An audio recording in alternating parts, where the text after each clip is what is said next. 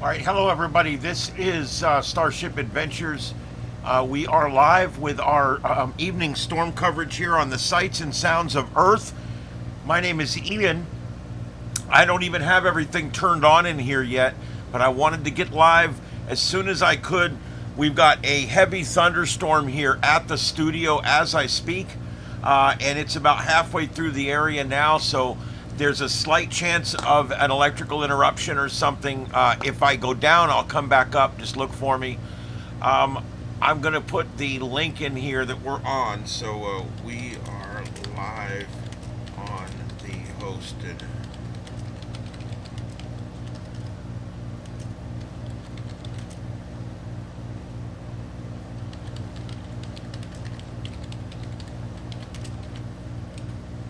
Okay, I just put that in the other chat room, and I'll save that, and I'll pin that.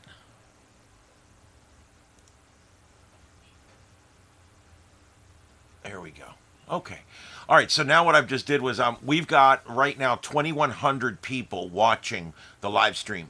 Just so you know, the secondary channel that I've been working so hard on for a year and a half, I've got all the numbers I need on there to make that a full-fledged creator channel, and so that's an awesome thing.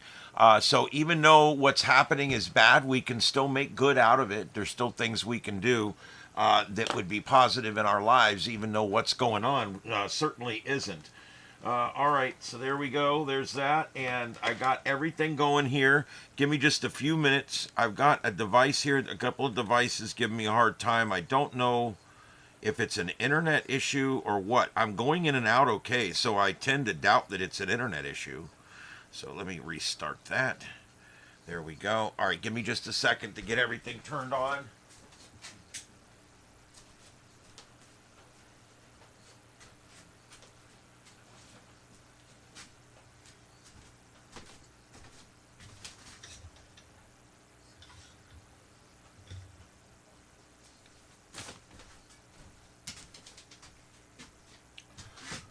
Okay. Hi, Mama Kitty. What you doing, big girl? All right, so tonight's coverage is obviously going to center on Major Hurricane Melissa. This named after my first girlfriend.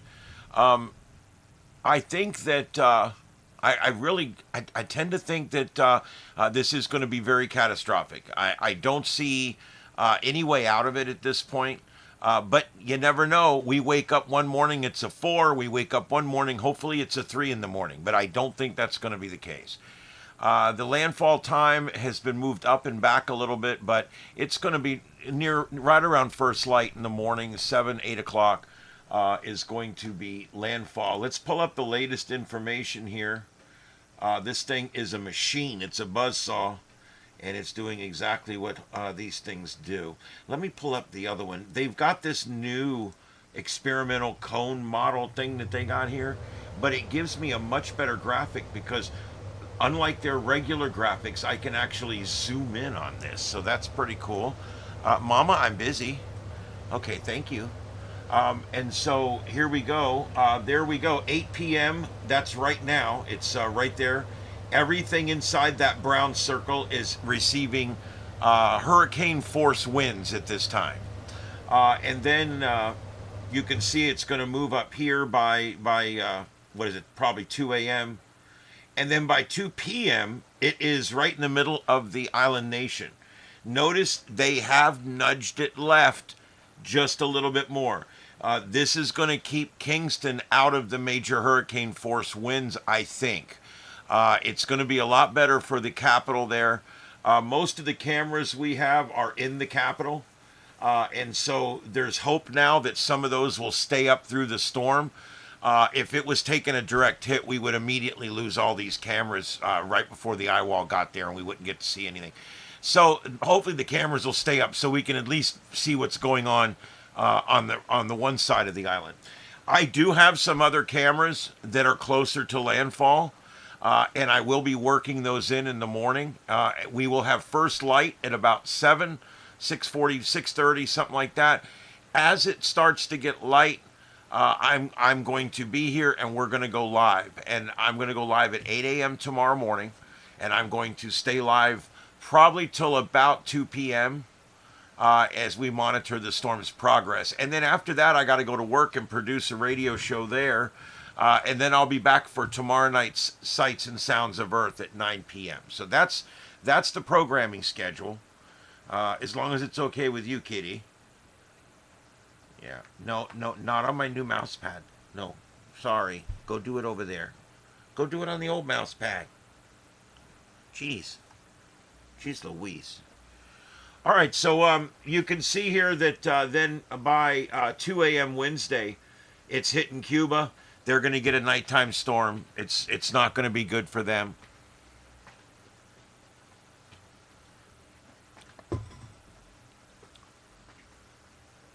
Okay, so let me get back over to the other chat. Let me stick this back in here. The other chat room is running great, but I need to get in our chat room here. All right. Hey, Mickey, Michael, Jr., Callie Prepper. Hello, everybody. Mickey, Gator Fitz, Al Pastor, welcome in tonight. Rob Jewell, Fireswood, Michael, Rob, Terry, Heath. Everybody's here tonight. Yeah, I had torrential rainfall here on the way home. It actually delayed me. I had 2 stops to make, and it was a mess. So, there you go. All right. But yeah, I'm here, and we're here, and this is how it's going to go tonight. I've got, if you want to see all the Jamaican cameras at one time, I have those on another screen. I hope this doesn't start this again. I really do.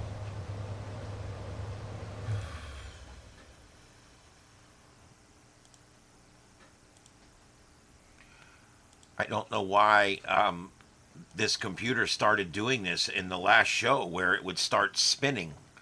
And it normally doesn't ever do that. I've got so much available system resources here that I can't believe that I can't believe there's something wrong here.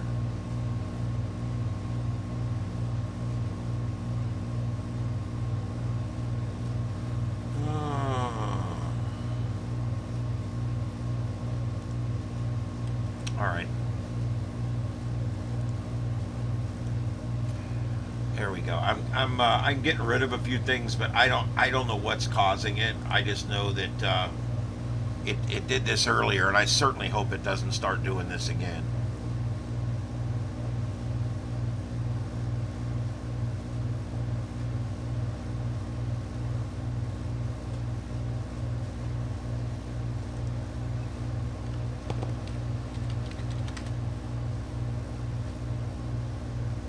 Let's try that for a little while. All right, we're going to run it like this. All right, so anyway, we're here at the studio.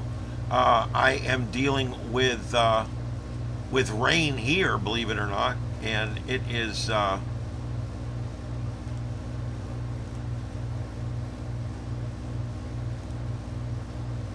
Let's see, where's it at?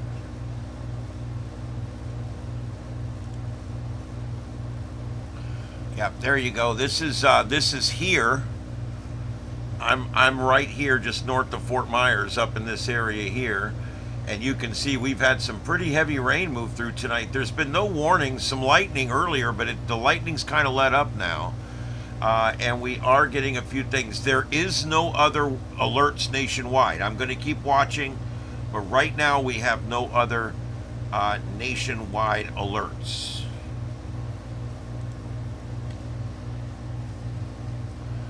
Oh, that didn't work.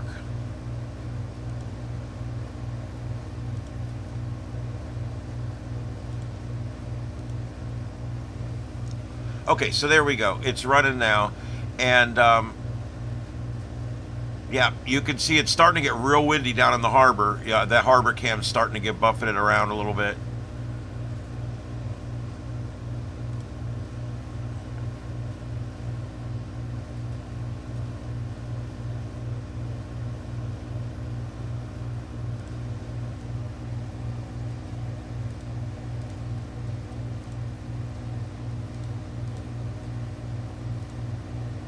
I'm shutting down literally everything I can shut down that's not being utilized for the broadcast. That usually does it. All right, there we go. Let's see how that does now.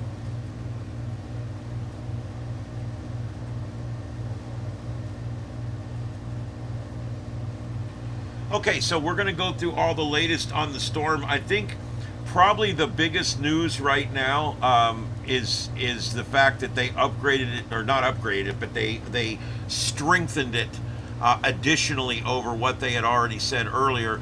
And so I can show that back again here. On the bottom of the screen there, you can see maximum sustained winds, 175 miles an hour. That is crazy.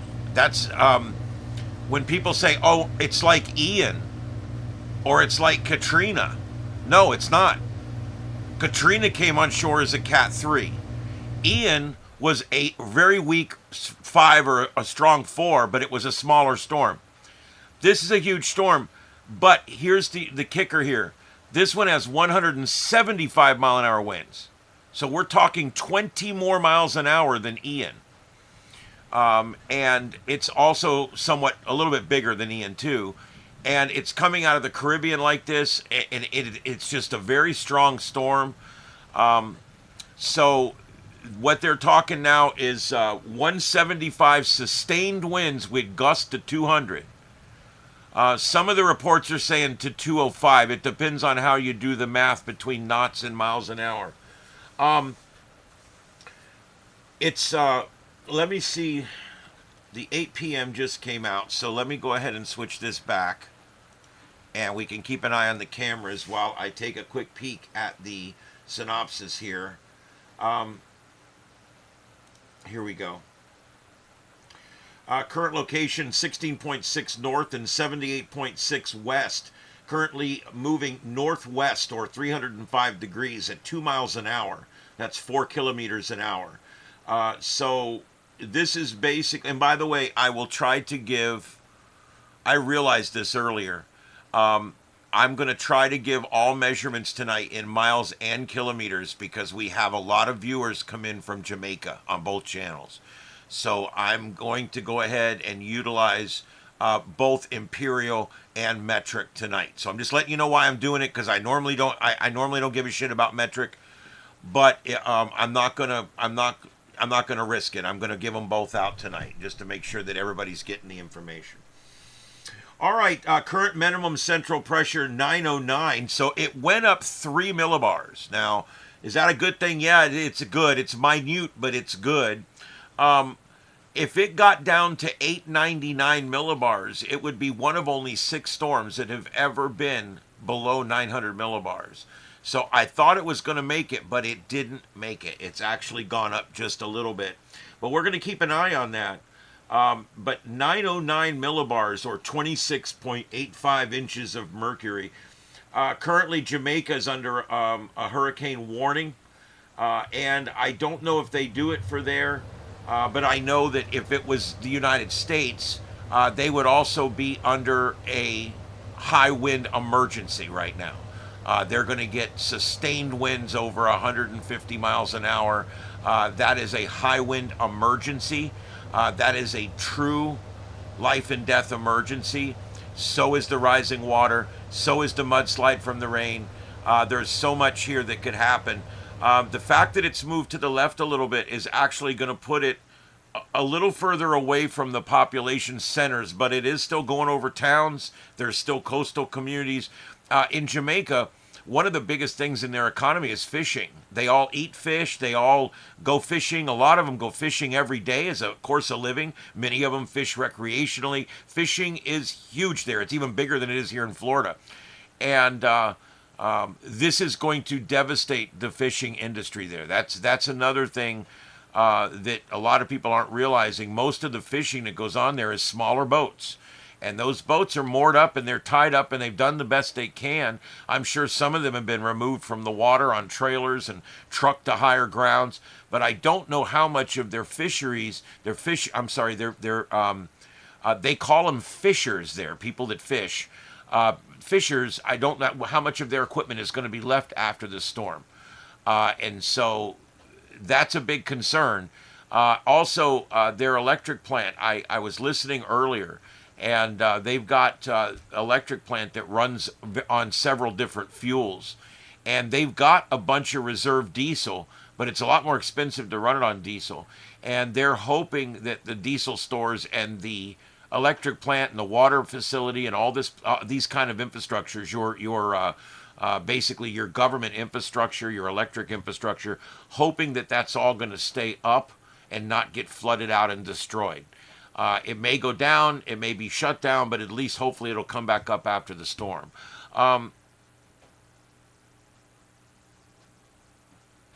Oh, well, thank you, Mickey. I really appreciate that. I do.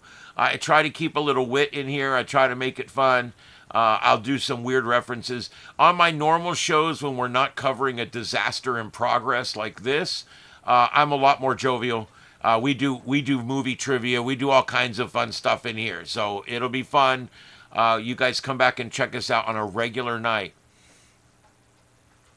Has the storm started? I'm reading two different chat rooms. Someone in the other chat room's asking, has the storm started yet? Well, yeah, it did. It's right now sitting south of Jamaica, and it's moving northwest at a very slow pace. I think when we get the next update, which will be at 11 o'clock, I'm gonna be in here at least that long. Hey, Kim, thank you for joining, and also Vic and Dan and the people that joined before we went live. Let's see here. We're doing great, by the way. I want to thank everybody for that. We're doing great on subs. We're we're doing really good on subs, and so I just want to thank everybody for that. But please feel free to give us another one if you haven't done it yet. And please only subscribe to the Starship Adventures channel. Do not subscribe to Starship After Dark, because it's constantly going live with feeds and stuff, and it'll drive you nuts. Unless you just like that sort of thing. Tribe of Shabazz, thank you for being here, and thank you for subscribing. Welcome aboard the ship. I hope you enjoy the adventure tonight. It's a hurricane, and it's a major hurricane at that, with 175 mile-an-hour winds, gust to 200, and currently at 909 millibars. And so we're talking about a very deep hurricane, one that is large, menacing, and here it comes on shore. It's going to come on shore right about first light in the morning. The good news is the second half, the most dangerous half of the storm, because the second half of the storm is the most dangerous for about 5 different reasons. There's a lot more debris, things have all been snapped off, and a lot of people are relocating during the eye and things like that. It's very dangerous going into the second half of the storm, and it tends to break everything off. Remember, if you bend something one way and then the storm turns around and you get the other way and it bends it back the other way, what's going to happen? Generally it breaks off. And so that happens with everything from street signs to whatever's standing. It bends one way, it bends the other way, and with all the movement and bending, it will break off. And so you have a lot more dangerous debris in the second half of the storm. And if debris all moves one way, and then so now you got all this debris sitting over here, and then when the storm comes past you, all that debris comes flying back through your neighborhood again, flying out the other way. And so it's very dangerous, that second half of the storm. And so the good news is they're going to have light. They're going to have sunlight, filtered sunlight through the dense overcast, but they are going to have light. And so they will be able to see what's going on. And that can be a godsend, really. It truthfully, that can be a really major deal. I don't know why we still don't have everybody over from the other channel, but we've got a lot of folks on the other feed, so I'm just trying to keep an eye on them. We got about 2,000 people over in that feed. I'll put our link back in there again. But yeah, they're having a good conversation over there too. There's I also have a third channel up tonight. I got 3 channels up tonight. Starship Adventures right here, the Sights and Sounds of Earth live hosted show.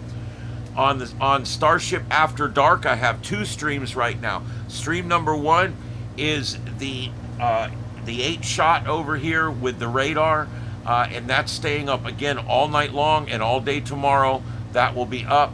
And that's going on over there. There's over 2,000 people watching and chatting over on that video right now. And then I also, back here, I am broadcasting the HF WatchNet, the amateur radio distress call channel for the hurricanes. And basically what this is for, this is so that if people get trapped or people can't get out, a lot of people have portable amateur radio equipment. One of the big things when you're an amateur radio guy is to be portable. I've got batteries, I've got cases and radios, and I can take the show on the road, if you will. And so because of that, during a big emergency, a lot of times they'll set up HF radios in shelters. Most EOCs have an HF radio set up. And a lot of people like me, I have a big setup here at my house. I also have a setup in my car. And so what's nice about it, HF radio propagates off the ionosphere, travels very far. And people in the middle of the country can be talking to people in Jamaica crystal clear, depending on the band and the time of day. We've been on 20 meters all day. They'll be switching tonight. They probably, coming up in the next hour, they're going to switch over to 40 meters for the overnight, because 20 meters fades out overnight. 40 meters turns into a much better band once the sun goes away. It's a much longer bandwidth, and it's harder. Most of the time, they monitor both 24 hours a day just in case. But anyway, so that's that, and that is up on Starship After Dark. You can go there and listen to it. I also have, there's a couple of images. One of the images is up there, and it rotates through about 10 different videos, and the other one is the Harbor Cam, and all that's up there too, so you guys can go listen to that anytime, and that will be up. So there's probably not going on right now, but later on when the storm's hitting and the phones start going out and the video starts going out, and there's nothing else to watch, if you're still wanting to see, hear something, see something, try that, because they're going to be trying to make contact with people in Jamaica, and they're going to be listening all over the world for emergency signals and urgent signals coming out of Jamaica on those channels. This is a hurricane emergency. There's no doubt about it. They don't use that verbiage down there, but this is a hurricane emergency. I can't put it any more than that. 175 mile an hour, Category 5 hurricanes about to hit a island nation, and that's never a good scenario. They don't have the depth of services that we have here. When the United States, when we get wiped out by a 5 here, help comes from everywhere. Man, 3 days after the storm, I had electric trucks running up and down my road from Tennessee. They came from all over the world, all over the country, to help us get our power back on. Traffic signal people from the north part of the state. I mean, you have no idea all the different services and people that came here from all over. They don't have it that easy. It's an island nation, and it's isolated by ocean. And so what they do have, though, is nations like the United States of America and a number of other nations that are going to help them out. As soon as the wind dies down, we'll be there. As a nation, we'll also be there with the Salvation Army and the Red Cross and the Samaritan's Purse and the Doctors Without Borders. They'll all be there. And there'll be about 10 more that I can't ever remember. I wish I could run down a longer list, but those are the only 4 I can ever get to come to mind. There's great orgs out there that do this kind of stuff. And so we got to really support them. And if you've got the money to give, now's a good time to give to a charity. If you've got that kind of money. I know we're coming out of a really bad economy right now, but we are coming out of it. There's too many cams, okay? I'm sorry about that. You must be watching on a phone or something. This is what makes this format special. This is multi-screen broadcasting. And I got the idea from sitting in the control room at the TV station and watching all of the screens at one time. I could see everything that's going on across the entire world all at one time, sitting in one chair. And so I decided that I wanted to try to bring that experience to you. it may not be for everybody. It's suggested that this is watched on larger screens, like a computer or maybe possibly a big TV is best.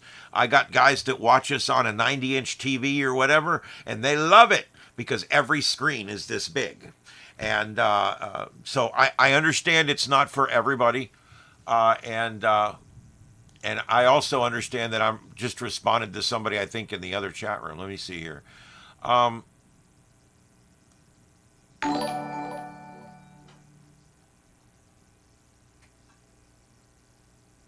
There you go. Oh, you're projecting on your wall. Well, see, there you go. It should work good like that.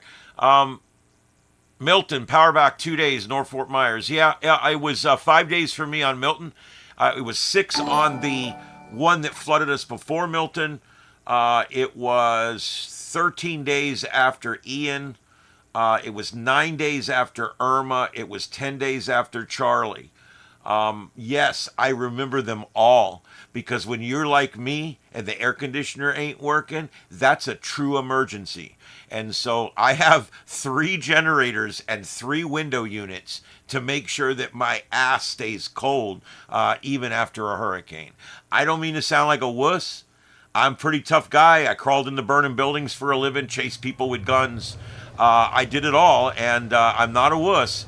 I just can't handle the heat. I should have been born in the north. I think in my last life I was an Alaskan, because I just love the cold. I love the snow, and I cannot handle the heat down here. So my number one thing for me is, for survival, it's air conditioning, food, water, gasoline, in that order.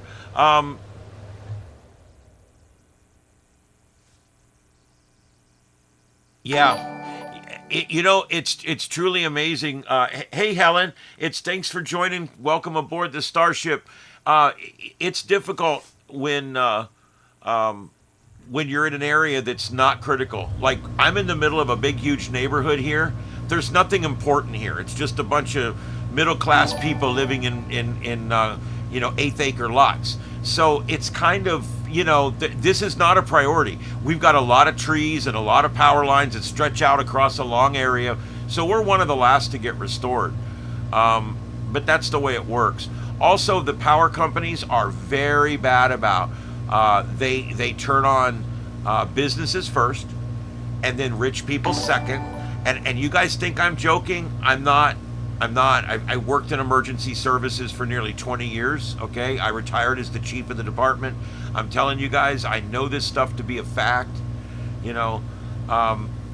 They restore the critical infrastructure first. Police stations, fire stations, hospitals, anything like that. That's number one. Number two, service businesses like gas stations, restaurants, things like that. They want to get those open as soon as possible.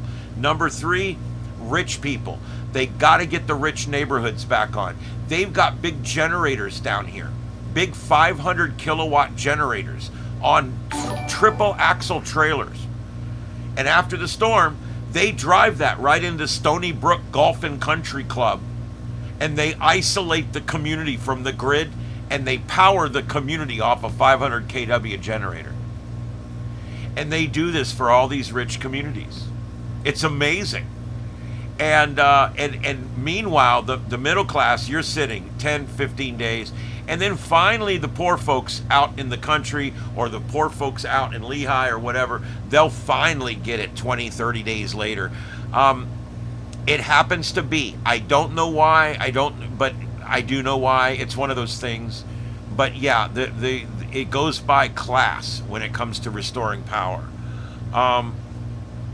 And the guys on the street don't even realize they're doing it. They're told, go fix pole number 36589. And they go to pole 36589 and they fix it. They don't even know they're doing this. The bias is set up at the headquarters.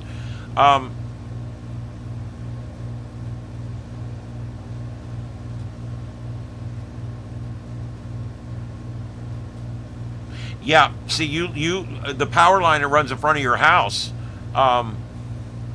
Florida girl, the power line that runs in front of your house probably powers a critical building down at the other end or something.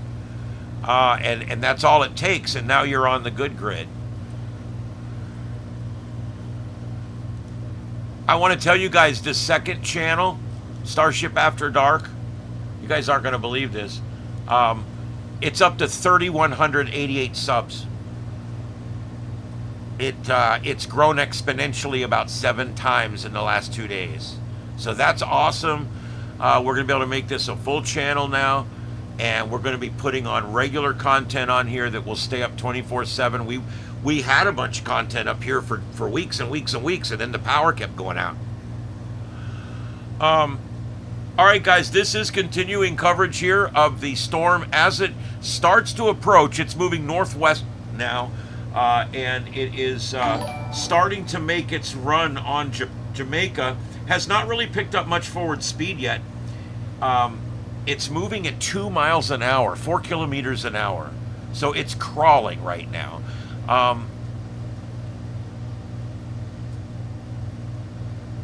Yeah, Michelle, I say that too, but man, I got 5 of these big 5-gallon gas cans, and when I'm up and running with the studio and I'm broadcasting and I'm running my house and everything else, it takes 10 gallons of gas a day. So every other day, I have to take 4 or 5 cans, whatever. I fill up the generators, and then I put the cans in the car, and I have to go find gas. And after storms, the first day you have to go find gas, you'll have to drive 80 miles to find gas. Then the second time you drive and find it, you'll only have to drive 40 miles. And then eventually you'll only have to drive 5 miles. It's pretty cool. That's what happens every time. We drove 40 miles to find an open Checkers. I said, after 5 days of living at the house with, on microwave food and rations and shit, I said, I need a burger and fries. So I'm going to drive until I smell a burger and fries, and then I'm going to stop. Let's see here.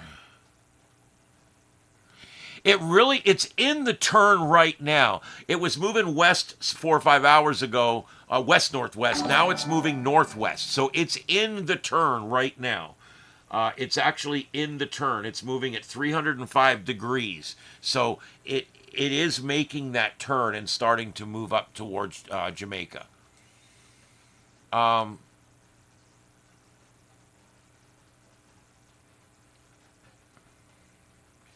Yes. Air conditioners take a lot of juice. They do. They suck it up. And running 2 air conditioners plus the studio cost me over 10 gallons a day. And then if I've got more people here or I have to run a second generator, of course, that goes way up.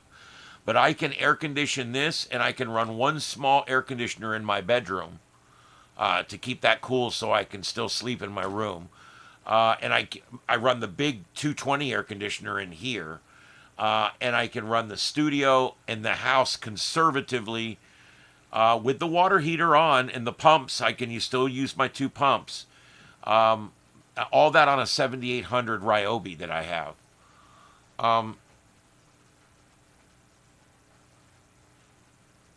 Yeah, I mean, if you're not hot or you're not freezing, then it's not a big deal. All you need is a flashlight and something to do, some checkers or something.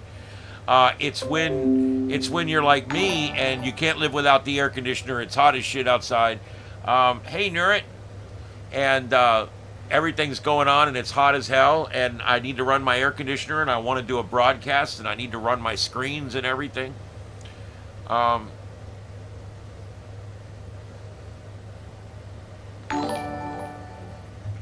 Hello, Sandra. Welcome to the Starship, you guys. Welcome aboard.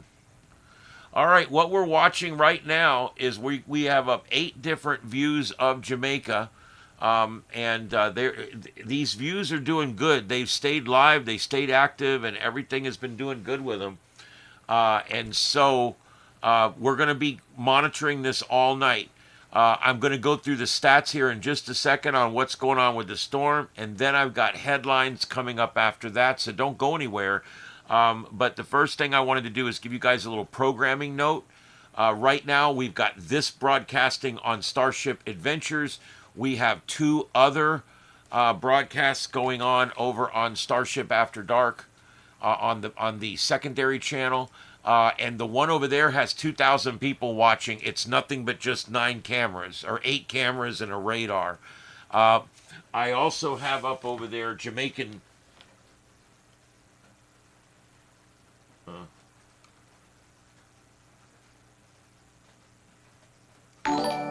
Yeah, I right now have up over here. I have up Jamaican radio, news radio, and I think that's pretty cool because for you may have never even listened to it, but now you get to listen to something like that going on while there's actually a big event or a big emergency going on. So it's very interesting to hear how other people and other cultures handle a big calamity like this.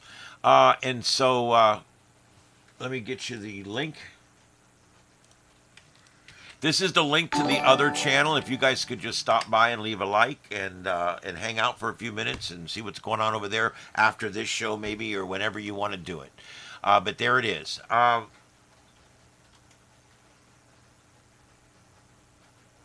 Yeah, I've heard great things about vacationing, and I don't leave the country. I'm a bit of a xenophobe.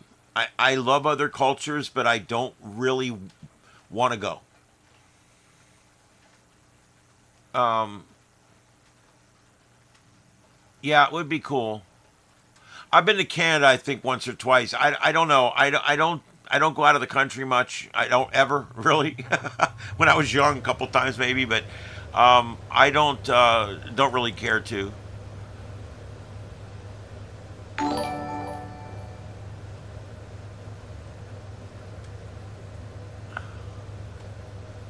Let me see if I've got a camera there. I've got a list of about 12 cameras that I've been able to find.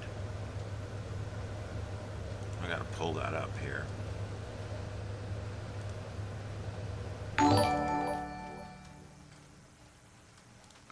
All right. Thank you, everybody that's joining. Chris and Tangier and Denim and Winterfire 58, Anna and Nandita. I like that. Nandita. And C. Brown and Sandra. Thank you, all you guys, for hitting that membership button. I really appreciate it. Um, July in the kitchen, or Jewel in the kitchen. Probably Jewel in the kitchen. Um,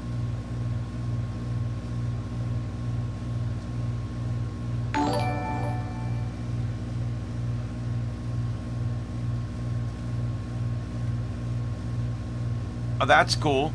Yeah, I'm actually I'm live tonight. This is my studio. This is Starship Studios here in my backyard. This is a building we put here, and we built out we custom built this entire studio in here with all the shelving and all the counters and everything, painted everything black. And this is our studio. We broadcast from here every night at 9 p.m. And also anytime there's breaking news. And we also have all of our other streams over on Starship After Dark that comes out of here. So Winter Freak, thank you for joining. And Karam and Aaron Odd, thank you for joining. Luis Gomez, Lady Cruz, Jason Vernado, I guess it is. Thank you all you for joining. I appreciate that. Let me see if I can find that.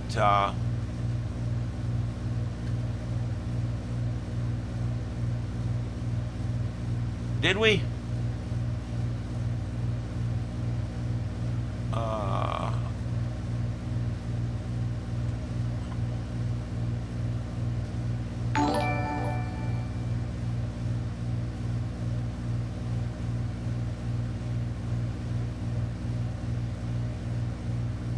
yeah, their infrastructure is a bit precarious there. And nothing there's really hardened that well towards disasters and things like that. So, um,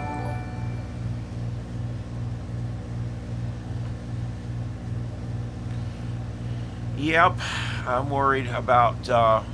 I'm worried about it. It's going to be really bad. I mean, yeah, really bad.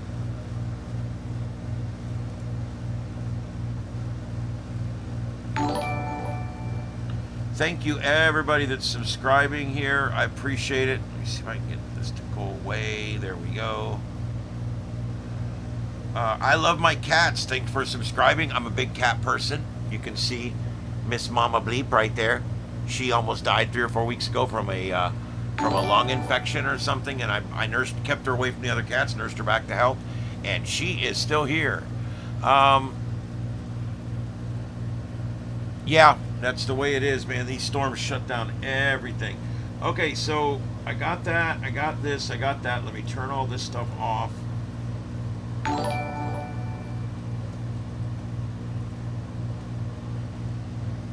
We might make 19,000 subs tonight, the way it's going. Holy crap. Thanks again, everybody. Aaron Putman, thank you for joining. And David Sales. I'm Eliphaz. I hope I said that right. And I appreciate all you guys joining up. Makes a big difference.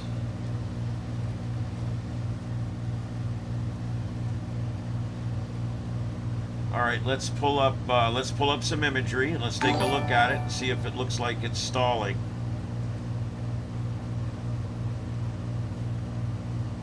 All right, here we go. All right, this is the latest infrared imagery, and let me get my Epic pen out here.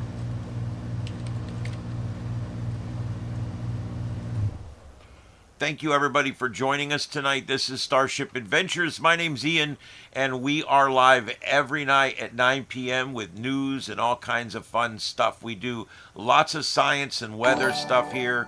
We chase a lot of storm chasers and a lot of stuff like that, so it's really cool. All right, what we're going to do, I'm going to use a thing I got here called Epic Pen, and I'm going to draw right on the screen. And we are going to draw right here. And just look, that storm is stationary. You are correct.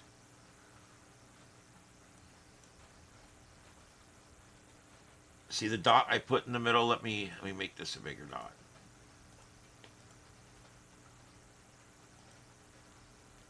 Look at that. It's stationary.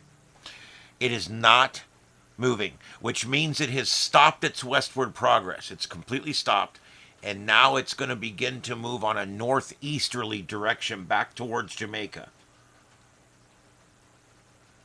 But you can see that pink dot I put in the middle. It is completely stationary. That's amazing. Absolutely. Daniel Hartwig, Brandy Atkinson, thank you guys for joining. Miss Bipolar Bear, thank you for joining. And also Big Mally, thank you for joining. I do appreciate it, guys. You have no idea. And Andrew McKenzie and Maga Man, thank you for joining. Alice Butler, reporter James, thank you for being here. I work in the media myself. And Creta Radman and Ernest Conklin and Aaron Putman Vet. I think I've already said hi to you. Thank you. Hi again. And there you go. All right, so yeah, guys, we do.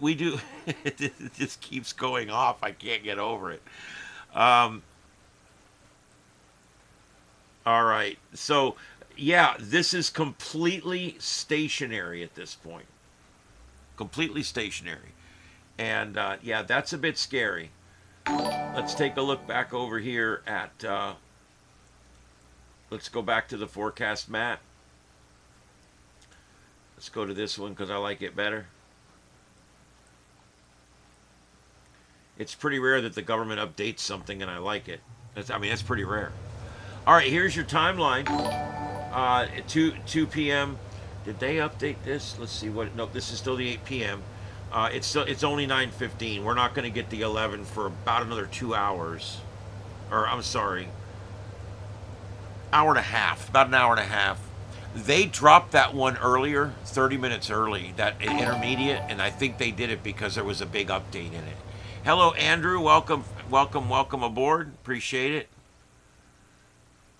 And Magali and Danine and Y, thank you for joining. And Bill Nussel, thank you.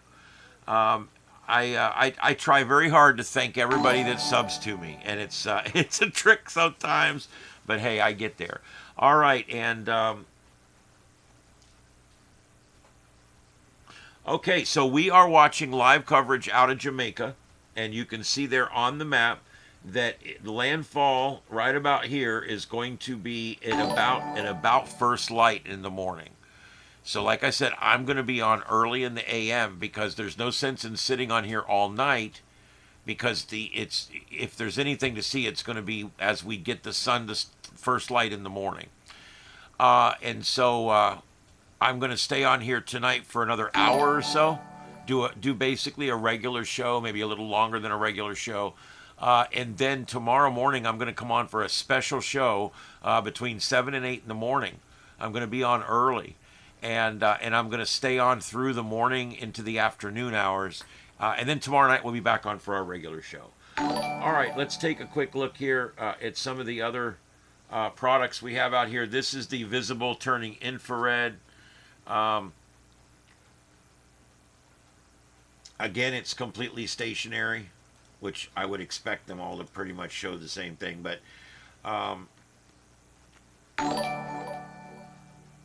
it is stationary. I mean, that is for sure. It is stationary. But now that westerly movement is over with, it's immediately going to start moving off in this direction like that. It's going to move northeast when it moves. And we're going to see it move, and once it gets up here, it's gonna head out pretty quick. It's not going to wait around. The trip between where it is right now and Kitty, I can't do that with your licking your ass right there.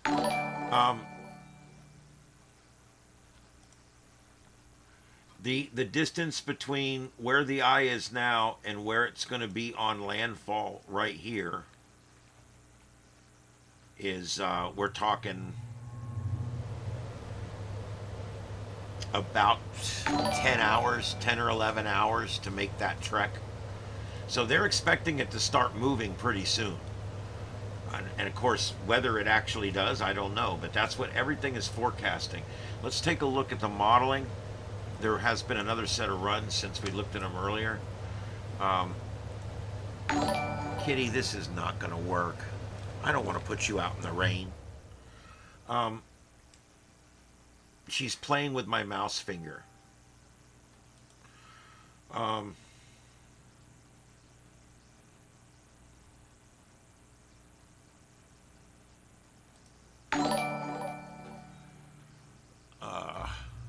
This is the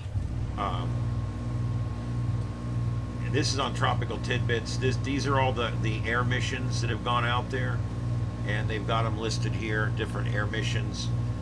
And you can see there, man, they are really finding some high winds. Look at that. I mean, this is a formidable storm. If I was there, I would be scared. I don't, you know, I'm going to say it. It's true. If I was there, I would be scared right now, because this is going to come in. I think this is going to come in a lot harder than anybody expects it to.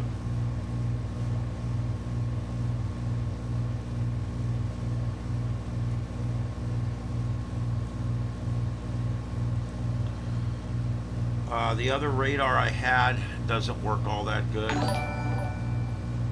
but I'll try to get it going here. God, Cat, this is not working. I swear to God, it's not working. You need to go over there.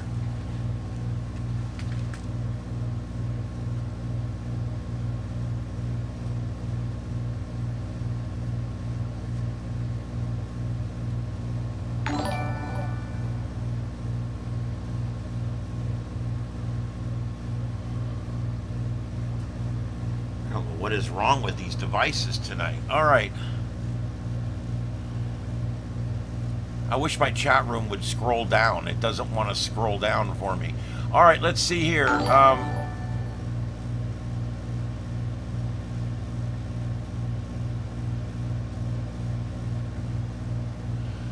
Camera one, the far upper left camera, that's the Kingston Harbor. at the in the capital there. Um,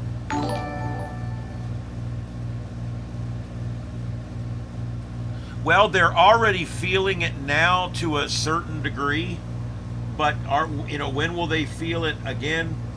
When will they start feeling the hurricane force winds? Not for another few hours because this thing's still pretty far offshore. But as it starts to move, it's going to pick up speed almost immediately. And once it does that, then you'll see it's going to, it'll do its thing, trust me. I think you'll see it get, I don't know if it's going to get any stronger than 175, but I think it's going to hold that 175 on into landfall. Um,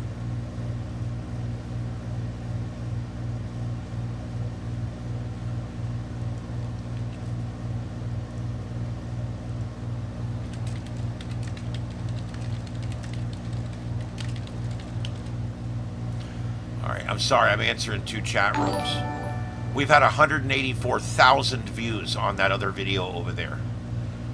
It's been just a little bit crazy today. I've never had numbers roll in like this. It's nuts. Um, yeah, I'm hoping that your family and everybody else's family has gotten somewhere that is fortified, that is away from the coast. That's the biggest thing, away from the coast and up high. Um,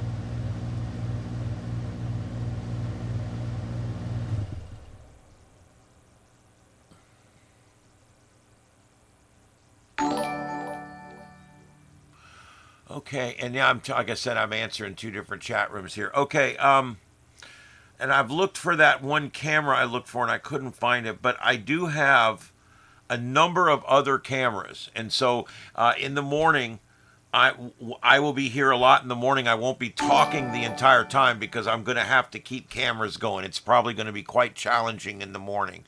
Um, Well, that's fine, Mickey. You can subscribe to both. I'd appreciate it, but only hit the notification bell on this one here because the other one will go off all the time every time I'm resetting something.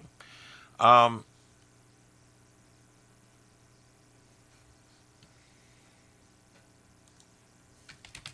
I am live on the other channel. It's kind of hard to do 2 things here.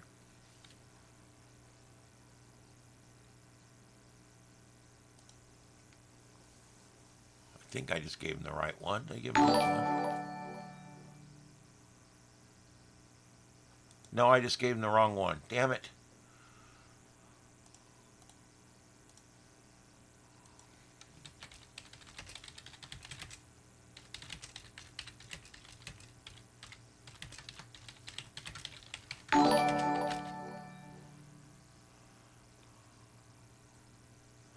Everybody keeps talking to me over there, and I can't do that because I'm doing a show over here. Greetings from Aruba. Well, hello. Another island down there.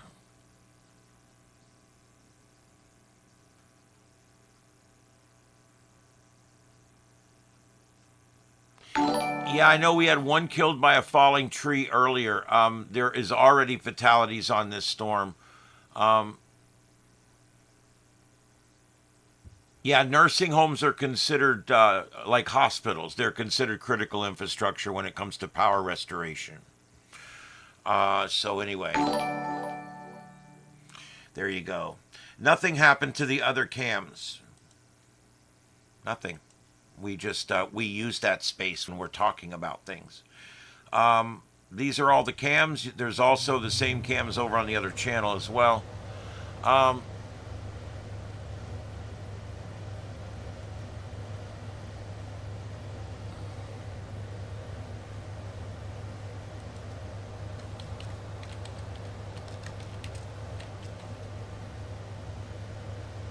okay. All right. Somebody's over there telling them too. Thank you, Sim. I appreciate it. And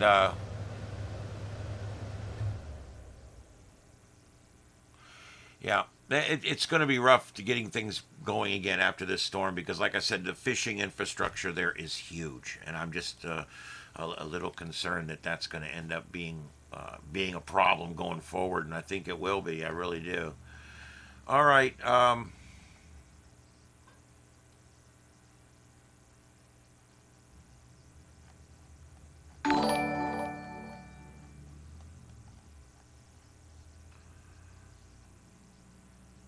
Okay, here we go.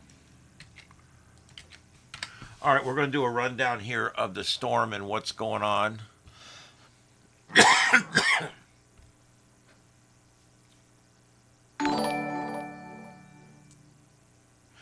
Yeah, there is some pretty heavy rain moving in. It was real heavy earlier, but it's lightened up a little bit now.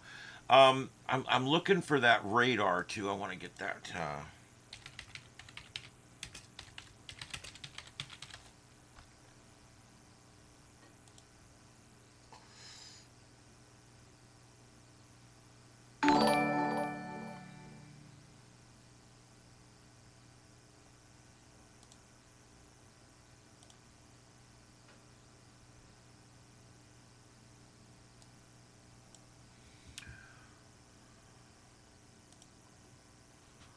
All right, what I've been showing you is the satellite infrared. Let's go ahead and guys, I'm going to try to say hi to everybody. Nicholas Spanked, Spinkled by Splenda, Nicholas, Myra, George Tongue, Crystal Clark. Thank you. Welcome aboard, everybody. Muriel Cooper, Nixon June Baptiste, thank you for coming in. I appreciate it. And All in One, thank you. Shane Forrester and Crystal Coral, thank you for coming in. If I'm pronouncing wrong, I'm sorry. I just want to give a little shout out. One Step Beyond, Harrison Peloso. I think it's Harrison Peloso. Andy Sheldon 3. Thank you guys. Mark, Granny G's. If I missed anybody, LEO has subscribed. I was an LEO a long time ago. Let's see. Madeline Buckland, Dauphine Brown, Kay Krilla, Cindy, Joyce Marie, Lone Star, John Chance. Guys, there's so many of you. I hope I didn't miss anybody. But that's the current rundown there. Now, I'm showing you guys this radar. I don't know what it's doing. Do you guys see what I'm seeing? What the hell? It looked like it turned into a wormhole. Look at that. What the hell? Did it not load right or something? Let me reload it. Jesus. What in the hell?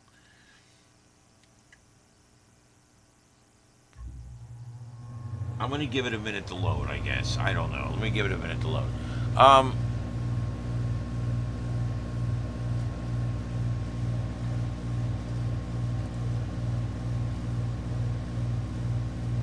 Hey, Big Daddy from Atlanta, Georgia. I'll be driving right through your town on 75 on Friday. Yep, it's a rainy night there. They've had some squalls come through, but nothing major yet.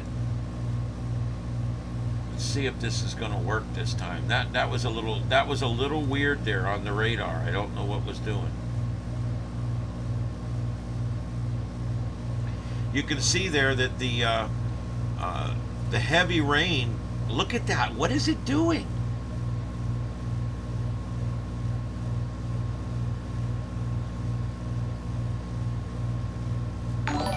It's like a predictive forecast and it's all screwed up. That's current right there. I'll just leave it there for a minute. That's current. And look at that eye. It's a gaper. Oh, we've got some people from Jamaica in the other channel as well. Hey, Knoxville. I like Knoxville. I've been through there a bunch of times. I do a lot up in the mountains. I got a cabin in Blairsville, Georgia, right near Murphy, North Carolina, and I spend a lot of time up there when I can. The feeds might go out, but remember, these feeds are further away than they were going to be, and so we might only see Cat 1 or 2 winds here. They may stay up for a while. We're going to be here. I got a list of 12 additional cameras actually 13 besides these. So I'm going to try my best to keep it going as long as I can. Hi, Nancy. Let's see. Fire Captain 202, welcome. Dex. What is it? Deirdre. And 2 Corinthians, welcome. And Poe Treats. Angela CS, Sit and Spin, Chad Brooks, Mickey Robinson, thank you guys all for being here tonight. I appreciate it. This is Starship Adventures, guys, and this is what we do. If you like this, this is Starship Adventures, and this is the Starship here, my studio in the backyard. And we broadcast up to 9 YouTube streams out of here using Fios fiber optic and broadcasting on YouTube, the largest broadcast platform in the world, and bringing the signal all the way around and back again. And tonight we are covering Major Hurricane Melissa as she is about to strike the Jamaican island nation. And it is going to be pretty bad in the morning. I'm telling you guys, we are going to see a really bad landfall. I don't know what we're going to keep up as cameras. We're probably at some point tomorrow midday, we will lose everything. I'm letting you guys know. And I'll shut it all down. I'll leave the Hurricane Watch Net up because that'll be all that's still going on. But there's a real good chance tomorrow, sometime mid-morning, the entire island will go dark because the power's going to go out. All right, it's the infrastructure there is precarious, as someone said earlier. Well put, and it's not going to stay up. I don't think, especially where it's landfalling. There won't be anything left of the power grid there. But I'm talking about over in Kingston, Kingston, where these cameras come out of. Hopefully, we'll be able to hold that, and they'll be able to stay up for a little while.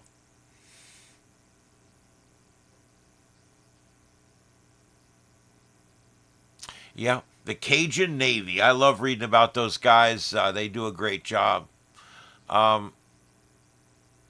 Yeah, bunch of guys on airboats showing up to rescue people. It's amazing. We're about to roll 19,000 subs, guys. I really appreciate that. Thank you for all the subscriptions tonight. Old Bay Harbor is currently flooded. There you go. Yeah, it's not going to be good. I don't think so. Hello from Alaska. Yeah, I've been working on this setup for 5 years. No exaggeration. Go look at when I started my channel and when I started posting content. I've been going for 5 years now. And this studio has, if you look at all my videos going back 3 or 4 years, you'll see the studio's come a long way. It was just a little spot. I sat it in the corner at first. And then eventually we built the whole thing out in here. We've eventually got the 32 monitors and TVs that we have now. We eventually put together the 9 computers that we currently have. So it's pretty cool. Amber, thank you very much for the super chat. I really appreciate that. I don't ask for those things, but I really do appreciate them. All the money I make here gets rolled back into better equipment for the studio, rolled back into more computers, and the ability to broadcast more things out. I'm just loving this. I'm doing my whole thing here. I got 2 channels. They're both doing great. And I put out all kinds of neat content, and people seem to like it. I got this idea. I work at a TV station. I sit in the back of the control room. I look up, and I see a black wall with 50 TVs.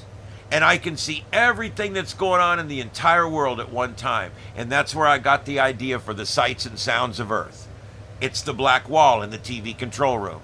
And you get to watch all the things that are going on live at the same time. Carl, your friend is in Montego Bay.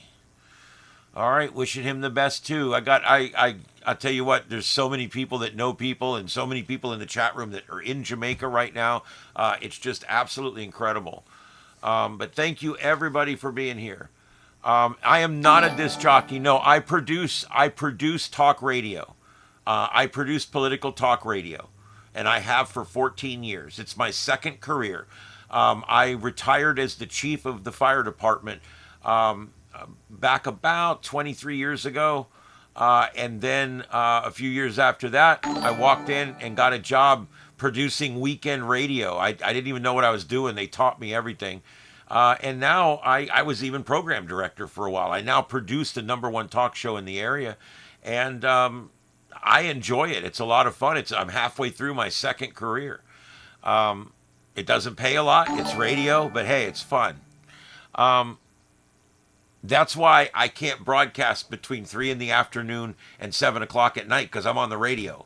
And it kind of, it's difficult. Usually big things happen on the weekends, but you know, sometimes they don't. They happen in the middle of the week. Um,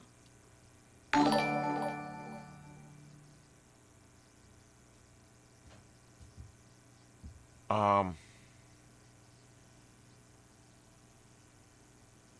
yeah, I've actually got criticism today on both channels now. People saying that that I'm greedy for being on here and doing this in a monetized fashion. Well, first of all, After Dark's not even monetized yet. That's a freebie over there. I got almost 200,000 views over there, and I'm not getting a penny for that. Okay. And this channel, I am monetized. I have it set to a moderate amount of commercials, and I never ask for super chats.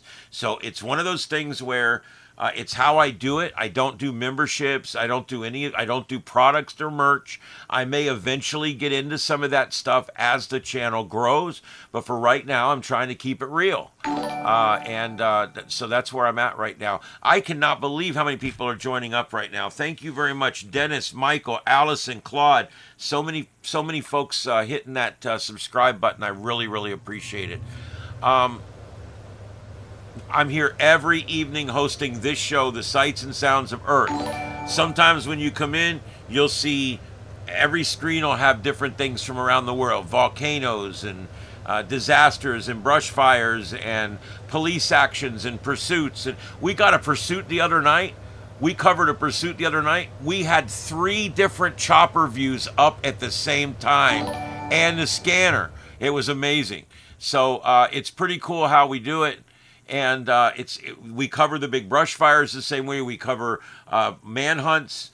We cover riots and civil unrest and protesting. We cover a lot of space weather, science, and severe terrestrial weather as well. We cover all of that. And from time to time, we get into science fiction television and science fiction radio and stuff like that. So it's a lot of fun on this channel, and I hope you guys find it and like it. Deneen Mays, thank you very much for that super chat. I really appreciate it. I'm glad that you're here. I'm glad you love it. I feel tonight, I'm gonna be honest with you guys. Everybody tells me I reveal too much to my audience. I let you guys look behind the curtain too much. I don't care. I'm giddy right now. My channel has reached huge benchmarks today. And so as bad as this situation is, and I feel really bad about what's going on, I can't change it. But what I can do is I can inform people about it, show it to people so that when Jamaica asks for help, we can be there to help them. Robert Walker, thank you very much for the $10. I really appreciate that. Yeah, I agree. I agree, and I think most reasonable people understand that. I actually think the trolls understand that too. They're just trolling me. So, no. Here, I'll show you. Give me 1 second here. Let me pull this up.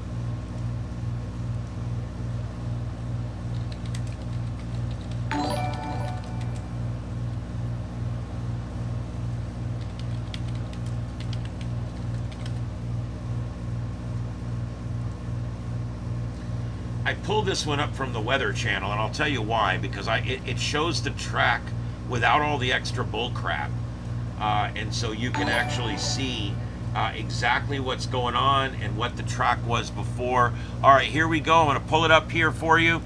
There you go. This is look at the track on this thing. It looks like a drunk sailor trying to get back to his boat.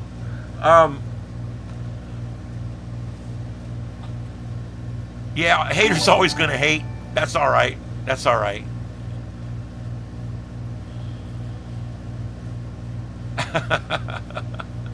Haters always hate, man. Thanks for all the support, everybody. There's Junior. He's one of my big supporters and one of my mods. Thank you for being here tonight, Junior. Man, oh man, what a crazy show tonight. 1,744 people in here. All right, so basically what we're looking at here is it's going to come on shore as a 5, and then it will reduce down to a 4 while it is on land. But the coast is going to experience a Category 5 storm and that's important. Let me do something here. Can I turn that down just a little bit, maybe? See if that works.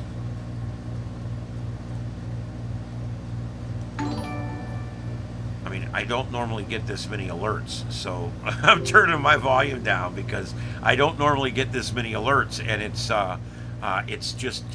too much. So I just turned it down a little so it won't be as loud. David, thank you for joining. Matto World and Carrie Morgan, Kathy Revere. Thank you for joining. Celeb Everhart, Dawn Pringle. Mom has subscribed. Are you my mom or someone else's mom?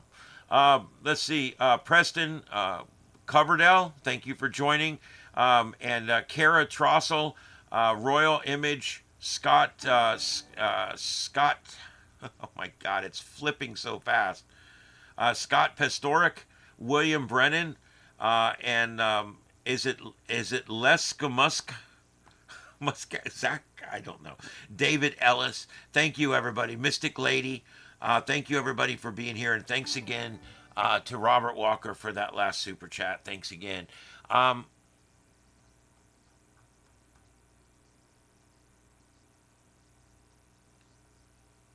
And Ocho. Okay, so let's see here. This will show you, though, that it is going to come on shore, and it's going to come on shore right about first light in the morning. I think that's important to know. We are looking at a landfall right about first light. So they're going to have the initial onslaught in the middle of the night. They're probably going to get really nasty winds starting about 2, 3 in the morning. By the time we get towards 7 and 8 in the morning, the eye wall will be getting real close to the shore at that point, and we're going to start seeing it really bear down. No, Cameron, I would have thought that too, but it has stalled. It is completely stalled in place right now. What that means is it's going to begin out in a totally new direction. So I still think the forecast is what we're going to see. But I thought the same thing you did. It sure does look interesting like that.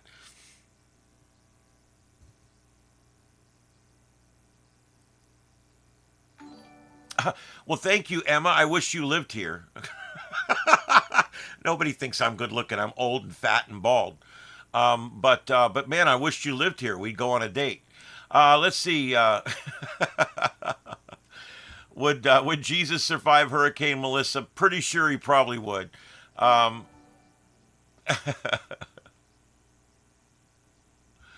let's see here. It's making landfall around first light in the morning, probably between 7 and 9 a.m. That's the latest information we're getting. The 11 o'clock advisory is out about 1 hour.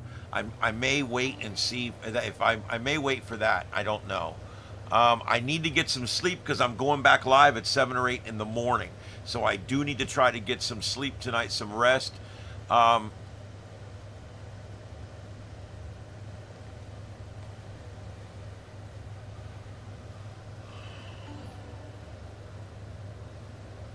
Yeah, that is good news that the airports are not close to each other. That's nice because the one's going to get a really bad storm. One will probably be able to recover. We're going to need operating airports there so that we can get supply sorties in and out. That's going to be so important. We've got to land the planes, offload them, and then get them back in the air as quick as possible. And you need open hotels, or you need open airports to do that. Not open terminals. We don't need TSA. We don't need terminals. Well, they don't have whatever they've got there. We don't need any of that kind of stuff. All we need is just a runway. And then the militaries of the different countries can set up out there so that they can get their flights in. Yep, the waves are definitely starting to come through. You can see it. In that middle one right above me here, this one right here, you see like blinking lights. I think they've got an LED sign under the camera because it lights up across the street. And I've been watching it. At first, I thought, is that arcing or is that something? I think it's an LED street sign that they've got that's advertising the bar or whatever. The Jamaican government still saying there is room in shelters. Where exactly are you? Well, I'm in North Fort Myers, Florida. Um, I, uh, I built my studio here. I've lived here my whole life. I'm a Florida resident. My whole life, I was born in the hospital right down the street, and I've lived here my whole life. I've been a hurricane guru my whole life. I just track them and love the science of them and everything else. And like I said, I'm retired from the fire service here, and I'm currently working the media here at the largest broadcast facility here around. Um,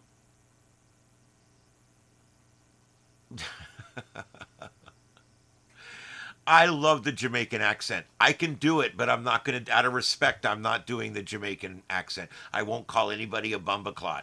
I love their accent, and I love the folks from Jamaica. They're all nice folks. Um, yeah, I went to inspector school, and I also took some other classes with some guys from Jamaica. And to this day, they're the nicest people I've ever met. Nothing got them down. Nothing pissed them off. They were just happy to be alive. It's like you wrecked your car. He goes, I don't care, man. He just didn't care. It's like, it don't matter. It don't matter. Whatever. I just love those guys. Um, LGS, people stay in the storm because what else are you going to do? Where else are you going to go? It's like when there's a storm here and they say evacuate. A lot of people evacuate to inland family members' houses, but most of these people down here, they're snowbirds. They don't have family down here. And so what ends up happening, they all get on the road and they all get broke down on the road because they run out of gas, cars overheat, the interstate's backed up, we go to contraflow, we do all this crazy stuff down here, and it ends up being a bad situation when people evacuate. And so what ends up happening, Irma, they told everybody to leave, and everybody left, and everybody got stranded on the interstate. Okay? It was a huge, huge mess. People rode out the storm in their cars on the side of the highway. It was really just terrible. The evacuation orders came, everybody left, and it was a bad experience for all. The shelters sucked, the people that work them were pricks. There was just all kinds of stuff. And so what ended up happening was we got Ian, nobody left. The orders were 12 hours late coming out of Lee County Emergency Management. They were 12 hours late. And when they came, nobody wanted to go because they didn't want to get stuck up on that interstate again. And so they all stayed. My mother sat on her entertainment center with 4 feet of water in her house, boarded up just like she's supposed to be, watching her shit all float around the living room. Um, yep, I'm in North Fort Myers. I'm out towards the country a little bit in North Fort Myers. Um, it's a very slow moving storm. Gusts are up to 200 miles an hour. So yeah, it is going to be formidable. Um,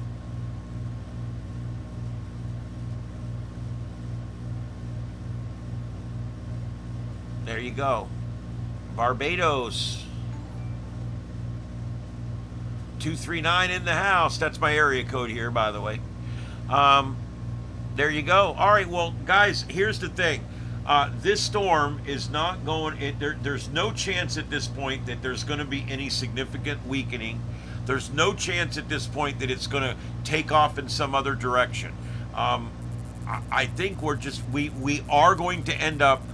Jamaica's going to take a major Category 5 storm, and they're going to take it right on the chin. The southern central island is going to get the worst of it because everything to the right of the eye wall is going to get the dirtiest part of the storm. From Trinidad.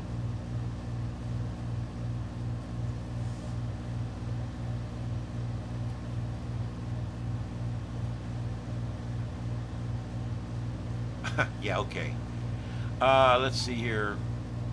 If somebody got an actual reading of 241 miles an hour, that's going to be an erroneous reading.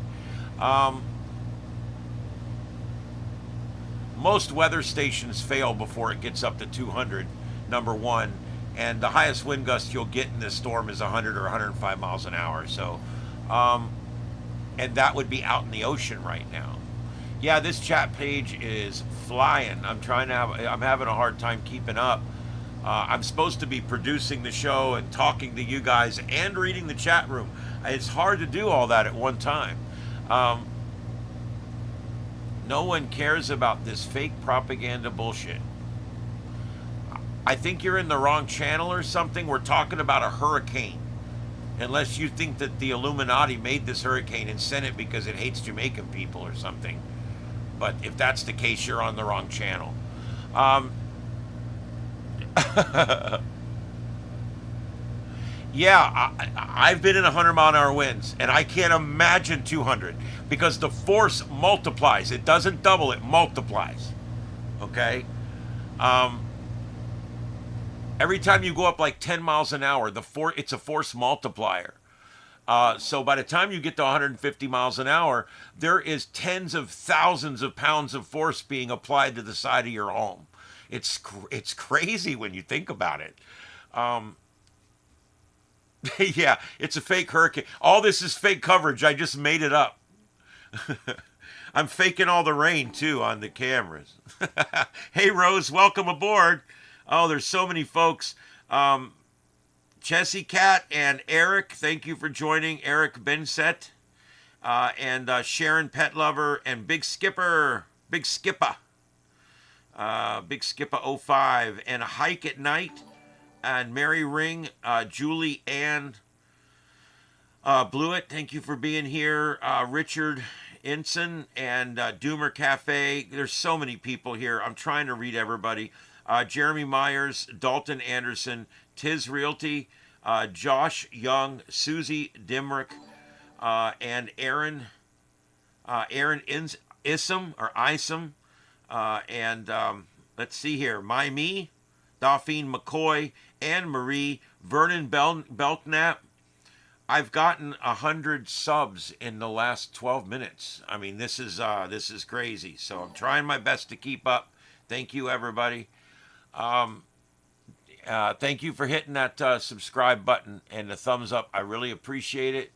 We're doing good tonight. We really, really are. All right, let's see what we got here. All right.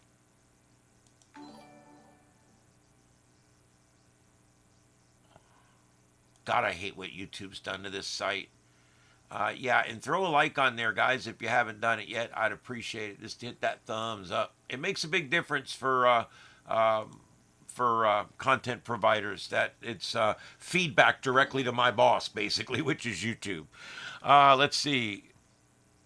No, it is not, Damien. It has not hit land yet. It's still meandering around. It's at a dead stop right now. It's at a full stop. And now it's going to start a movement towards the northeast or the northeast, heading right for the southern Jamaican coast. Landfall should be about an hour or two after sunrise in the morning. It's going to really be nasty right about first light for people along that southern coastline. Eastern Kentucky. Hey, what's up, guys?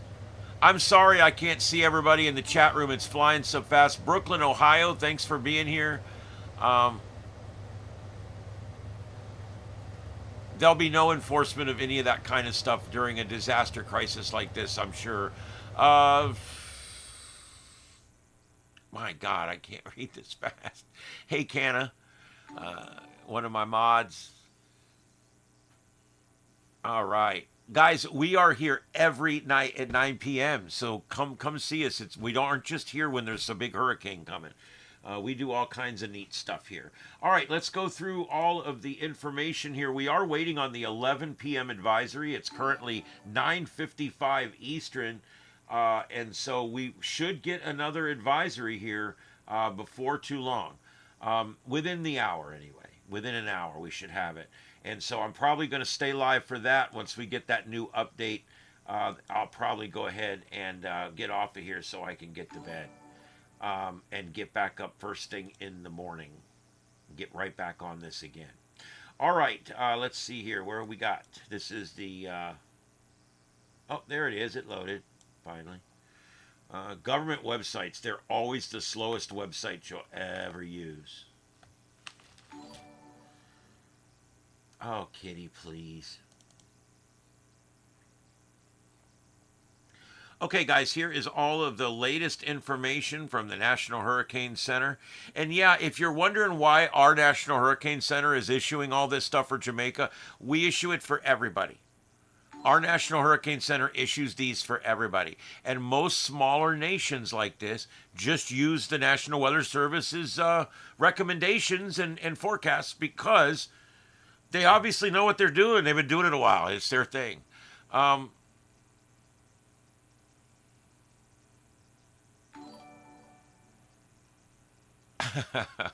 JP, I doubt it.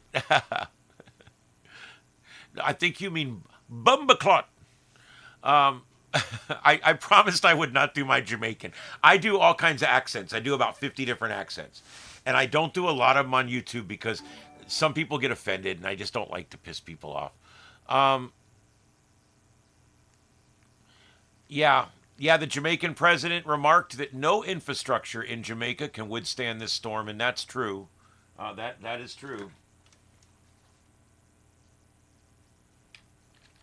All right. On the secondary feed, guys, I also have talk radio from Jamaica. They're going to be up all night on that channel, giving the latest updates. I have followed hurricanes before on this, the Nation News Network there in Jamaica. It is their nationwide broadcast service for the news, and I'm going to leave them up all night there so you guys can stay in contact with Jamaica as we go through the night. The cameras should stay up through the night, I would hope. These cameras now are 50 or 60 or 70 miles away from where the eye wall's going to be, so it shouldn't be too bad there.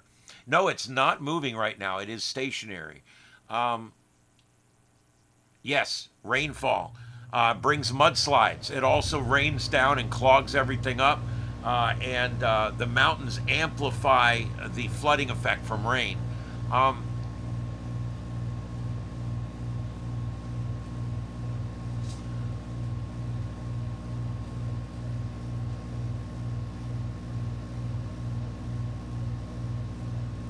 East Jamaica, but Central Jamaica is going to get the worst. Central Jamaica is going to get the worst because um, the worst part of the storm is on the right. Here, I'll telestrate for you, and then I'll put the cameras back up. Your winds are circling around the storm, okay, and they're sweeping on shore. All right, like this. Those winds are sweeping on shore, just like this. Okay, and so it begins to stack that water up on shore. Over on this side over here, there is no water stacking. It's an offshore wind, so it's not near as bad for those folks.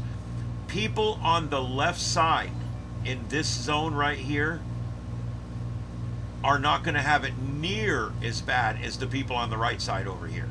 So you just have to watch that. It's actually the center of Jamaica that's going to get the worst weather because the storm is going to be off to the left a little bit, and that's going to put the worst of it right through the middle of the island.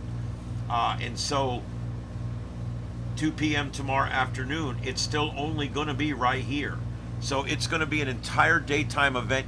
It's going to come in the middle of 2 or 3 o'clock in the morning, start getting some really bad weather, landfall 7 or 8 a.m., and then at 2 p.m., it's still not even made it quite to the halfway point, and then it should exit at some point over the next 6 or 8 hours after that. So probably by the time we're on the air tomorrow night, we should be talking about an exiting storm system. It's going to exit as a Cat 4. So the land mass in the mountains on Jamaica are going to weaken it slightly, and that is going to happen.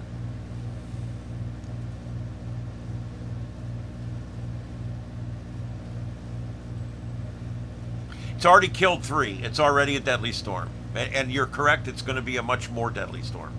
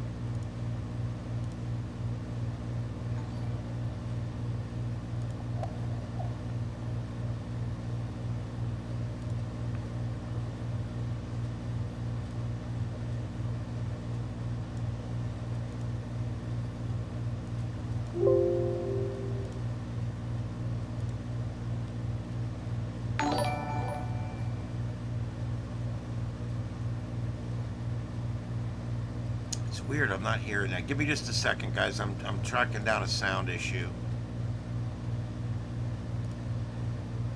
You have no idea how absolutely jury-rigged the sound has to be in order to even work. Kind of ridiculous.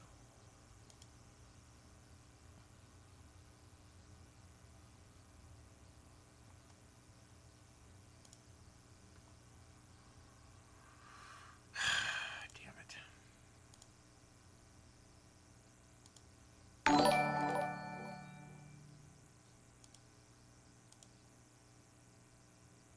For your people, it's mainly the older people who are responding, or the younger ones? No, I don't know why. I can't. a range. We have babies, we have older persons, Button and bar, many persons monitor actually have and gone out with output, family. and Matter of fact, earlier today, we had 320 persons at our shelter, and we found that later on in the afternoon it went down. what is that playing over there?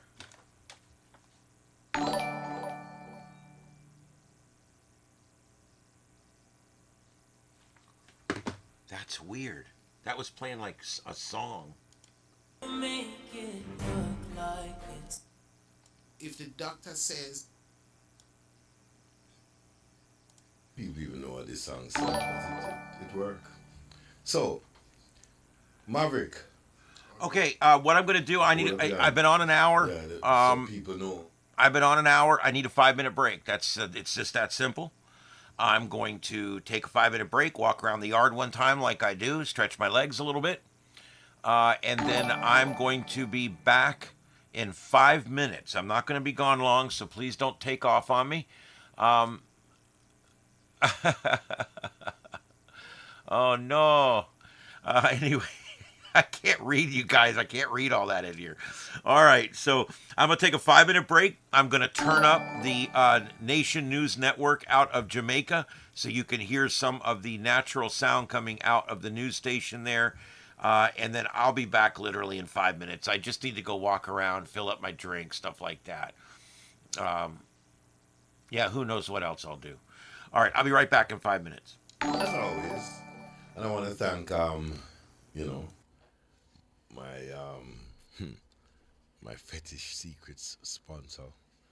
By the way, I want that Fetish Secrets knows that about time now me get like 13% in the business, because over time I've encouraged lots of What is he talking about? to go there and enhance. What the hell is he talking about? So, let me start with Shay. Yeah, man, you may not start. You think couples should explore when it comes to sex? definitely. Oh, for Christ's sake. Well, okay, we're not going to play that. Jesus. They've got a major hurricane hitting and they're playing some call-in sex show? Are you effing kidding me?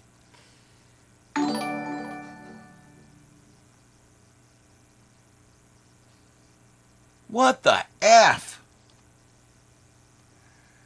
Oh my God, that sucks that that's playing over there, but that's all I have. I don't know what else to play. There is no, the only scanner feed there is not working. I did want to pull up.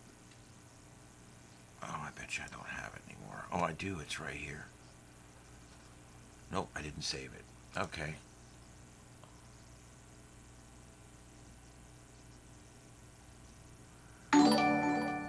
I cannot believe that he's literally.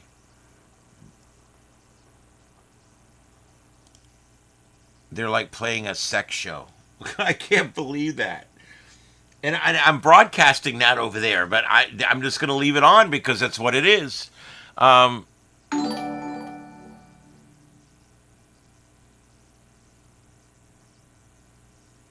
No, the cams do not have sounds. The only one that has sound is the Harbor Cam, and I've got it on right now, but there's nothing there. There's supposed to be harbor feeds from the Marine Band and the Aircraft Channel, and none of that works. Blame it on the ganja.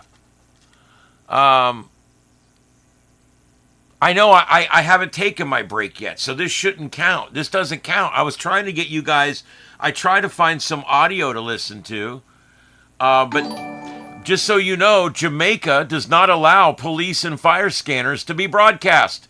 They don't allow it. They don't like scanners there. They don't do any of that kind of stuff. Well, this is a talk radio station. They do talk radio 24 hours a day. However, some of their shows are like about sex and stuff. Yeah, guess what? I'm going to take an extra 3.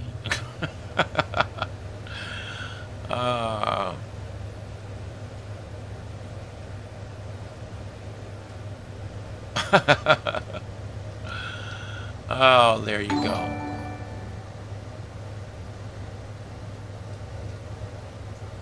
It's all fake news. It's a fake hurricane. It's all fake.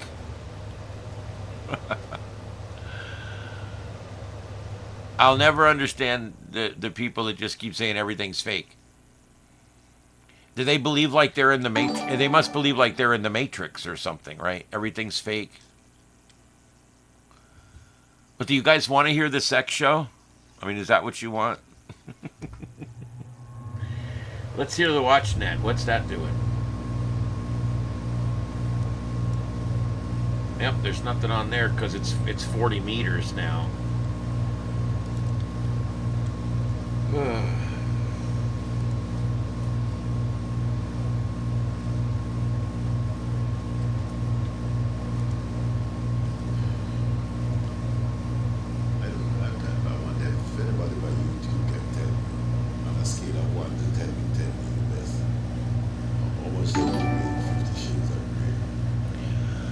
Okay, well, future for you, I'll leave it on while I go on my break. So there you go. I'm leaving the sex show on for you guys. I don't care. Whatever you guys want. That's the rule. Maybe you'll learn what to do with the thing. Okay, I'll be back in a minute. Like 50 Shades of Grey kind of bust them on some things where we say a retro. Anyway, cha-cha. Yeah, so no, Seku, why you laugh? It's a retro. Yeah, it's like, yeah, you know. Anyway, forward, Seku, forward. Someone can hear you clearly. Yeah, right. Maverick, what go on with you, man? Me tell you, say you want Maverick, especially Maverick start cough already, you know. Take a sip out of the trunk, but yeah, man. So you believe, you know, as Shay says, it's a good idea to go to a place like Fetish Secrets with your partner. But I'm saying to you, Seku, that a lot of the times, once the men walk in there, they start to get, a lot of men walk in there and become intimidated because they see much more than they have seen all their lives. So I'm not sure if it's intimidated or insecure. I would think it's more insecurities. Especially when she look and see a few more inches. Number 12. Yeah, you know what I mean? And you're stuck at 3. And you know you live at number 4. All right. Yeah. So okay. it can be some insecurities, but the insecurities happen when you're not sure of yourself, capabilities, and what the toys are supposed to do. Because the toys are not to replace units, to enhance the movement. You know what I mean? And even though you can't get to 12, that don't mean you can't jump on a taxi for make you reach down the road quicker. Or you get what I'm saying? So therefore, you might not have the full army to go deep in the trenches as you would want to fight. Right, However, you can stay on the surface and win the battle. As long as, well, I have something here that Can stay on the surface and win the battle with. No, the producer has educated me about these things and said that this is now the bigger bullet. The bullet used to be small, like .38. It used to be small. Now this is 50 caliber. At the 50 caliber, this we fly through vests. Boom, that's like this are the 50. It used to be a small bullet, you know, a .38. Now this are the 50 caliber. We fly through vests and board the 2 face. Boom bang. So let me see if you must follow me now, Marika. You're the expert on this. So hold this. All right. Long press. Hold on now. Long press and no, sir. So me tell you, say, Marika, you know that's something, you know. Give shaming. Jesus. All right, people. Yeah, see there? I know I was going to draw out the expert, you know. It start work. It not work. Now worry yourself, man. You hold on on it. You like how it feel? Is it describe the texture. So the ladies out there understand exactly what you have in your hand. You know, they can see it. Or him take the bullet from you. Demand back your bullet. Right, so the texture. Is the texture important? Because, you know. And the kind of material that you use as well is important as well. I'm saying that the texture is really important alongside with the material that they're using as well. So for this, you'd usually just use it as is. You're not putting on anything on it. You're not rubbing on the oil or nothing. You just go straight to the bullet. Go straight to it. All right, because you've got the gun. So the bullet got to go in the gun. Exactly. So after the bullet goes in the gun, what point exactly Maverick serve? You know, I mean, because Maverick is there, you have the bullet, and you have the gun. Is it that he's supposed to watch you shoot yourself? Personally, I think you have to squeeze the trigger for it to discharge in terms of the discharge the round that she has. Yeah. You know what I mean? So therefore, sometimes the triggers them, you know, you have to apply like a pressure.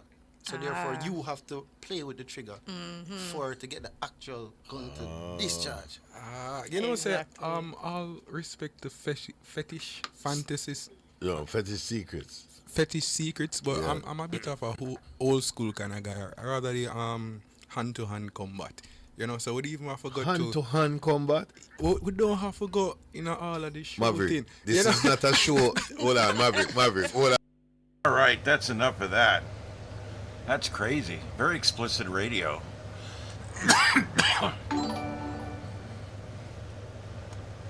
Montego Bay. I thought I checked for that. Let me see.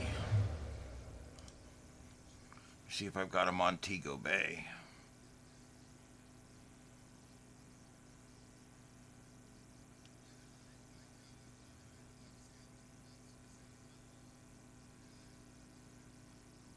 No, I don't see anything in Montego Bay. Let me look real quick. If you know of something in Montego Bay, you can go over to Discord and throw it on there under on the general tab, and I will see it because I've got Discord up right over here. Boy, it's been busy in there too. Lots of stuff in there I haven't even read yet.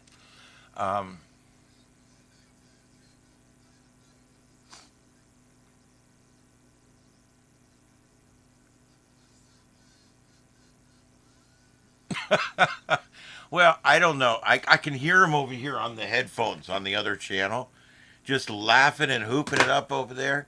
It must be pre-recorded because it's literally like the evening of Doomsday. And it's like Doomsday Eve. I mean, I don't mean to be funny about it or flippant. I'm serious. It's like, man. Let me see if we got what we got over here.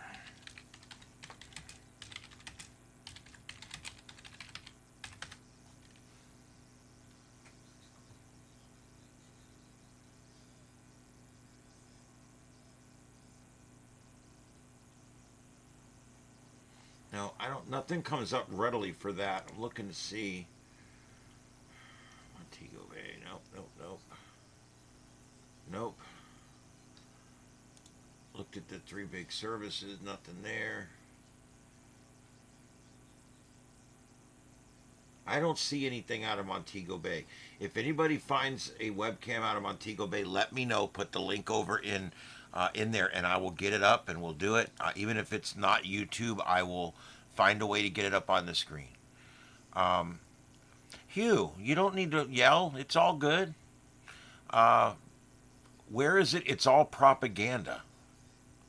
I really don't understand you folks that you're so used to the news lying to you about everything that you think that the news is literally lying to you about everything, and it's not. Okay, there's actually a hurricane. We flew planes into it. We saw it. So I mean, it's there.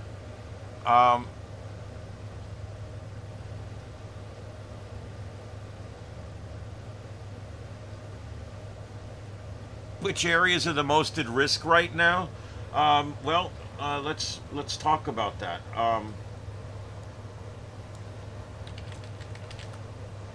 And because I'm being honest, because my geographic knowledge of Jamaica is not what it probably needs to be. Let's see. It's going to go in. It's probably going to make landfall somewhere between Black River and Treasure Beach. And it's going to go up through that area, probably directly impacting Santa Cruz. I'm trying to see what other towns, big towns, Devon and Christina. It's going to go all up through there, but this is pretty mountainous. Here, I'll put this up so you guys can see it.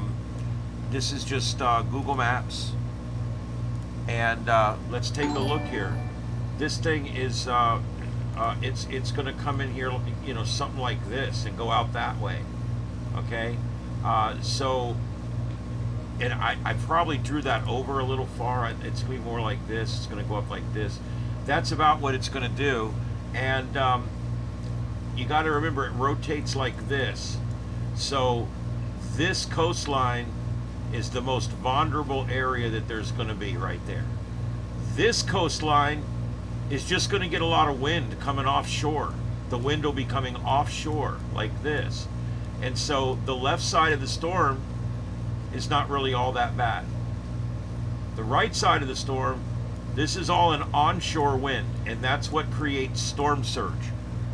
That's why they're calling for up to 20 feet of storm surge for this area right here.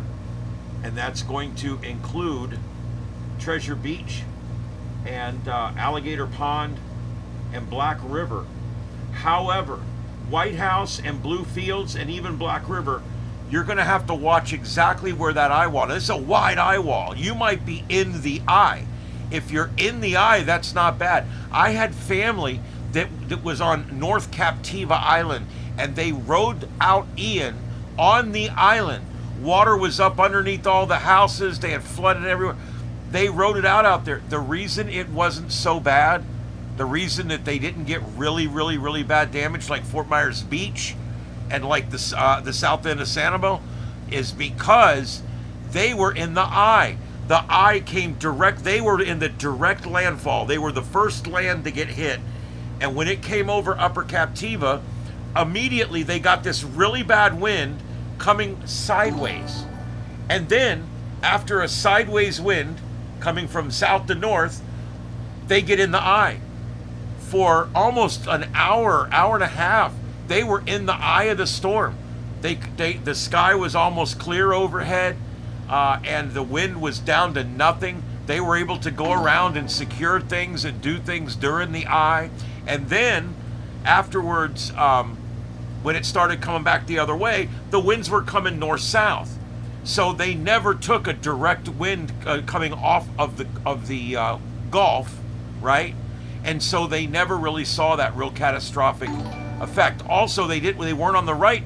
If you're on the right, you have to add the forward speed to the rotational speed. When you add that together, that gets you the amount of wind you're going to get on that right side. That's why they always add that gust thing on there. When that wind comes around that eye like this, if the storm's moving forward at 20 miles an hour, you add 20 miles an hour to whatever the rotational speed is, because it's being slung around like that, like being on a carnival ride. And so the areas that are the areas to the right of the eye. Let me see exactly where the Mezzos put this thing coming in. Let's refresh this, and let's take a look here. This might take a week to refresh. Let's see. All the websites tonight are running slow because everybody's on all the websites tonight. As you can see, look how many people are here with us tonight. We got 2,000 here and 1,500 on the other on the other channel, and I don't know how many on the third one. But thank you guys, everybody. I might make 20,000 subs tonight. You guys are gonna make my effing night if you guys give me 20,000. I can't believe we're getting this high on subs. I'm at 19,418. And I've been stuck at 17 for a month and a half, so this is amazing to me. I'm very happy with this tonight. Thank you, everybody, for all the subs, and thank you for all the support you've given me. And I hope that I hope this coverage works for you guys. The multi-screen, we call it ADHD TV.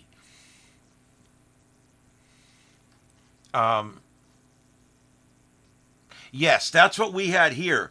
The eye was so close that we could see the light spot going by. It took about 40 minutes, but we could see the lighter color in the sky. It was like almost like a bright light in the clouds, like coming. And what it was we were looking through the eye wall into the eye. Now, I'm far enough inland here that I was only getting 110, 120 gusts. I wasn't getting major Hurricane 5 winds here because I'm pretty far inland. I would not own anything on the beach because I don't believe in insurance. So not a good combination, I guess, huh? Yeah, it's ADHD TV. I got this idea from the big black wall in the TV control room where you can see everything that's going on at one time. Landfall's tomorrow morning right after first light, probably 7 to 9 o'clock. And I want to show you guys the latest forecast that's come out. We're still waiting on the 11, but look where this takes it. This takes it just to the left of Black River. You guys see that? Just to the left of Black River. Well, if that's what it's going to do, let's now take this over here and draw this in here. Let me take one more peek here. Mouth, Black River. Okay.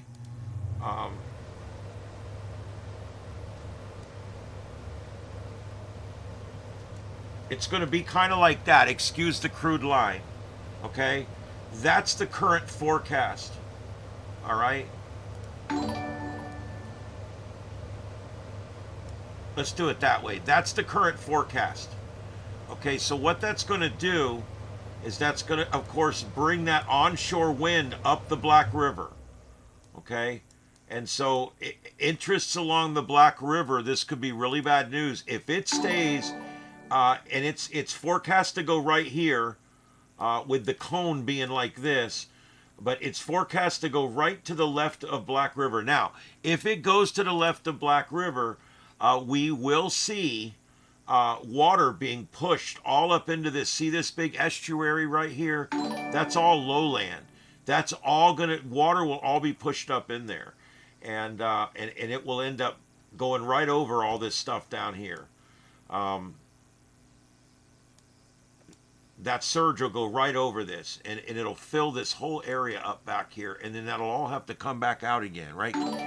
You're chewing on my mouse cable, kitty. Kitty.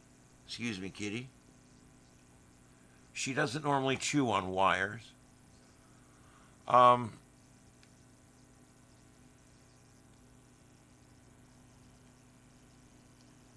Yeah, there will be areas that do have hurricane conditions for 36 hours. The storm is right now still way down here, but it's going to start moving. We'll probably start to see a northeastward motion. If you guys want, let's just for shits, let's go back to here, there, everywhere. Where's it at? Okay, let's take this here and let's refresh it. This is a brand new set of images coming in now, and let's see if we've got any motion here. Let's put our circle back in here. All right, here we go.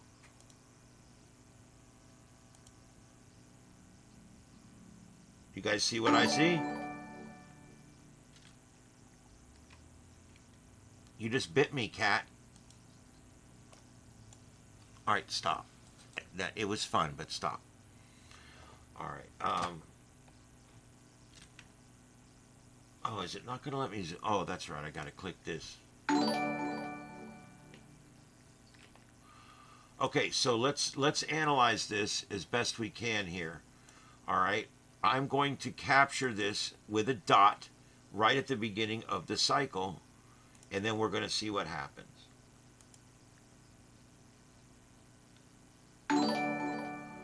I see an east-northeast movement. You guys tell me what you see.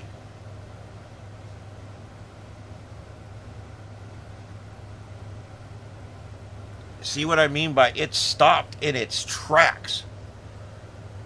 It pivoted.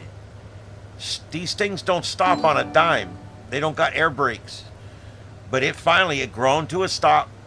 It paused, and then it will begin to move in a brand new direction. And that's what we're seeing here. I'm seeing almost a due east movement. That's bad news for Kingston. That's bad news for Kingston right there. I'm not seeing a northerly component at all. What do you guys think? Do you see a northerly? I see just basically straight east. So yeah, we're going to keep analyzing this. I'm going to stay on at least until the 11 comes out, and then I'm back on first thing in the morning.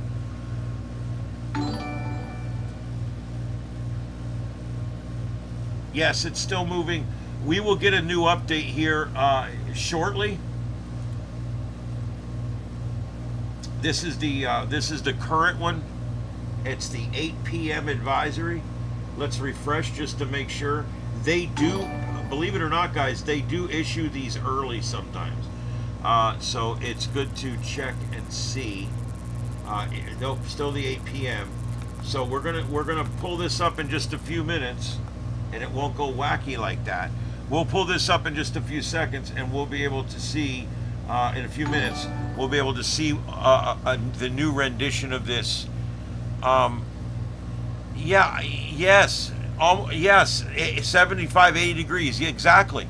Almost due east, with maybe a slight northerly component.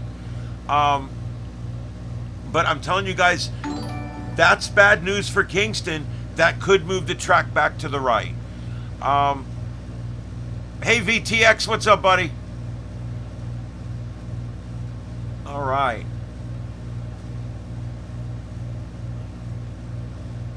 Hey Car, how you doing tonight?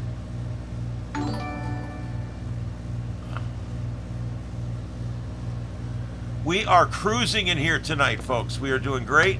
We've been talking about this this storm.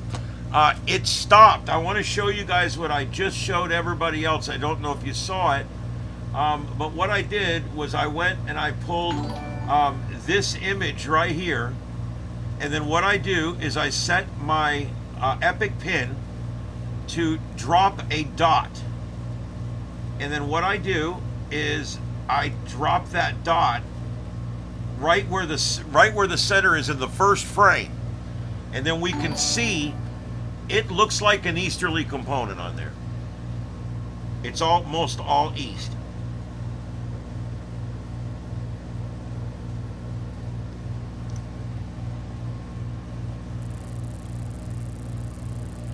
So let's get back to that map and finish our discussion there.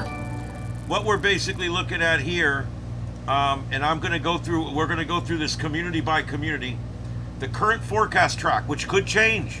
We're seeing what's supposed to be a north to northeast turn turning into a direct easterly course. I don't know. Let's see what happens. Remember, a stalled storm is the most dangerous thing because you don't know what it's going to do. It's squirrely. The models don't know how to deal with it. The weather guys, they start fighting over it and throwing shit at each other because you don't really know what the hell's it going to do. And then you get a storm moving 30 miles an hour. It's pretty easy to predict what it's going to do. It's like a bull in a china shop. Well, hey Rachel, welcome aboard from Trinidad Tobago. Yeah, we have sure tracked enough storms around you guys, boy. You guys have to chuck and jive some years, man. They come through there like crazy. Yeah, so basically, this thing's going to come up.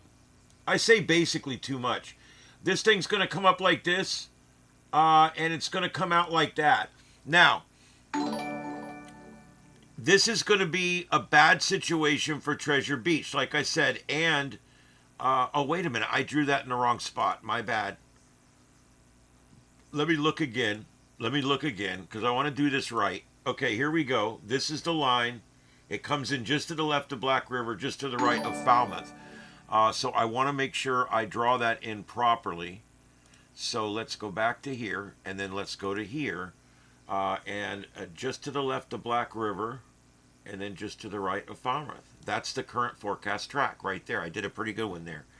All right, so what does that mean? Well, Black River, this area right here is definitely going to get some of the absolute worst of it. If it follows the track, I'm going to preface that 2 or 3 times because it almost seems like it's wanting to do something else right now. So, as it comes up, people in White House, if you end up on the left eye wall, that's not the worst case scenario, or even in the eye. But people in White House, still going to be pretty close to the center of circulation, still going to have a really bad night, really bad morning.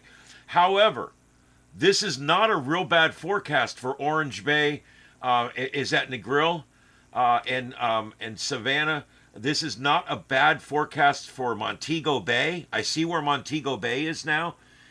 Even though Montego Bay is going to be fairly close to the center of circulation, it's on the clean side of the storm. It's on the back side of the island. That's the 2 best places you can be. On the left side of the storm, on the back side of the island. And that's exactly where Montego Bay and Archivoy and Sandy Bay and Lucia and St. Brandsburg, all those places there are on the back side of the island, on the left side of the storm.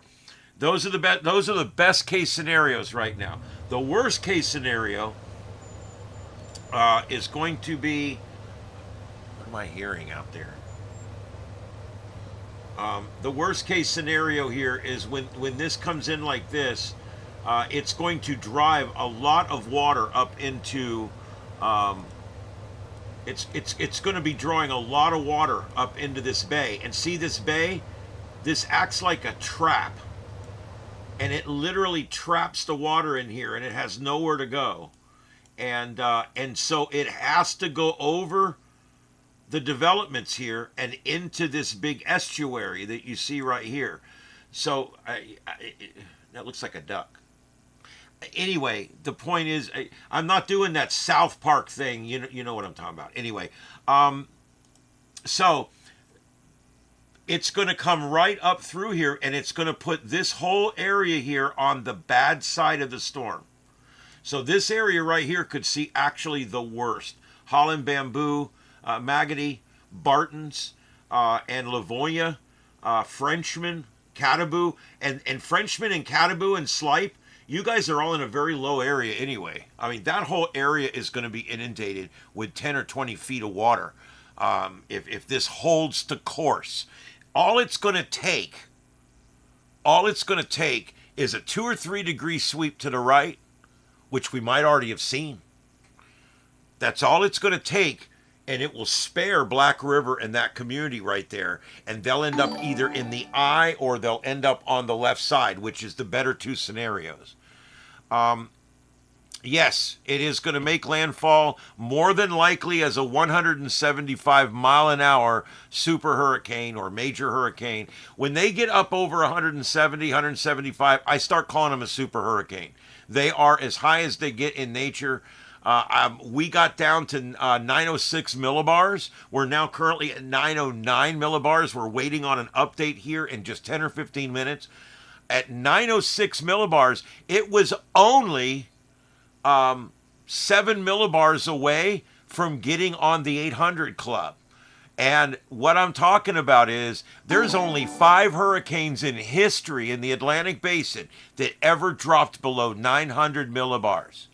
Okay? And this storm was only 6 millibars away from dropping to the level that it would have joined that elite club that not even Andrew is a part of, because it was at like 901 millibars.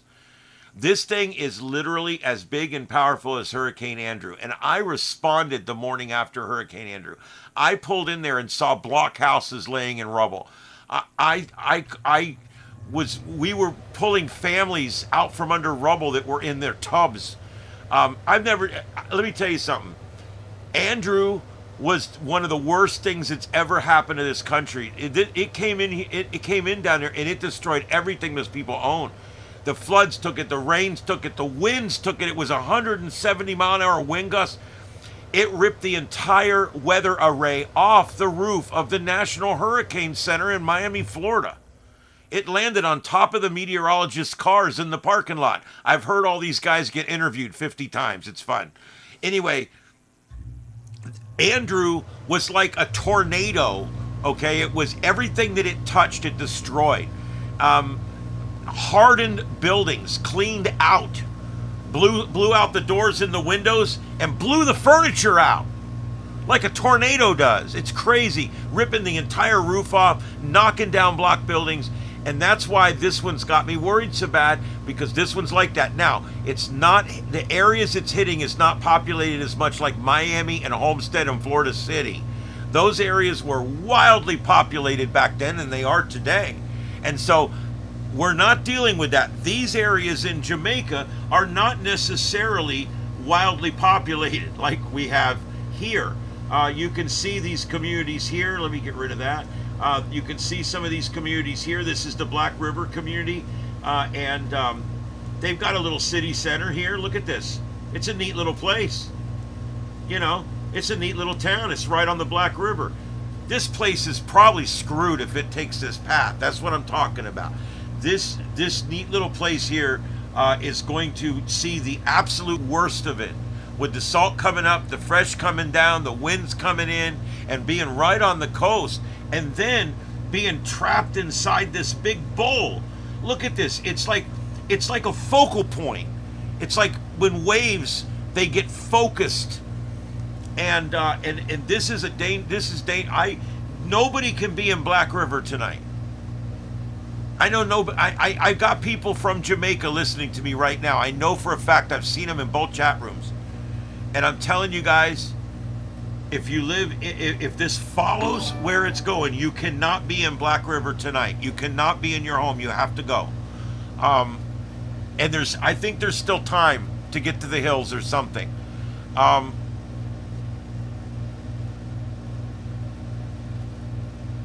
Yes, it is. Hey, greetings from Ontario, Canada. Hey, Tim, thanks for being here. I can't read everybody's stuff, but what I do is when I see a town that somebody puts their town, I mention it. I like to see where everybody's from. I get a lot of people from the UK and Australia in. Tonight we've had people from everywhere, and a lot of people from the Caribbean islands, which is really cool. The Turks and the Caicos, and we've had some people in here from all over different parts of the island, and a lot of people in Jamaica as well. So I actually feel like my voice might be reaching people that can make a phone call and make a difference. Anyway, this is it. If it follows the course, and we're going to follow this, because I don't know what it's going to do, but if it follows the course, it's going to go right here between White House and Black River, and it's going to drive it up in there. And then the eye is going, anything on the right, this is very mountainous right here, and that's why it's going to lose a category. You guys can see this is a huge mountain range right here. Okay, it's cockpit country, whatever that means. But this area right here that I just drew and then focused out of, this area right here falls in a bunch of different counties. This is a huge mountain range right here. And this is actually going to serve to tear the storm down a little bit. By the time it leaves Jamaica, it's going to be a 4. And then it's going to have the opportunity to actually gain strength again a little bit before it gets to Cuba. And then points beyond. After it leaves Cuba, it's going to go over some of the Bahamian islands, I believe. And so the threat will continue on down the line. Yeah, a lot of people mention where they're from, and I like that. Hey, Jer, hello from France. Thank you for being here. And Molly from Holland. Thank you for being here. I guess. I don't know. Sometimes I read it wrong. But thank you for being here. Delray, Boca, Boynton. I know where all that is. Yeah. Oh, boy. Corbin, Kentucky. I love it. I love Kentucky. Ontario, Canada. Virginia, USA. Kilgore, Texas. New Zealand. Hi, New Zealand. Welcome in from the other side of the world. And let's see who else we got coming in right now. I don't want to miss anybody. New Brunswick, Canada. Hey, Jims. Watching from Belize. I don't know how to pronounce it. Is it Femi or Femi? Thank you for coming in. Appreciate it. Aruba, Jamaica. That's the only reason I know it's in the Caribbean. I'm sorry. I'm just kidding. But yeah, Aruba, thanks for being here. Appreciate it. One of the islands down there. An island that's dealt with this too. And I'm sure understands, like I do in Florida and like the people on Jamaica do tonight. When you live in the tropics, baby. Oh, man. Tampa, Florida, I saw in there. It's going so fast. Shropshire, England.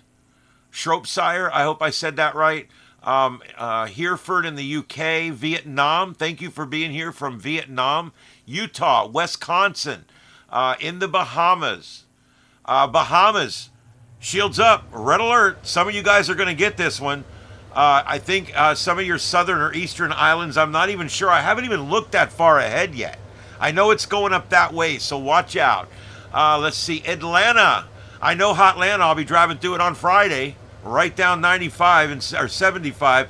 I keep my head down. I got my helmet on. I got my 5-point seatbelt on, and I keep the pedal smashed so I don't lose my taillights. I love Atlanta, and I hate Atlanta. It's one of them kind of places. Massachusetts. I love it. And hey, from Germany, thank you. Senju, I'm not sure how to pronounce it. Thank you for being here from Germany. Ninja from Massachusetts. Megan from Atlanta. I forgot to mention your names. I'm sorry. Lots of folks in here.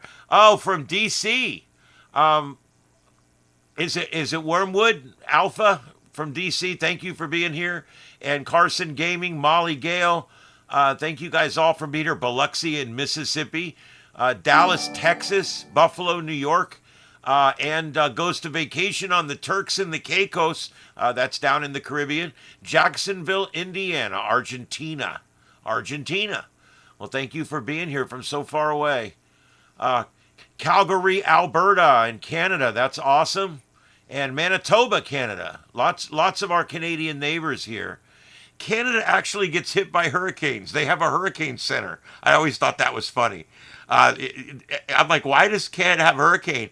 And now that I've studied these things my whole life, they actually get hit by hurricanes up in Canada. It actually happens. Let's see here. You survived Milton in Florida. There you go. I survived Hurricane Ian, my namesake. Copenhagen, Denmark, Quebec, Berkeley, Cayman Islands, Laura and Andre from Berkeley. Thank you guys for being here. Cassandra from Mexico, Cancun. It's going to be arriving in landfall in Jamaica. I'm sorry, guys. I know I missed a bunch of towns. I'm sorry. It's going to be arriving at the coast. The worst of the weather, the eye wall, will be arriving at the coast right about first light in the morning. And then by 9 or 10 o'clock, the eye wall should be onshore, and the worst of the onshore winds on the right will be coming onshore at that time.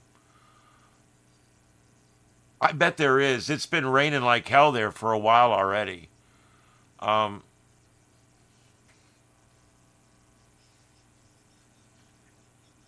And just so you guys know, we are here every night at 9 p.m. We cover everything. We don't just cover hurricanes. We do tornadoes. We do storm chasers. We cover police actions and riots and manhunts and police pursuits. We cover science, space weather. We even talk a little bit about science fiction and Star Trek. We do a lot of cool things in here. Another big one is ham radio, radio propagation, and earth sciences. We do a lot of that kind of stuff in here. A lot of interesting type stories. So we will cover politics if we have to, but I try to steer clear. I try to just not have to. But sometimes when stuff happens, you have to. So I'm not saying I'll never discuss it, but I try not to. I really like science stuff. I really want to get into that kind of stuff more. I've been doing it for years now, and I love the propagation of the science of radio propagation and all these different things. And so I do a lot of studying and a lot of working on that kind of stuff. And I've got, if you look back, I've got over 1,000 videos that I've published here on YouTube, and I am moments away. I'm literally about an hour away from getting my 20,000th subscriber, which is a little crazy. Where did my alert box go? Is it even working? What's the deal?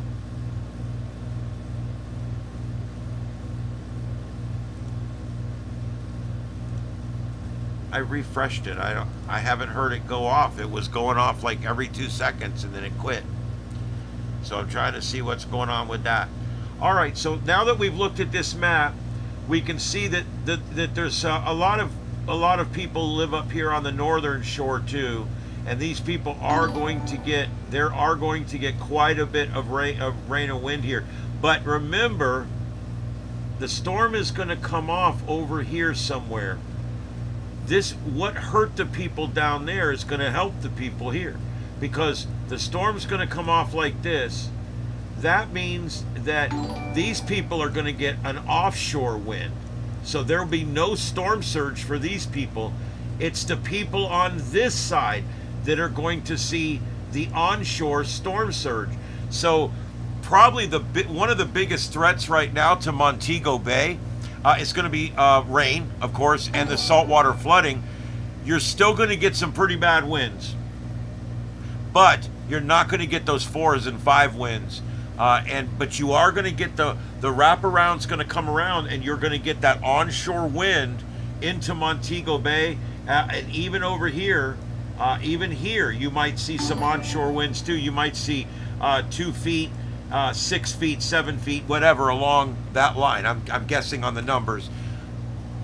But even on the backside of Jamaica, remember, it's the opposite side where we're going to see the flooding on the backside of it because of the way the rotation is.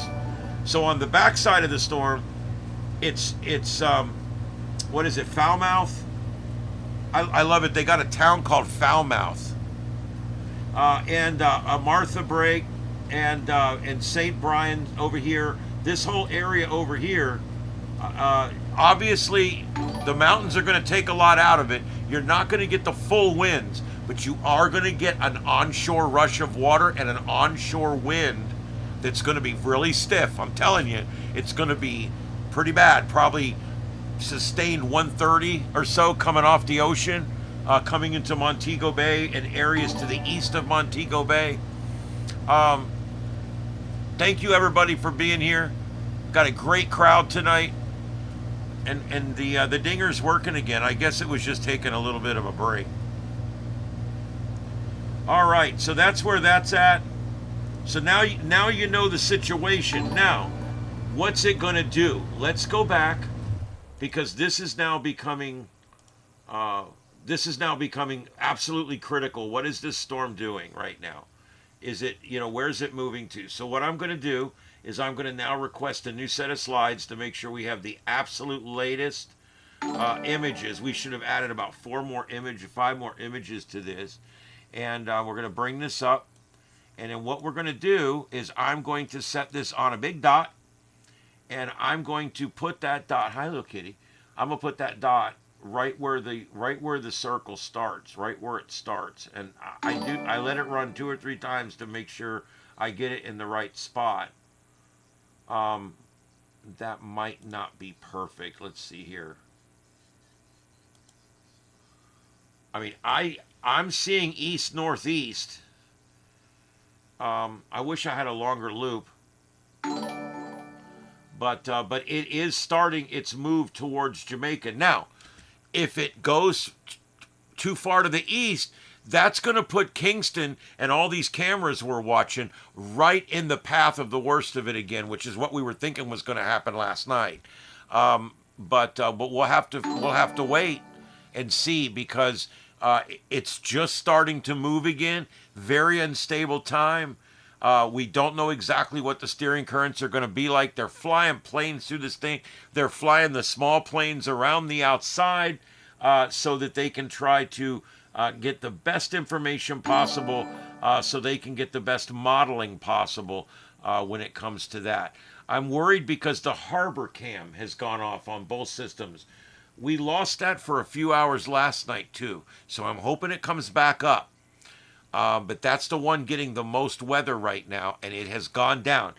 So just letting you know what's going on. It's down on the Starship After Dark feed also. So I think it's just down. It did this last night. It circled for an hour or two, and then it came back up.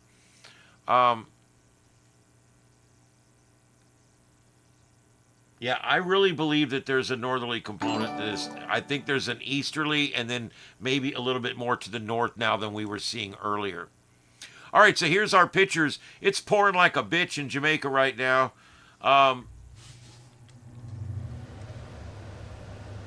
It's going to pull away, but it is going to linger as it does. It's not going to be in that big of a hurry. That is true. That is true.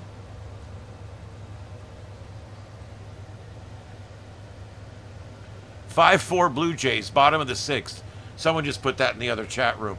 I don't do sports, but you guys, you're welcome to put sports shit in here. I really don't care. When you guys text and talk and stuff, that helps my algorithms, and I like it. So I don't even care if you're on topic. If you want to yell about politics, I don't care. I'd prefer you didn't tonight, but if you want to, go ahead. Peggy! Peggy's one of my mods from way back. Oh, my camera froze. Holy crap. Hold on. Let me get that back up again. Peggy's one of my mods from way back. From years ago. Peggy, thank you for being here tonight. I appreciate it. Okay, there we go. I'm not aware of any power outages yet, but then again, I don't have any reliable sources. Many of the website services are already down in Jamaica. The emergency management's website, where they've got all the hurricane plans and stuff, was coming up like HTML text earlier. I couldn't even get it to form and load. So yeah, I don't know. They were having some issues with it.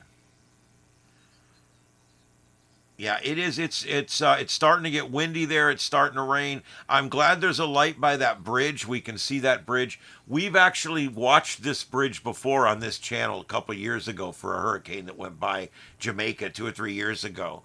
Yeah, I think it's not as much that it turned.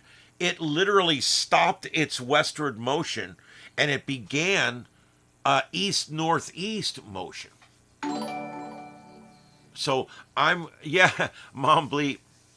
Mama, come up and say hi. You got to come say hi into the mic. Say hi. Hi, I'm Mama Bleep. I always got my tongue hanging out. That's why they call me Bleep.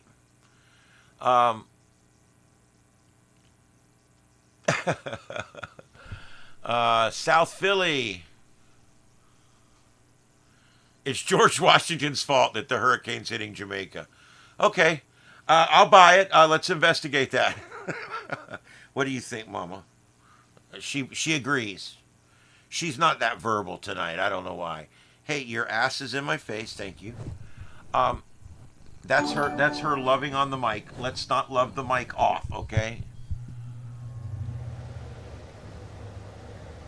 Yes, I saw Mr. Rogers and Tupac. We actually played the audio on my commercial show that I do on 92.5.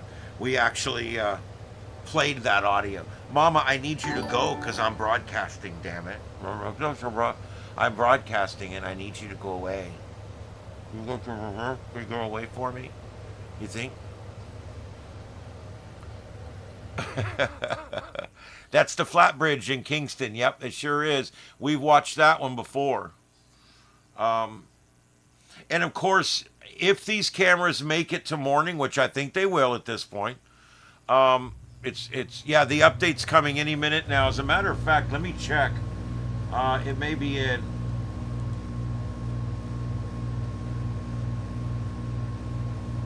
Not there. they update things. Hi, Kitty. They update things in a different order here, so I'm just looking to see if. No, it's late. I always try to figure it out. So, sometimes they're early, sometimes they're late, and I always try to figure out the logic, and I don't think there really is any. The cameras are all in Kingston. I've got other cams that I've got links to, and we're going to be trying to pull some of those up. I'm going to be back on in the morning, like 7 a.m. in the morning with hosted coverage. I am going to go take a nap, though, and sleep for a few hours tonight. Oh, thanks, thanks, Johnny Walker. I appreciate that. I just thank Johnny Walker. No, just kidding. Thanks, man. I appreciate it. Jess Anderson. I don't know. I'm not doing anything but the storm tonight as far as news goes. I decided to go ahead and just keep it here. That's what everybody's coming in for, and so I just want to keep it here. We're making subs really fast tonight. Things are going great. But we're talking about just the Jamaica situation. It's so dire. Watching from Wales. Hey from Canada. Hey Tom. Aruba. Ireland. Hey. Welcome in, everybody. Well, they're probably rushing to completion what they got to do. It's one of those things where a lot of these people are, they're poor or they're middle class and they're trying to save everything they own. I get it. I've been there. Central San Joaquin Valley, California. What's up? Welcome aboard. Thank you for coming in.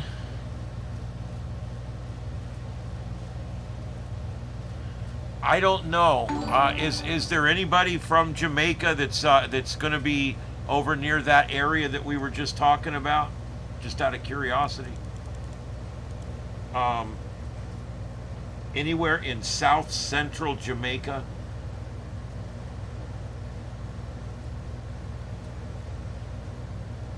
I just thought I'd ask. Like I said, the worst case scenario here for Black River is coming up. If it moves to the right just a little bit, Black River will be saved. It could be a lot less damage.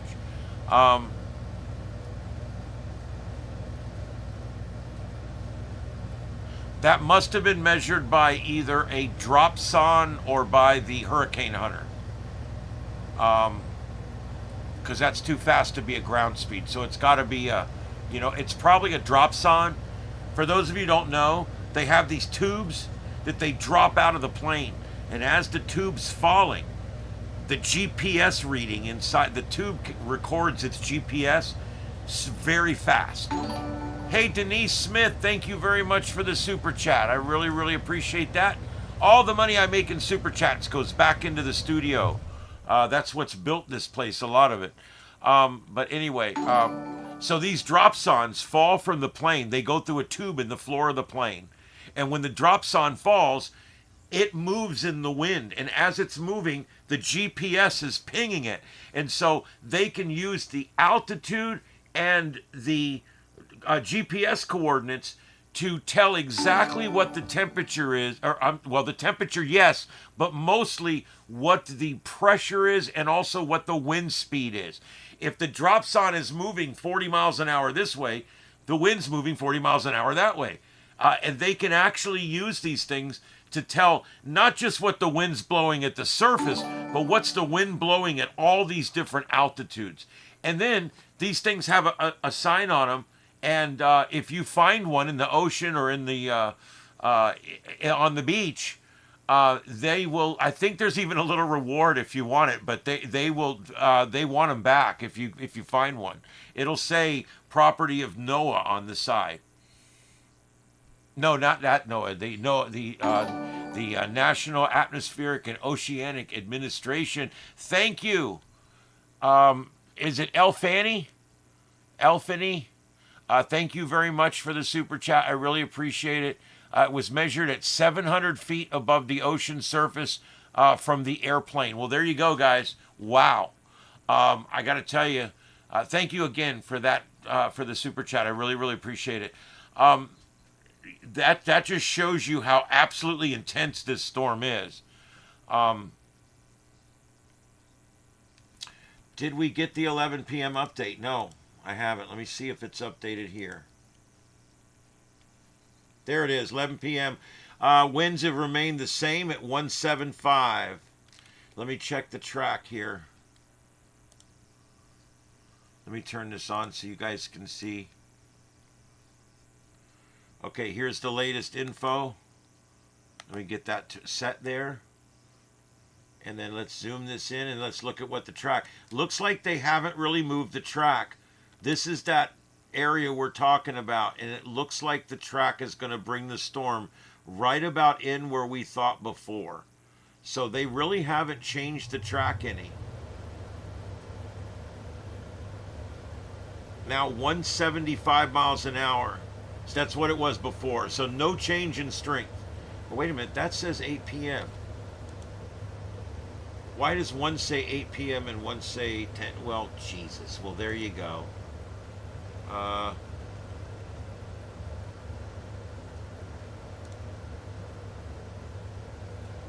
There it is, 11 p.m.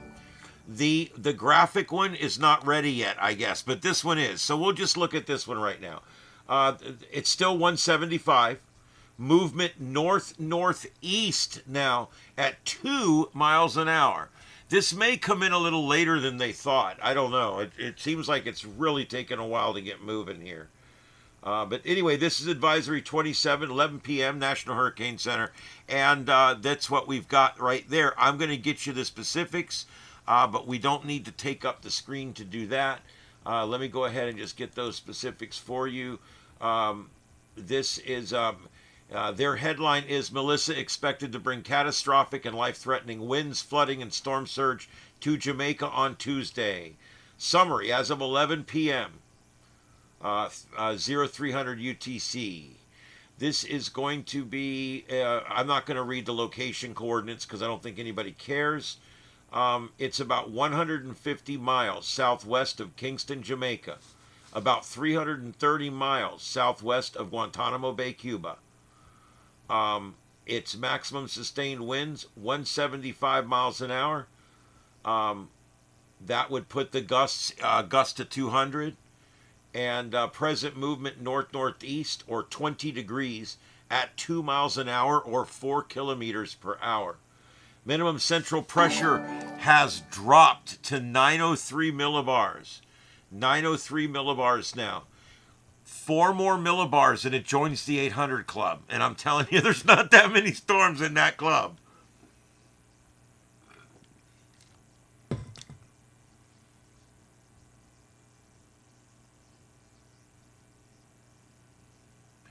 Jamaica's going to feel more than just wind gusts. It's going to be catastrophic. Now, Jamaica is not... There's a lot of areas in the middle of Jamaica there that's not that populated. Okay?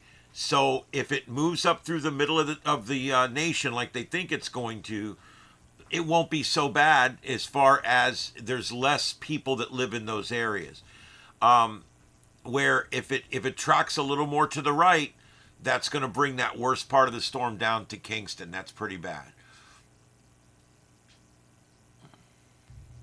Yeah, kind of the understatement of the year, yeah. Let's see here. I'm trying to watch the chat, guys. It's difficult, but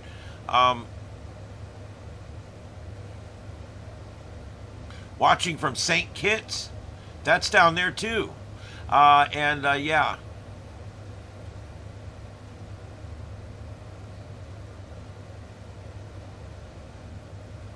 Yeah, I will be looking for live storm chasers in the morning. I'll see what I can find.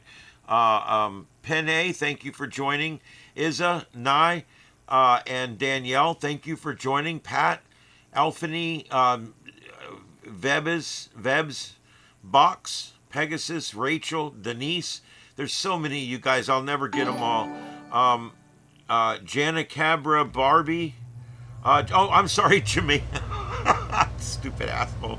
Jamaican Barbie, 1986, 9, I'm sorry. I was trying to pronounce it, and it was right there. I just, without the space, I thought it was one long word.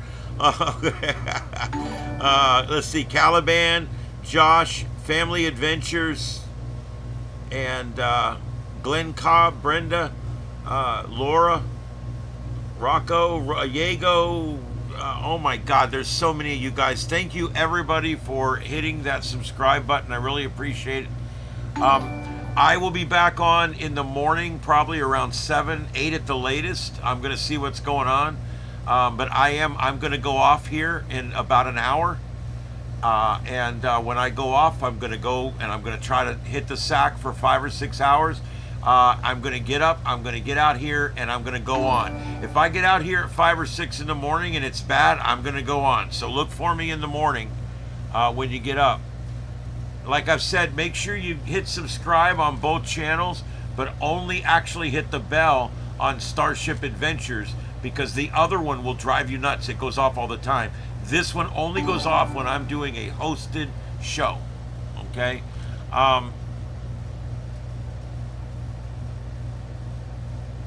There you go.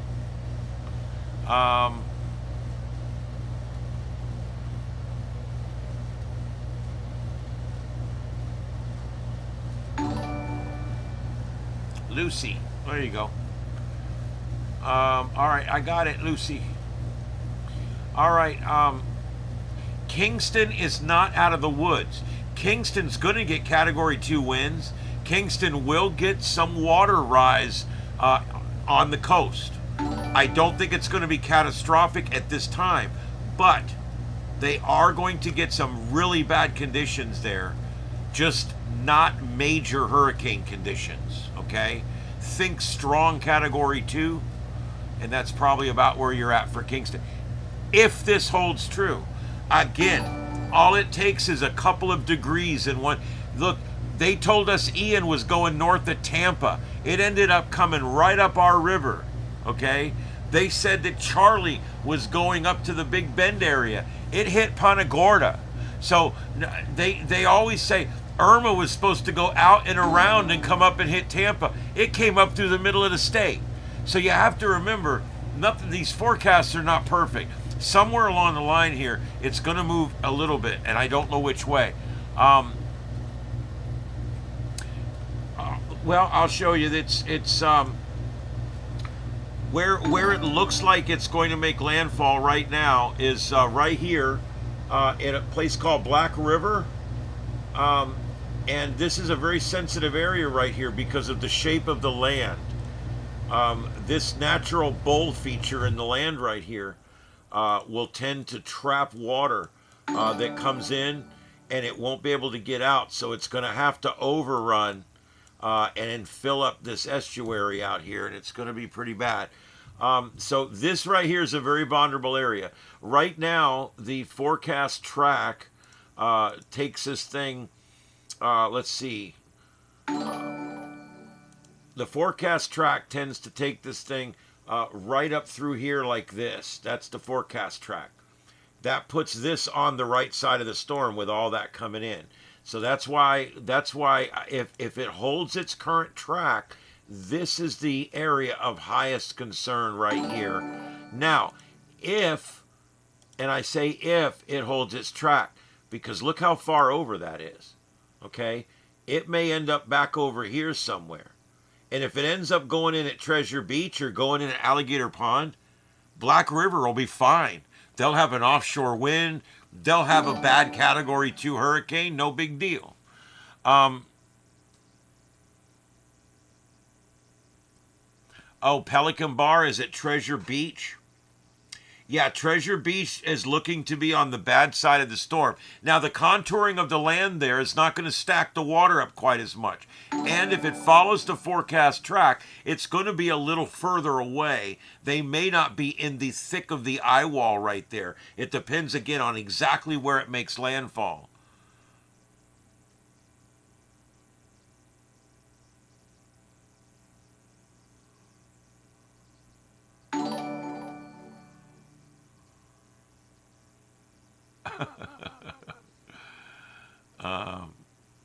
In Manville, I'm not sure where that is.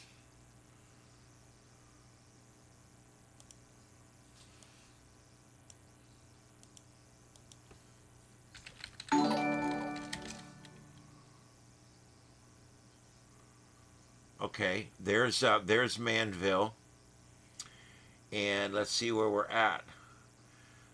This thing is calling for a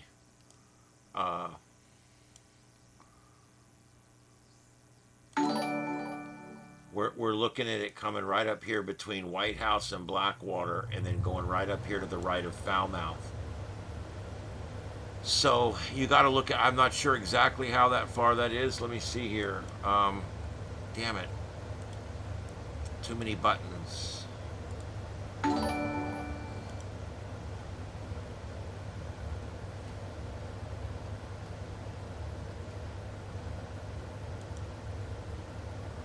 You're only about 24 miles from where the track is going to go over.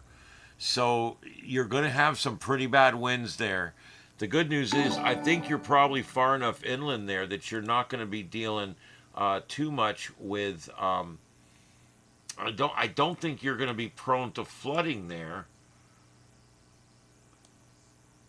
That's a mountain. So I don't think you guys would be prone to flooding there. So but you'd be 20 or so miles from the eye wall.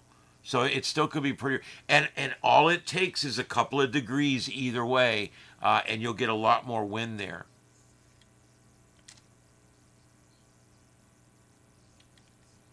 Yep, and we've lost our harbor cam tonight, but it did this last night and it came back up, so hopefully they'll reset it.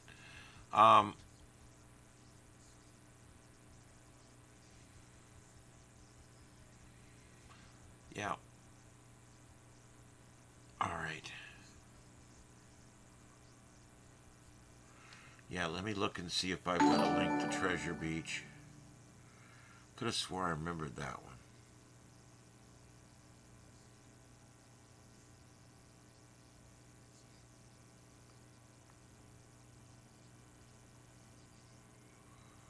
All right, well, let me see what we can do here. Let's do this.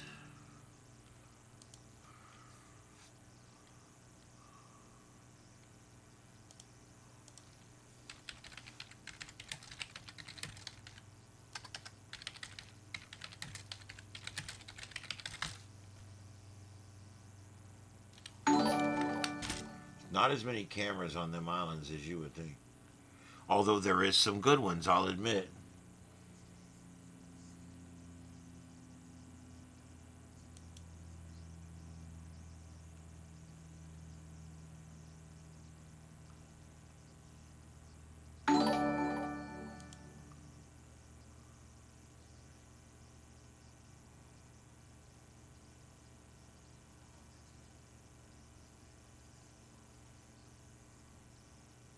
That one might already be down.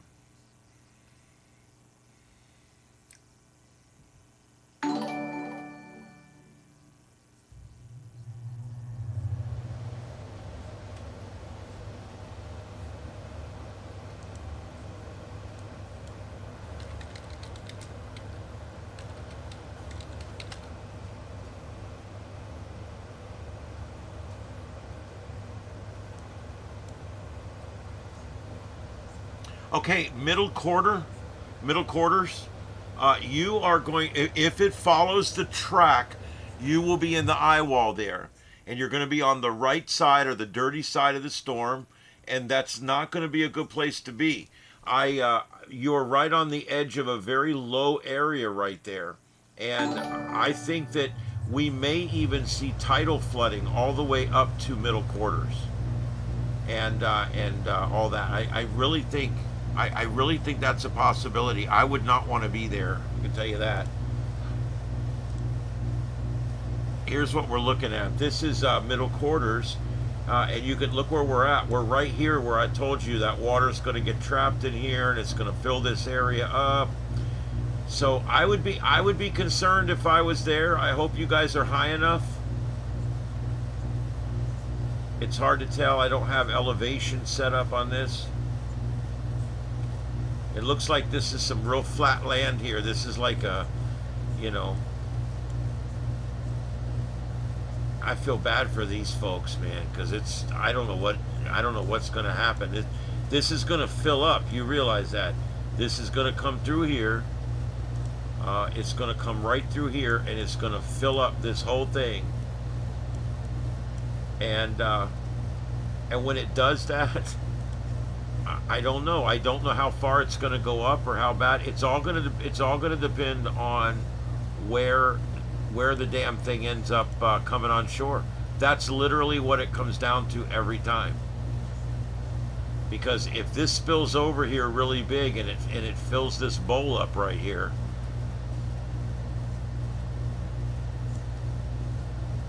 see that? That's a big flat area right there. It's very low.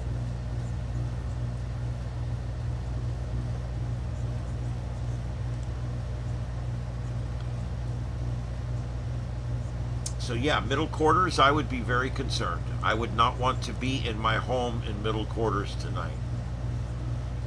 I'm just putting it out there, dude. I don't mince words because we're talking about shit that kills people right now. So,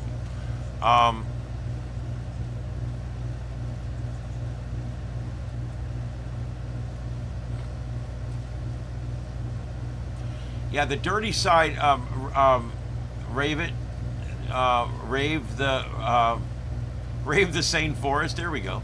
I agree with you. The right side, it makes a big difference.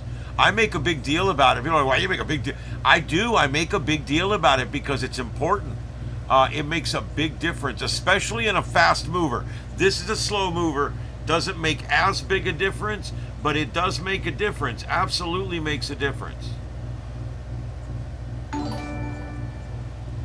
Thank you very much for the super. I appreciate that. Tetravenix. Thank you very much for that.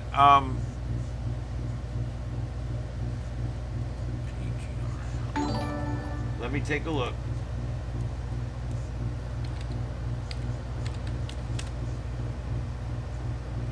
Okay, you're not in too bad a shape. Okay, let me show you guys where we're at here. He asked me what's the situation. I don't know if it's pronounced Negril or Nigril. Negril. I'm not sure how it's pronounced, guys. I'm sorry. But we will take a look at it here. The science is universal. Let's take a look.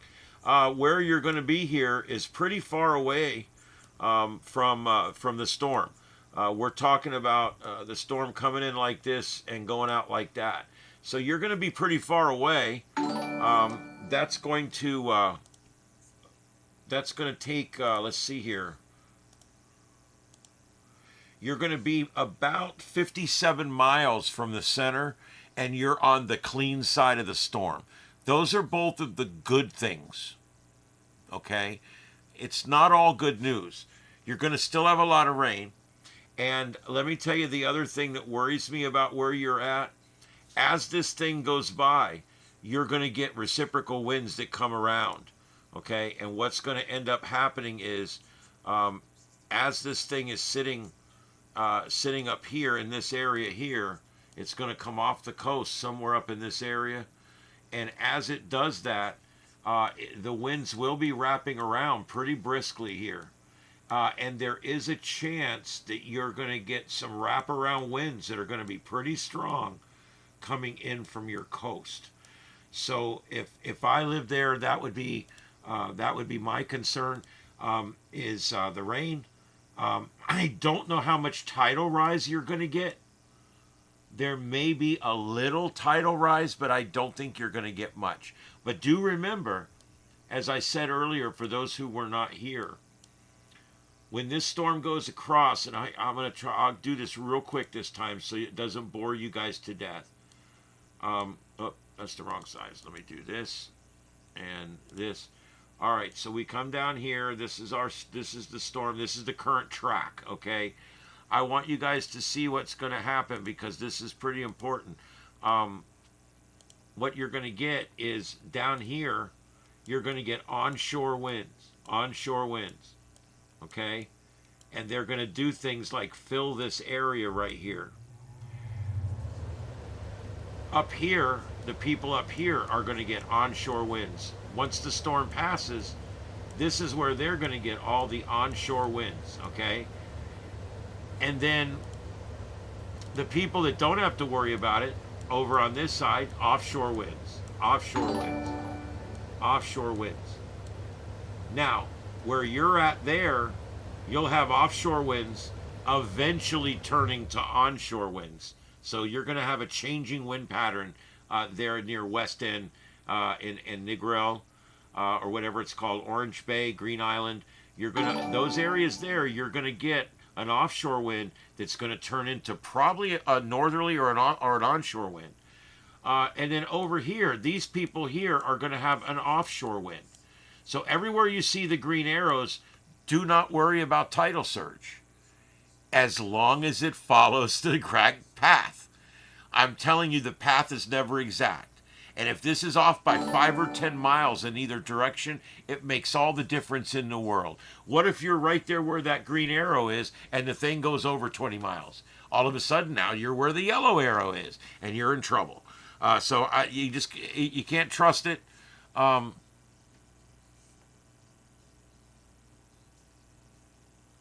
What was the question? I'm sorry, I did forget to change the screen. Guys, I direct, I produce, I host, I troubleshoot, I engineer, and because of that, sometimes I forget. I like to keep you guys on the cameras when I'm not doing anything, and sometimes I forget to switch the screen. But there you go. This shows you what I'm trying to show you right there. I still had the graphic up. I hadn't erased it yet. That's what I was just showing you. You just didn't get to see me draw the damn thing. It looks terrible. It looks like some kind of amoeba with a disease or something. But anyway, the point is the purple line is where it's coming. That's where it's going to go through. And then anywhere you see the yellow lines, there's a chance for storm surge. All right? And anywhere you see the green lines, it's an offshore wind. You're going to see a tide go down. It's actually, you might have boats that literally sit down on the ground with this, because it's going to blow the wind offshore.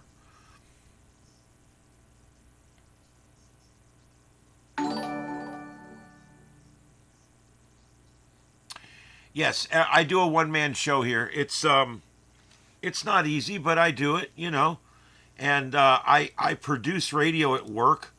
And I'm pretty good with multitasking and stuff like that. But I do forget, every now and then I forget to turn my mic back on when I get off break or something. And every now and then I forget to switch the screens. And you guys just have to let me know. It's one of them things.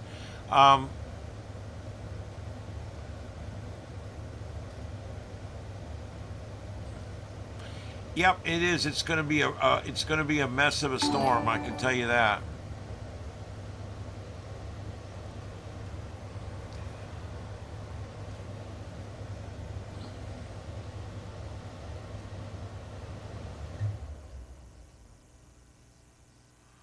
All right, let's see here. I wrote out a Cat 5 Michael in Florida. Yeah, I wrote out Ian here. It was a 5.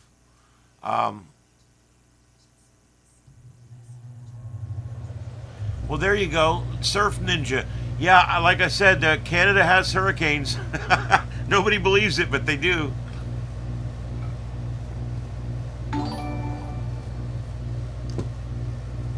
Guys, if things keep going, I'm going to break 20,000 subs tonight. I cannot believe this. I'm at 19,831, and it looks like the speedometer on my car. Thank you guys. Thanks every one of you that's subscribing. I don't think you'll be disappointed. We do some really cool coverage on here. Multi-screen, storm chasers, all kinds of really cool stuff. I think you'll like it.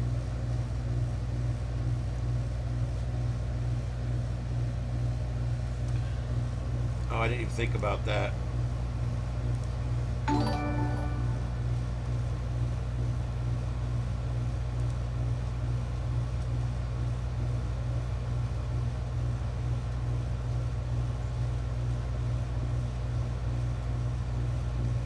I don't see elevation, but I do see terrain.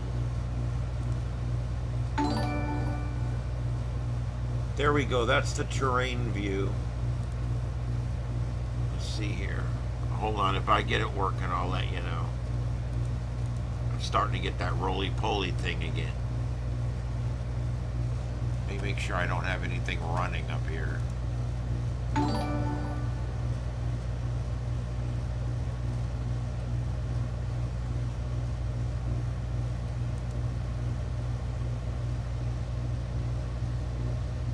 Well, thank you, Matthew.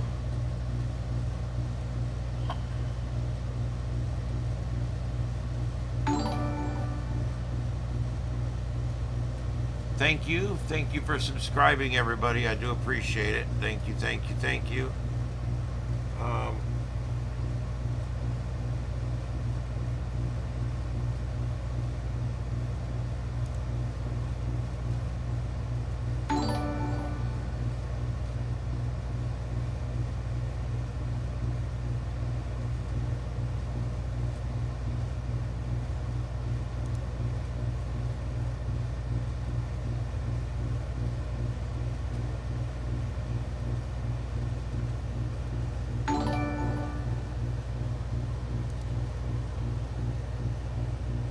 Hi, Mama Kitty. Okay, I'm trying to see if there's a live webcam closer over there. But there's not a lot of stuff out there. It's pretty barren, you know, it's not a lot of stuff out there.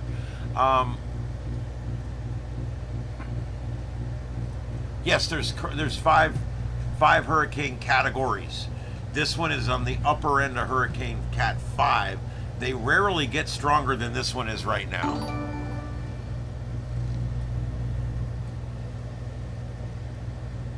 I hope they did. I hope they evacuated that whole area, Black River. I hope, because that's a low area and it's going to get all that water trapped up in there. Yes, I hope they did.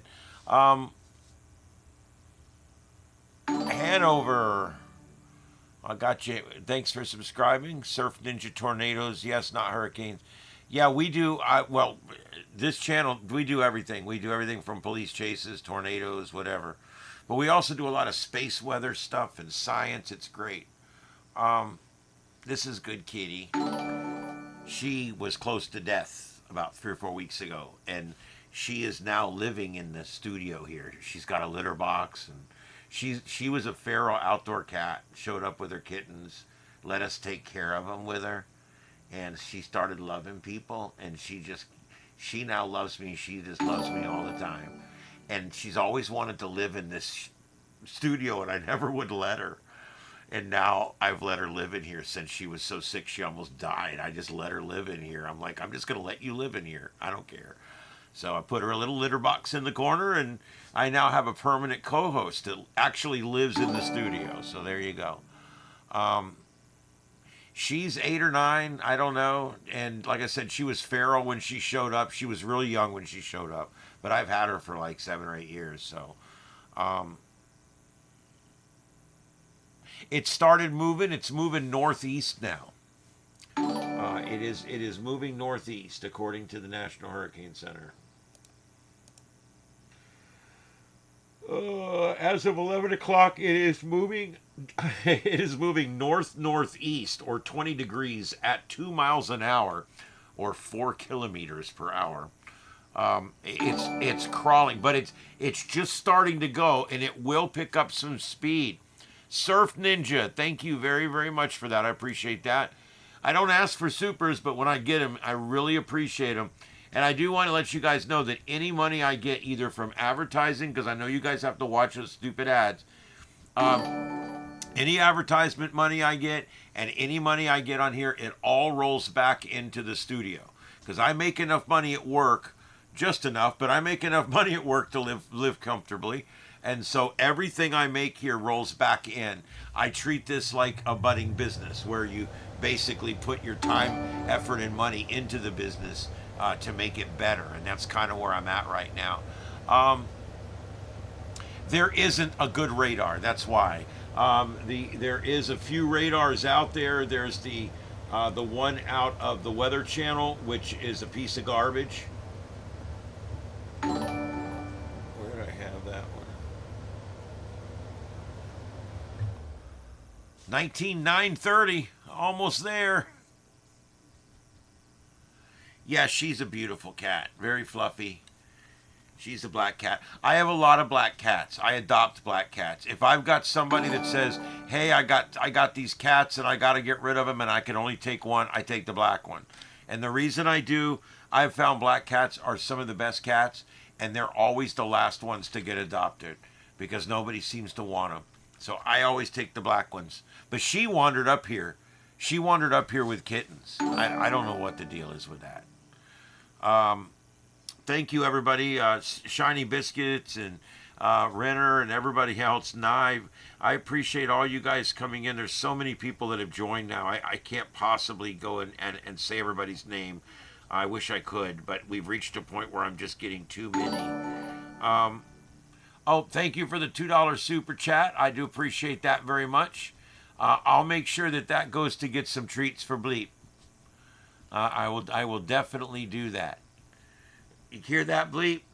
She also likes it because I've got her on kitten food right now. I'm trying to fatten her back up. She lost a lot of weight. And so I've got her on kitten food right now, trying to fatten her back up.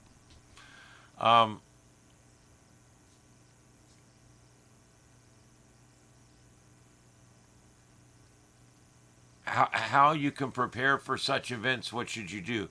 Are you talking about like a hurricane? Most areas that are prone to hurricanes, like my area here, my TV station puts out like a 40-page comprehensive guide every year. And this guide tells you everything from how to board up your windows, who to call if you need help, all the shelter locations, the busing locations, the rules, how it's going to work, what all the things mean, what all the terminology means. It's an amazing book. It's like a how-to book. I wish I had one here somewhere. I always bring a few of them home, give one to my mom, And they got the picture of our meteorologists on the front. And when you go through the book, there's advertisements too. That's how it's paid for. But the point is when you go through this book, it tells you everything that you need to know. Everything.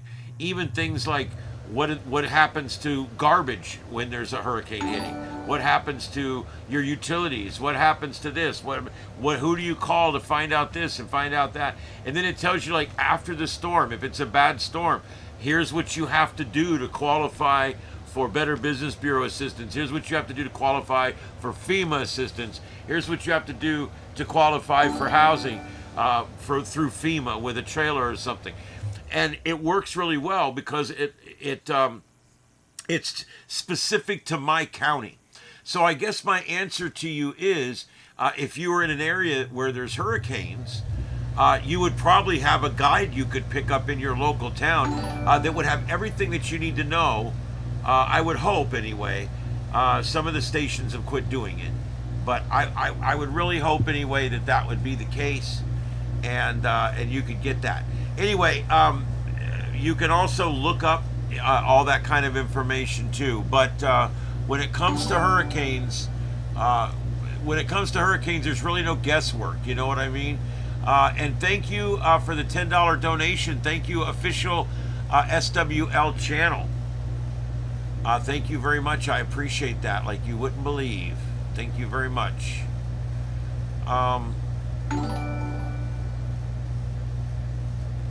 Patricia, thank you very much as well. I appreciate that. And let me see, did I missed something here? No, okay. And let's see, what did Patricia say? And thanks for the awesome coverage. You know what? Thank you very much. I'm glad you liked it. And we have met so many new people tonight. We're getting thousands of subs. This is amazing. It took me 5 years to get my first 17,000 subs, and I've gotten 3,000 subs in the last day and a half. And so that's great. I'm very happy about that. I feel like I'm moving up in the world here a little bit. The channel's doing great. People are enjoying the coverage, and I'm about to break 20,000. I'll have to go make a celebratory graphic for that and put it up. Thank you for the 20,000, because I want to thank everybody, because when it comes to YouTube, it's all about the algorithms. It's all about the algorithms. I've never heard that bell go off like this. It's kind of amazing. I really appreciate it. Thank you for, oh wow, okay, yeah, great. Thank you for the $10 super chat. Flash Fox, thank you very much. I'm glad you guys like it. For those just joining us, real quick, I sit in the producer's booth at work. I look at the big black wall with the 25, 50 TVs on it, and I like to see everything at one time. And that's how I got the idea for this. You're looking at the producer's wall in the television control room.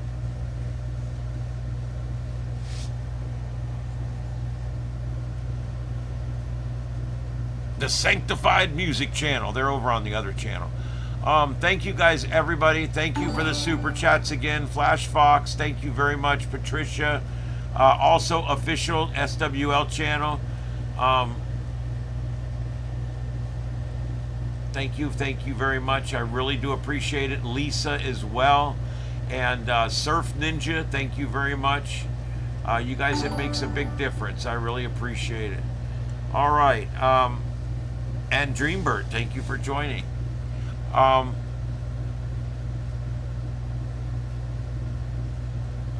my monitors are, they're all LED or cold cathode. They're all energy smart and efficient, and it doesn't bother me a bit. This feed is going to be ending in a little while, but the Starship After Dark feed, I'll put in the link. That feed is going to be available all night long, and it's the same thing you're looking at right now, except where my picture is, there's going to be an updating radar satellite combination thing, and that's up over here on the Linux machine, okay, and that'll be on Starship After Dark, and I've got a direct link right here. I'll put in. This is the link. When I sign off here in about 30 minutes. 30 or 45 minutes when I sign off here, you guys can go over there and continue to chat. This is going to go on all night. There's already, I think, 1,500 people over there, 1,300 people over there. So it gives you a place to go as soon as I'm done, because the same cameras will be up and all that kind of stuff. And then I'm going to get about 5 hours of sleep, and I'm right back out here again. No, I'm not staying. I need to get some sleep. I'm 56 years old. I can't go 2 days without sleep anymore. I'm going to be honest. I'm just being honest. The hair's missing. I'm a bit overweight. The point is I can't physically do it anymore, guys. I just can't. But thank you very much for the super chat, PJ. I really appreciate that. Thank you very much. But I can't. So what I'm going to do is I'm going to turn you guys over to the other channel. There's 2 feeds over there. There's the 20,000 subs. I just got 20,000 subs, everybody. Oh my God, I just did it. I just did it. And I want to just note, I don't know, I'm sure you're in here. His Real Lights. You are my 20,000 subscriber. Congratulations. I don't have a prize to send you, but I really appreciate it. Thank you very much. 20,000 subscribers. Do you believe it? Oh my God. Can't believe that. I gotta tell somebody. Just rolled 20,000.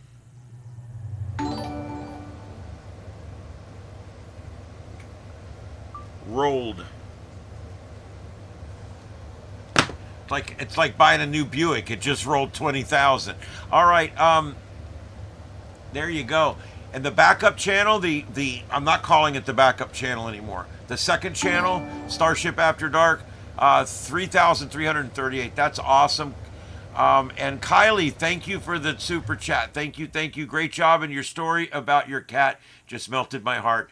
I love cats. I could tell you cat stories all day long. I don't care if guys call me gay. I don't really give a shit. I love cats. That's the way it is. My manhood is intact. Anyway, get baked, tell the cat. All right, congrats. Thank you. Thank you, everybody. Thank you for the kind sentiments and the chat rate of 50. Do you believe that? Oh my goodness. And that's why so many people are finding our channel tonight. When you guys talk, and thank Kylie one more time. Thank you, Kylie M. $5 donation. Thank you very much. And I really appreciate that. And yep, I love my cats. But yeah, it's important. The chatting in here makes the video go out to more people because they see that there's a big conversation going on. So I love you guys chatting as much as you want. We don't like spamming, but chatting is great. Yeah, I know the whole men love dogs, women love cats. It's stupid. It's not the truth. Of course, they've been saying dogs and cats fight for years, and they normally get along quite well. Yeah, I don't do dogs. I don't hate dogs. I just don't. They're not my thing. Beverly, what is that? Ty Binger? Beverly, thank you very much for the $10 super chat. I really appreciate that. You have no idea how I appreciate these super chats, guys. I don't normally get a lot of super chats because I don't ask for them. I don't beg. I try not to. But if you guys feel I deserve it, that's great. I don't like to beg for them. So I generally don't, but man, it does make me feel good when they come in. I will tell you that. It makes me feel good that people like what I'm doing. You know, it's so hard to get going on YouTube. And once you finally get there, it's great. All right, let's see here. There won't be any new information. The next update is going to be 2 a.m. There'll be a 2 a.m. intermediate advisory, and that would end up being 27 alpha. Is that W.H. Burton? Did I say it right? Or I don't think that's all pronounced together. Anyway, Burton, thank you very much. Thank you for the $10 super chat. I really, really appreciate it. And you know, cats fight. They're 3 or 4 times better fighters than dogs, pound for pound. It's just the dogs normally have a weight advantage on them. Yes, I'm in Florida. Yes, I'd be glad to show you the studio. Let's see here. Hello, everybody. My name is Ian. This is Starship Adventures. I am broadcasting live from my personal studio behind my home in North Fort Myers, Florida. That's Southwest Florida, right at ground zero where Hurricane Ian hit just 3 years ago.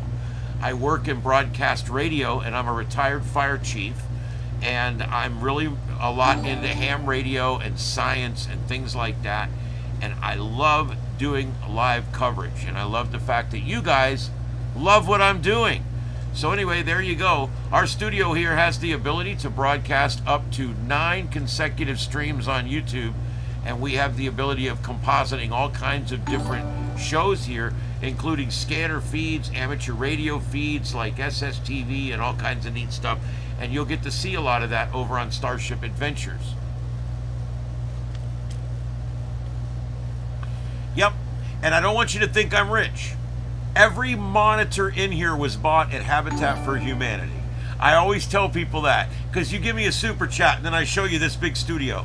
Every monitor in here, every single monitor in here was purchased at Habitat for Humanity. The computers I build myself. I use PC Part Picker, and I build the computers myself. I've got a bunch of HP, the small little thin clients that I use also, that I buy for $100 a pop, refurbished business machines. But all these 32-inch monitors I bought for $10 a piece. All these computer monitors, $10 a piece. And I built this studio. All this, it's plywood that I sanded down and I painted it black. I built this studio from scratch myself with a skill saw and a hammer and a drill. And yeah, I mean, this is a labor of love. It's been going on for years. Yes, we do amateur radio. My call sign is KO4EFS, Kilo Oscar 4 Echo Foxtrot Sierra. And yes, I do. If you look back on my 1,000 videos on my channel, you will see that many of them are ham radio. And I'm not that kind to the ARRL, I'm sorry. But anyway, yeah. So the studio serves three purposes. Number one, it allows me to monitor everything that's going on. That's nice. I got TVs going up here on different cable news channels and different things like that. It allows me that. Number two, it makes for a good backdrop. Studio, it's showmanship. You have to have a good backdrop. When I watch a show of someone that's working really hard putting a show together on YouTube, and there's piles of dirty laundry in the background, and like it go nuts. The background is important. When people see you, you need to have some kind of background. I changed this up. I moved things around. These are all working machines. Everything works in here, but it's all. I did it all on a budget, all on a shoestring. All right, I did it all on a broadcaster's salary, and we don't make a whole lot of money. So here we go. I got this studio. I've been working on this thing. I started the channel 5 years ago, right after I got my amateur radio license, and here it is. It's 5 years later, and I'm over 20,000 subs now. I'm on my way to that silver plaque that I've already got a hook over there. I'm going to hang that silver plaque right over there by the door.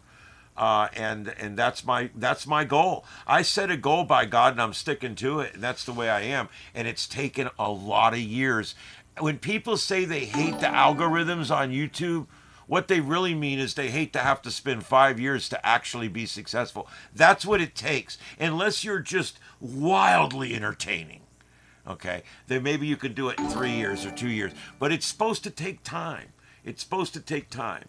And then I end up getting a big crowd like this, and you guys help me out a lot, and it's great. It propels me forward. But the main thing is I'm meeting new people tonight. What's not important? To me, the most important thing tonight, more important than the supers and the ad revenue, more important than everything else other than the storm and what those people are going through, the next thing that I think about when I think about doing this is I'm getting to meet new people. I'm getting to show you what I get to do. I do this. This is my studio. I produce this kind of content, and I'm glad you like it. And normally when we do this at night, I use Radar Omega. I use Flight Radar 24. I have a lot of paid services that I have here, and we will do whatever is going on in the world at that moment. We will track it, and it's really cool. Yep, I've been like this my whole life. I'm driven. Okay, I'm absolutely driven. I've spent the last 14 years doing local radio and local television, and it has prepared me to be a successful YouTube content creator, and that's basically what I'm doing here.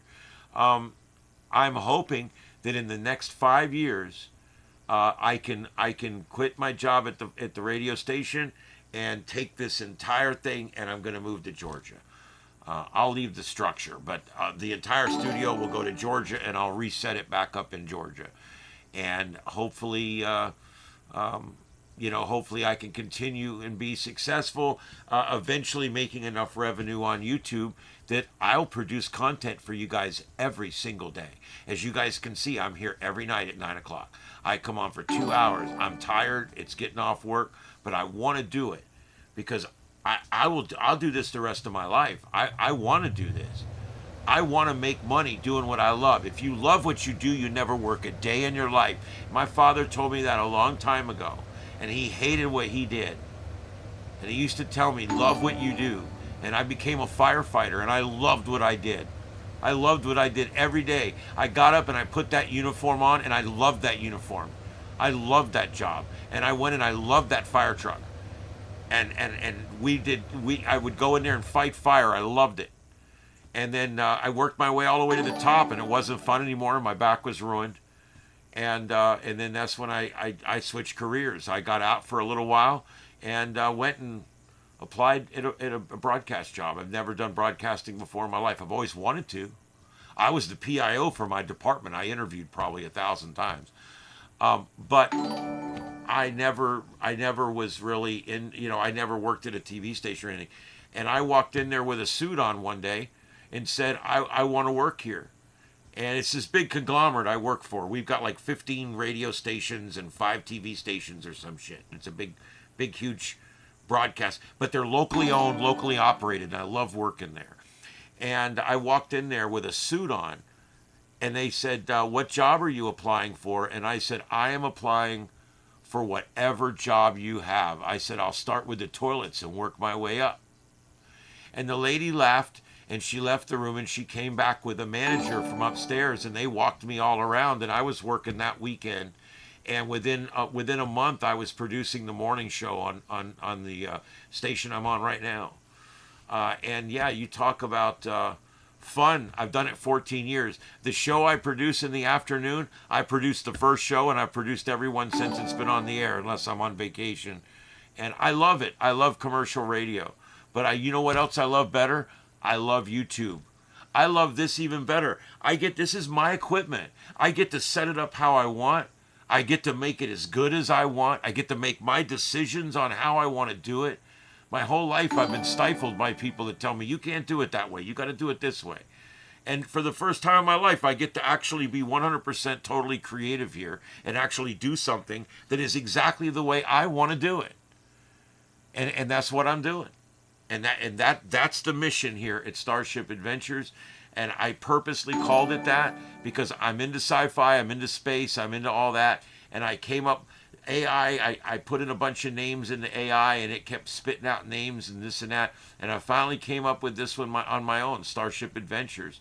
And I just decided I was going to use that because I want to treat my show like a multi-screen adventure. Like if we're storm chasing, we are virtually storm chasing. We are virtually in a police chase, watching it from 3 different helicopters. We are personally watching these protests. On the night, the No Kings rally, and I don't want to get political because it doesn't matter where I fall politically. I covered it as a journalist.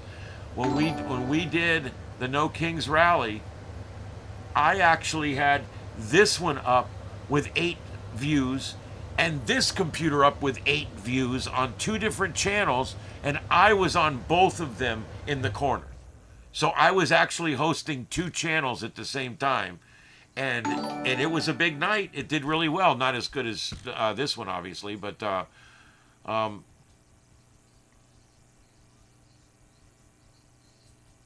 yep. Yep, exactly. All right, well, I wanted to get us off the topic for a minute, and I did. We need to get back to it. I am going to be signing off on this channel here in a little while. Been on for 3 hours and 23 minutes tonight.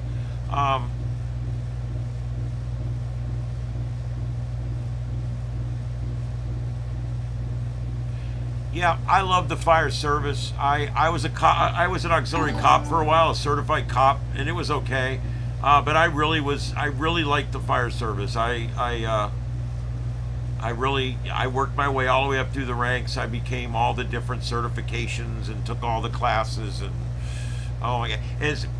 Part of the reason I left was my back, and the other part of it was I was sick of sitting in classrooms. Bedtime. Yeah, I know, it's mine too. Okay, the website, when I'm getting ready to sign off here in a few minutes. I hate to do it with so many people in, guys, but I have to get rest. Okay, this is the website. This is the actual video that you can go to, and you can go to that. If you go to that, you'll see it's basically kind of the same thing you see here, except instead of seeing me in the corner, you're just going to see a picture of the storm, and that will be up all night long for you guys. Okay, and it's doing really good over there. It's gotten I believe we're up to 200,000 views over there. Yeah, 206,000 views, 1,400 concurrent right now. And so you guys can all go over there if you want, but I do need to get a little bit of sleep tonight. I could leave this on, but it's the same thing I got going on over there, so maybe I could just leave it on. I may just leave this on, guys. What do you think? What do I got? 3 hours? Yeah, I got plenty of. Okay, so yeah, why don't I do that? I'll just leave this on. I'll put another camera up where I'm at, and I'll leave this on. I think that's what I'm gonna do. The link is right here. But I'll keep this one on too, guys. I'll just keep this on. You know what? I've changed my mind. I'm just going to keep this on. All right, so I'm going to sign off with you guys, but I'm going to replace my picture with a map of the storm, and I'm just going to keep this view up for tonight. Okay? Yeah, I'll put Mama Bleep in charge, and we'll see how that goes.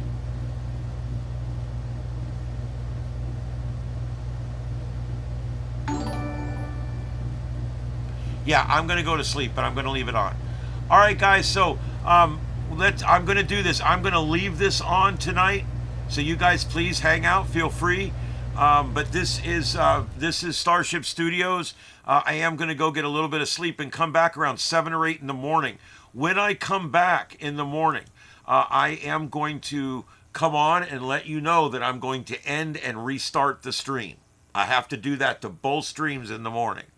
Okay, so I'm just letting you know about 6 in the morning when I get out here. Whenever I get ready to do it, whenever I get ready to go on, I will let you guys know that I'm going to be recycling the stream. Okay, if you let it go more than 12 hours, YouTube doesn't save it, and I want tomorrow saved. This over here has not been saved because it's too long, but I'm going to reset that one in the morning also, so that tomorrow both of these will run for 12 hours, and then I'll stop them and they'll both be saved. And that's what's important. I want to make sure we save whatever we capture tomorrow, because it's going to be kind of crazy. All right, it's making landfall tomorrow sometime in the morning. And it's going to really be bearing down on the beach right about first light. And then as we get towards mid-morning, 8 or 9 o'clock, the eye will come on shore. And that's where we are at right now. Currently 175 mile an hour winds with gusts to 200.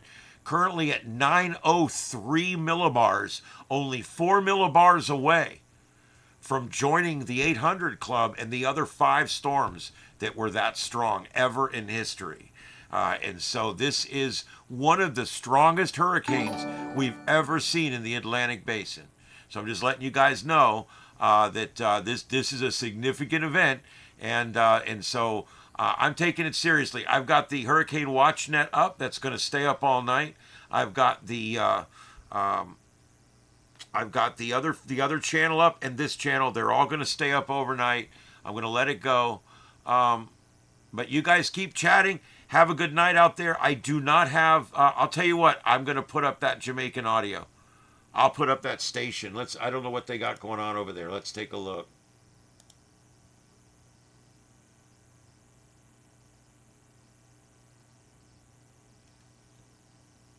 They have been out here from yesterday, just trying their best. And they said to me, if they have to come one more time. Okay, so it sounds like they're on news now. I hope they're doing news. I think they will. They're very good about doing a call-in, like a live call-in show while a storm's hitting. Yeah, 903 millibars. Absolutely. We're getting down there. This is on the way to being one of the strongest storms in the Atlantic Basin. Lisa, thank you for joining. All right, guys, I'm going to go take a nap, and I'll be back out here in about 5 hours, 6 hours. And by then it's going to be getting pretty strong. So look for me early in the morning. I will be on here. I am going to turn up the Jamaican radio on here so you guys can hear that.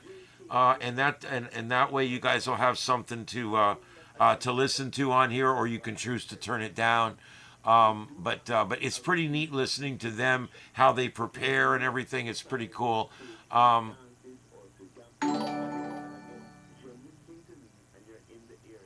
Yeah.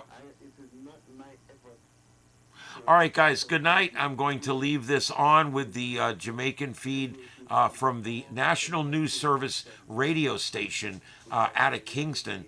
And you guys have a good night. I'll talk to you in about six or seven short hours here as I come back on the air. Yeah, it's not that long, so I'm going right now. All right, have a good night, everybody.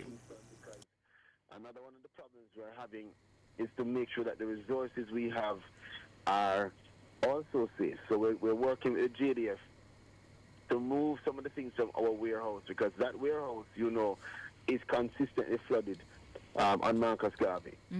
So we're doing a lot of work while we can before this really starts to blow. And so it's important for those who are listening, you must contribute to the effort to protect yourself and the country. Get out while you can. And finally, any update on the shelters, the number of people in the shelters? Well, the last time when I left the Vertex shelter, we had more than 150. I'm sure it's up to about 200 now. We were receiving, or to receive, about 150 cots from Odpen. The Cross primary shelter in Palmer's Cross had, I think, more than 15 persons. The Bustamante shelter had a couple of persons. I'm not sure the exact number, maybe around 50 or more. But by now, those shelters should have doubled. And again, one of the difficulties is that you have a lot of older persons, for instance, in Rocky Point, who it's not that they don't want to move, it's just very difficult for them to move. And so some of their family members are also staying with them to protect them. So that's one of the things on my mind now. Those persons who want to move, but it's just logistically difficult to get them out for whatever reason. Those are the persons that within the next 2 hours that I'm going to be focusing on to see if we can get them out. The others, I mean, we can do no more than we have done in terms of forcing persons. A lot of the persons here are fisher folk. They know what the risk. The phone line went. Is it that we're already having challenges? Yes, the because phone lines, and we're having St. Elizabeth, Clarendon now. Power issues as well. So with the GPS and cables, so it's a combination of factors. Fuel.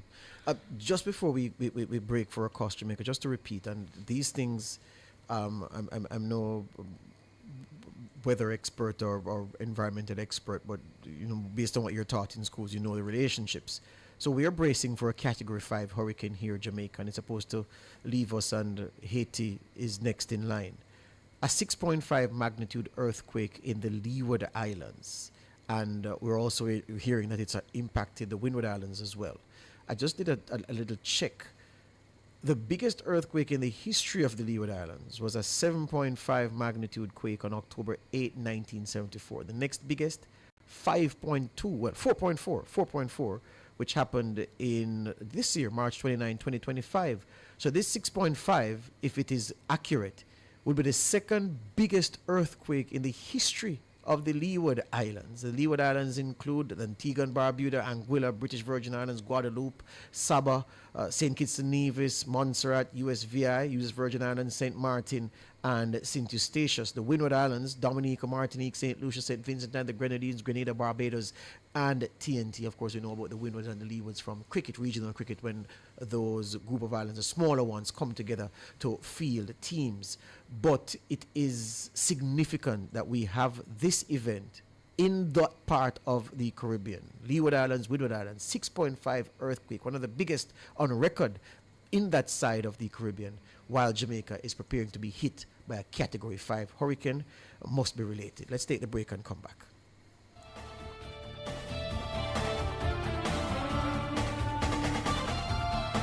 Front Page was brought to you today by ABC Electrical Sales, for a better choice in the electrical business.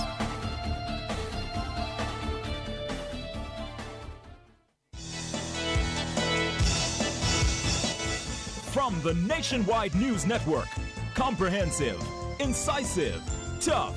This is Nationwide at 5. Good afternoon, I'm Ricardo Brooks. And I'm Tawna Thomas. In Nationwide News at this hour, Jamaicans urged to shelter in place as dangerous Category 5 Hurricane Melissa bears down on the island. Fewer than 1,000 people have sought refuge in shelters despite mandatory evacuation orders. The up-to-date information that I have in my possession represents 972 persons in shelters. Works Minister says he's satisfied the Sandy Gully in the vicinity of Seaview Gardens will provide free flow of floodwaters. 14,000 JSAF personnel ready to be deployed following the passage of Hurricane Melissa. The judiciary has suspended reporting conditions for bail amid threat of the Category 5 storm. In news from the rest of the world, the Bahamas orders evacuation of southeast Keys ahead of impact from Hurricane Melissa. Malta announces tax cuts for parents in bid to revive native birth rate. In headline sports, Jamaica Scorpions to have new captain for upcoming Super 50 tournament. And later in our broadcast, in the cover story at 5:35, the Met Service says Hurricane Melissa is expected to make landfall in St. Elizabeth or Westmoreland tomorrow.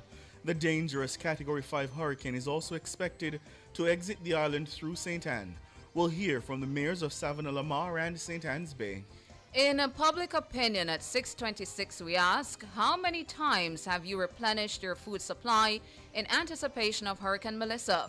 Give us your comments by logging on to our Facebook page and Nationwide News Network and by tweeting us at Nationwide Radio and message us on WhatsApp at 876-285-5693. You can also leave your comments on Instagram at Nationwide90FM. In the nation's business at 6:40, all residents of 7 low-lying and flood-prone communities in the southern part of the island were formally ordered to evacuate. We'll hear from the Member of Parliament for South East Clarendon, Pernell Charles Jr., the Member of Parliament for South West St. Elizabeth, Floyd Green, and Councillor for the Old Harbour Bay Division in St. Catherine, Dr. Kurt Wall. All these and more as we take you home on air on your mobile, Nationwide 90 FM, RevaNews.ai, and on the Reva News app, available on Google Play and the App Store this Monday afternoon. It's Monday, October 27, 2025.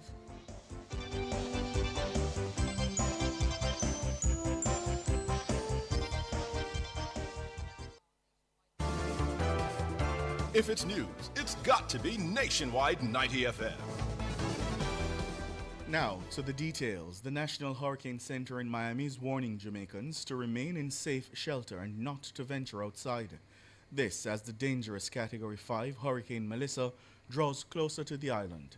The hurricane is approximately 145 miles south of capital city Kingston and 112 miles south of Bluefields in Westmoreland.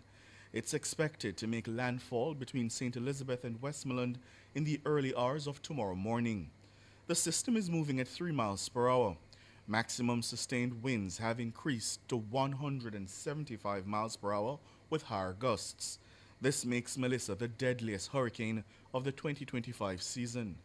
The Hurricane Center says Jamaicans should expect catastrophic and life-threatening flash flooding along with numerous landslides as the eye of the hurricane comes ashore.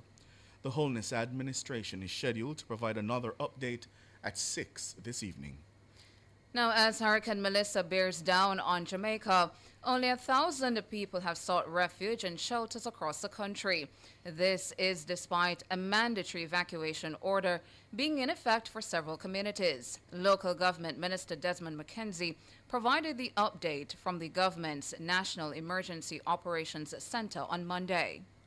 Only 76 of the 800 shelters are seeing any activities at all. The up-to-date information that I have in my possession, which was presented to me based on the networking that we have been doing, represents 972 persons in shelters. There are 4 parishes that have no one in the shelters. Clarendon has the highest number of persons so far, 311, followed by St. Thomas with 227, and Kingston and St. Andrew 179. Residents of 7 low-lying and flood-prone communities in the southern parts of the island have been formally ordered to evacuate immediately. The directive was issued under the Disaster Risk Management Hurricane Melissa Evacuation Order on Sunday. The communities are Port Royal in Kingston, Portland Cottage and Rocky Point in Clarendon, Old Harbour Bay, St. Catherine, and New Haven, Riverton City, and Taylorland, all in St. Andrew. Residents in several communities in southwest St. Elizabeth have also been encouraged to head to shelters. The vulnerable communities are Great Bay, Treasure Beach, Billy's Bay, Fort Charles, Pondside, and Parity. Residents in Galleon Beach are also being urged to evacuate. The government has deployed several JUTC units and rural school buses to assist with the transportation of residents. Minister Mackenzie is expressing concern about the number of people in shelters across parishes where projections show Melissa making landfall. I am hoping that the next update that is presented will show a much greater picture, because I'm concerned that in the parishes where this system is heading, the numbers are small.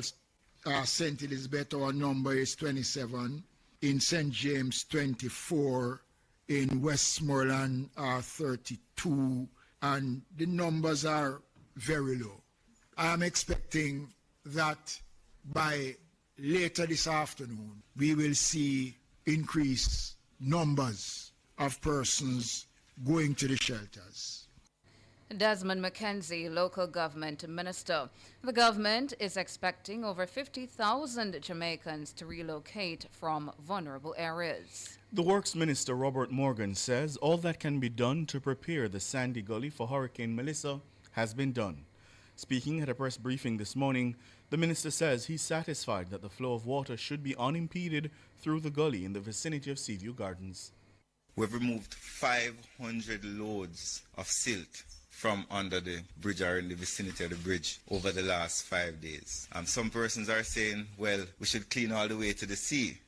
That is 1.5 kilometers from the bridge to the sea, and it is 37 meters wide. If that section that we cleaned was 500 truckloads of silt, think about how many trucks and excavators and backhoes and front-end loaders would be required to remove 1.5 kilometers of silt with a width of 37 meters, a couple thousand trucks.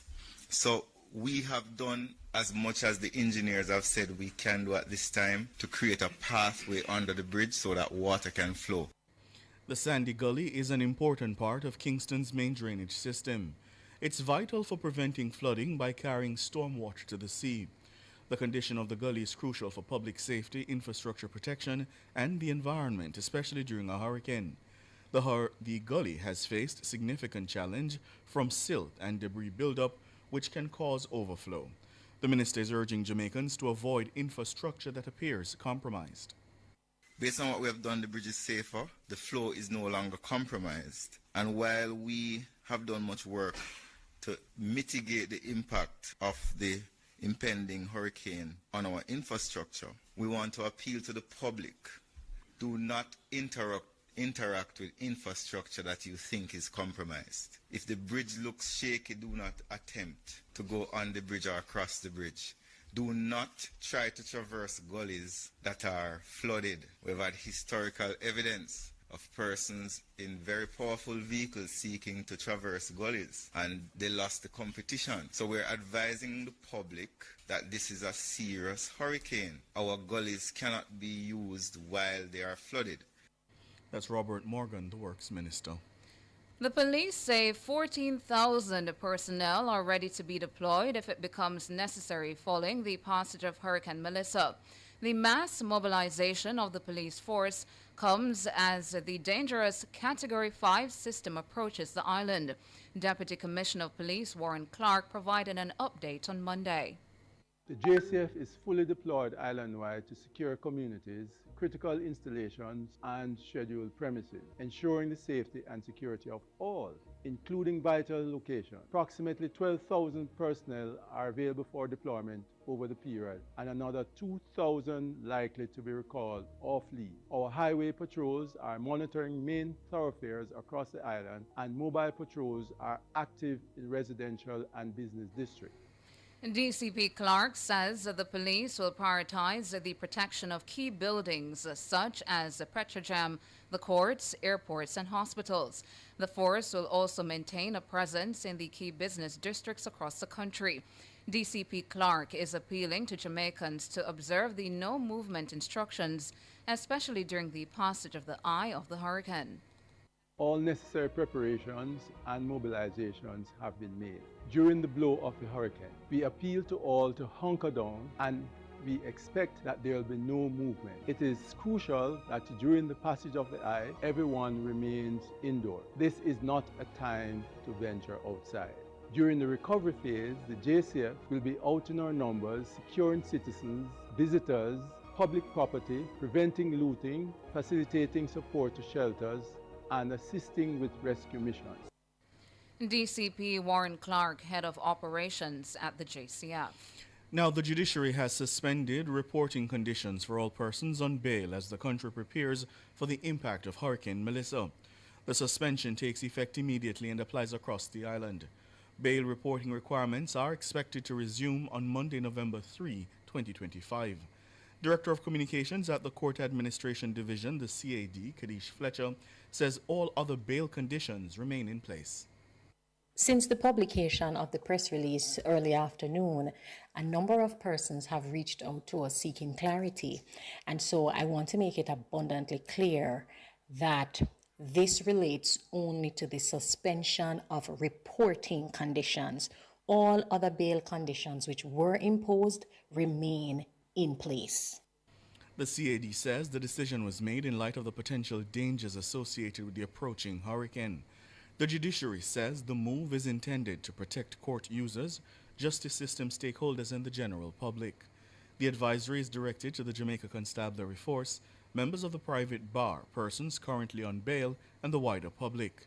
The judiciary is urging all affected individuals to take careful note of the temporary change. Members of the public are also being encouraged to monitor the Judiciary of Jamaica's official social media platforms for updates regarding court operations and any rescheduled court cases. Further information may be obtained from the Court Administration Division's Client Services, Communications, and Information team. Meanwhile, the Department of Correctional Services, the DCS, says it has taken all necessary measures to safeguard the lives and well-being of inmates and wards in preparation for Hurricane Melissa. The DCS says comprehensive emergency preparedness plans have been activated across all correctional institutions. Due to these plans, all visits to correctional institutions have been suspended until further notice. DCS says it remains vigilant and fully committed to maintaining order and care during the passage of the hurricane.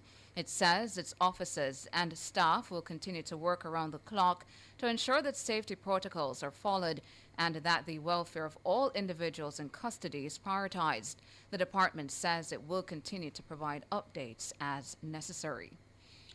Transport Minister Darrell Vaz says service from the Jamaica Urban Transit Company JUTC is now suspended. The minister says the buses will focus solely on emergency response. All bus service has been terminated. Only emergency services for JUTC, which I'll give you some information. And as I would have said last night, that we have also activated our rural school buses, which will play a critical role in rural Jamaica. As I said before, regular services are suspended until it is safe to operate. JUTC is in emergency response mode with teams on standby for evacuation at Rockford, Spanish Town, Portmore, and all 5 rural school bus regions. JUTC has responded to several calls for evacuation since Saturday. Unfortunately, only 103 persons have been evacuated. Darrell Vaz, the Transport Minister. You're listening to the news on Nationwide at 5. We'll have more after these.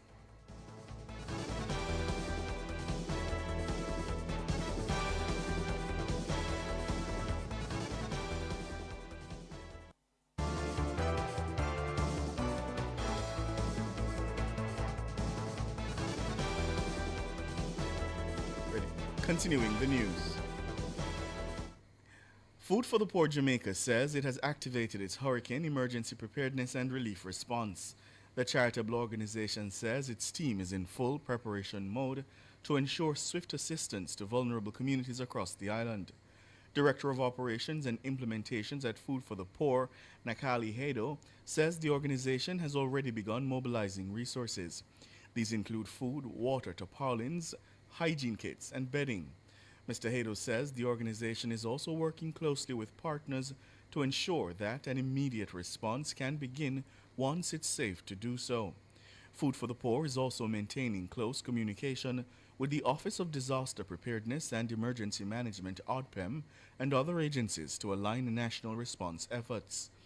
Mr. Hado further notes that teams have been meeting with key response partners, identifying potential communities and coordinating logistics for post-storm distribution of emergency relief. Those wishing to contribute can make donations online at www.foodforthepoorja.org. All funds raised will go directly toward the purchase and distribution of emergency relief supplies and long-term recovery assistance. The National Irrigation Commission Limited, NIC, is urging Jamaicans to stay away from open canals, especially during periods of heavy rainfall. It's also advising farmers to conserve water and manage their supplies carefully during this critical period. The NIC says it has activated its emergency protocols and completed all hurricane preparedness operations across the island.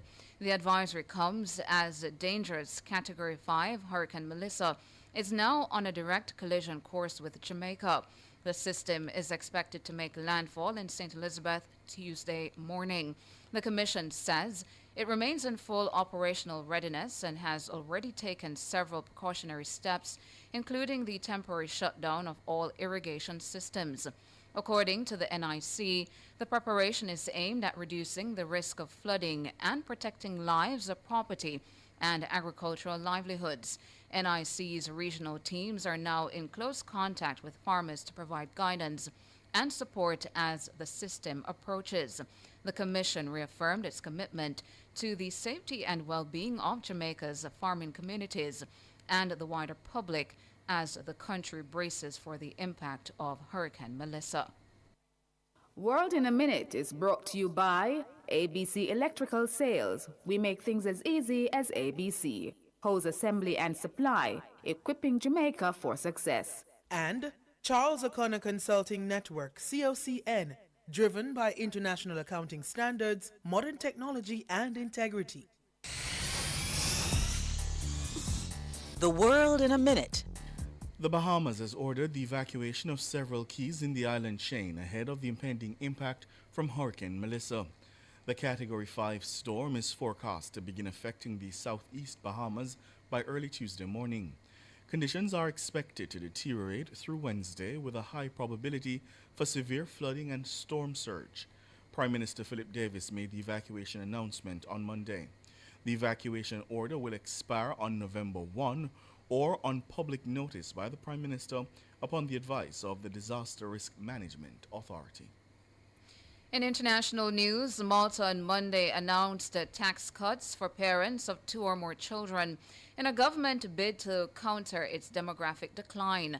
Under the plan, parents of 2 or more children each will not pay income tax on the first 18,500 euros of their income.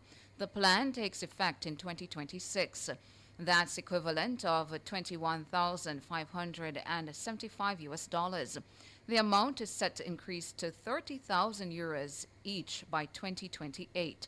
The tax cuts will be retained until the children are 23 years old. The finance minister told Parliament that the rock-bottom fertility rate of the Mediterranean island's native population was the biggest challenge facing the country.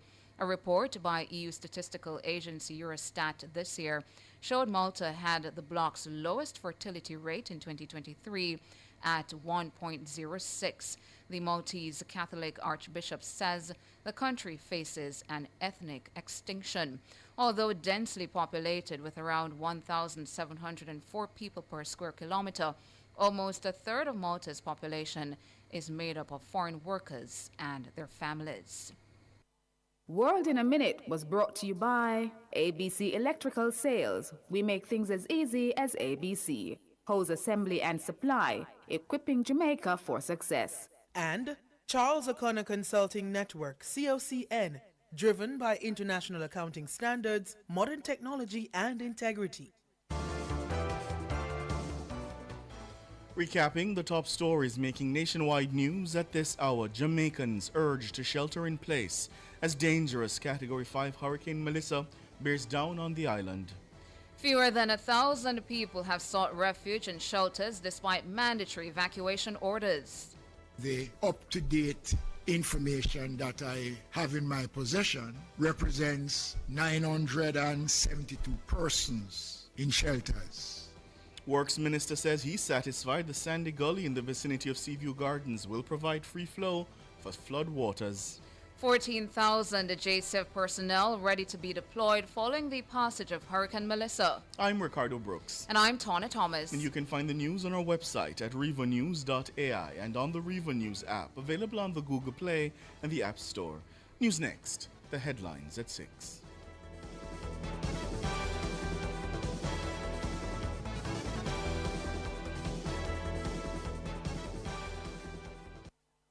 It's Monday, get over your blues.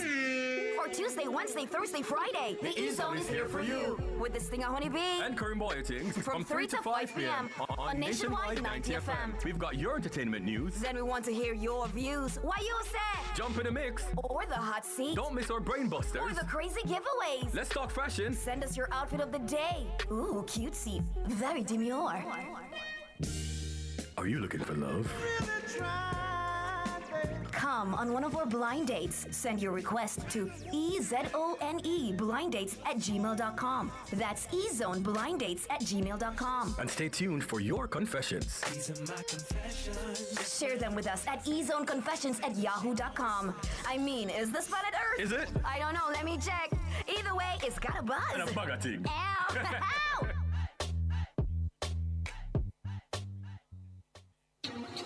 It's hard-hitting. It's riveting. It's the much-talked-about cover story during Nationwide at 5.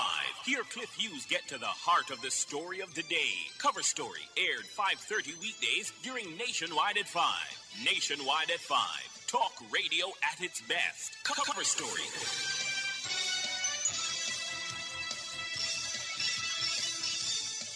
Cover Story is brought to you by JTA Credit Union, serving our members, impacting lives positively. Multilink, roll with control. Use Multilink, safe, fast, and accepted in more locations. Sports at 5 is brought to you by Total Tools. Total Tools, every tool, every trade.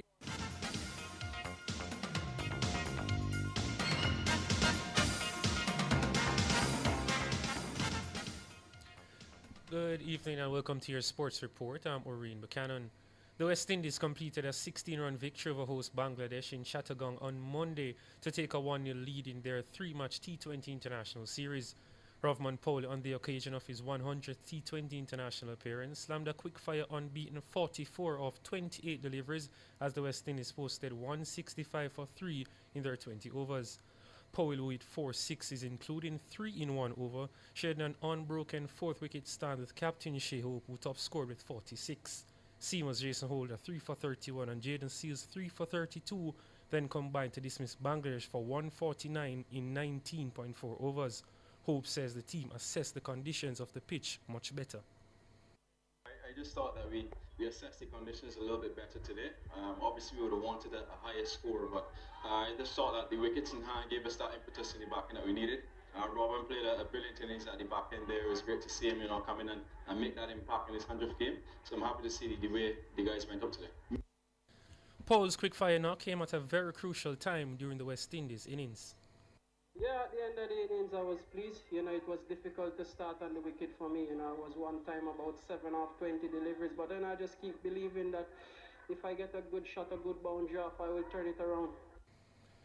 Now to horse racing, as 3-time champion racehorse trainer Anthony Baba Nunes says he's worried about the damage that could be brought by Hurricane Melissa on the infrastructure and livestock at Caymanas Park in Portmore, St. Catherine. On Sunday, Nunes posted a video on his YouTube platform outlining plans to protect his stables.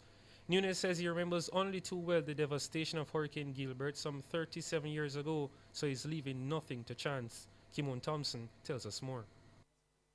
Hurricane Gilbert had a destructive impact on Caymanas Park as it ravaged the island on September 12, 1988. Racing was suspended days before that fateful date, and it wasn't until late December that the park hosted its next race meet. That 3-month period is the longest break since racing began at Caymanas Park in 1959. As he spoke to his audience on Sunday, Anthony Baba Nunes cut a very concerned figure. At one point, he removed his eyeglasses and appeared to be fighting back tears. He says a team did comprehensive work to try to protect the hundreds of horses stabled at various barns across the 196 acres of land occupied by Caymanas Park. Let you guys know, we have done what we can do. We have organized for all drains to be cut and cleaned surrounding the stable to try and avoid flooding. We have picked up all loose objects that may be on ranges, like saddles and bridles and so forth and so on, have been packed away. We have cut our horse feed intake starting today, morning and evening. We've added some salt to their feed to help them with digestion. They will have water access 24 hours once the water remains. We hope that that is the case. Nunes says racing stakeholders who experienced Hurricane Gilbert, a Category 3 storm, are only too aware of the damage that Melissa, which is listed as a Category 5, has the potential to inflict. So to remind you guys, in 1988, when Gilbert hit as a Category 3, I was an assistant trainer to my brother. Every roof at Caymanas Park had left. The stables were destroyed, not to frighten anybody, but we're keeping it real. A number of horses died in their stalls. That's with rafters, flying debris, whether it be zinc or other objects. The horses getting frightened. Obviously, when the breeze picks up and the trees that may be on top of some of the roofs start to drag and make loud noises. Nunes, a second-generation trainer, says several of his grooms are staying on property to be able to respond swiftly if the worst happens. We have rooms here at the barn, so a number of them, I would say right now, between 6 to 12 grooms will be on site here at the stables, monitoring things. But as we know with a Category 4 or 5, based on history with the Category 3 Gilbert, that we may lose roofs. Reporting for Nationwide Sports, I'm Kimone Thompson. And from Jamaica to Canada, as veteran Barbadian jockey Christopher Husband secured his 4th jockey's title at Canadian-based racetrack Fort Erie over the weekend as he completed victories on mounts 10 to midnight, making the Viking and Clara You the Best on Saturday's race card to end the 2025 season with 41 wins. On top, Clara You the Best coming down the outside. Aussie Hyper is gaining ground but still has a lot of ground to make up on Moral Turpitude. It's Moral Turpitude and Clara You the Best fighting it out in the final 16th. Moral Turpitude has the lead. Clara You the Best surging down the outside. Coming to the wire, it's Clara You the Best and Chris Husbands to win the Crimson Maple Cup. Clara You the Best over Moral Turpitude, then Aussie Hyper, Hot Omelette, and Now Is a Breeze. 1:45-3. Husbands, who battled most of the 2024 season with injuries, dethroned reigning champion Juan Crawford, who finished second with 32 wins. Defending Super Bowl champions, the Philadelphia Eagles, strengthened their lead atop the NFC East as they registered a commanding 38-20 victory over the New York Giants in Sunday night action. Running back Saquon Barkley rushed for 150 yards before leaving the field with an apparent groin injury. Eagles go jumbo on 2nd and 10. Here is Barkley, left side, big hole. Saquon Barkley! Uh-oh! Barkley! Goodbye!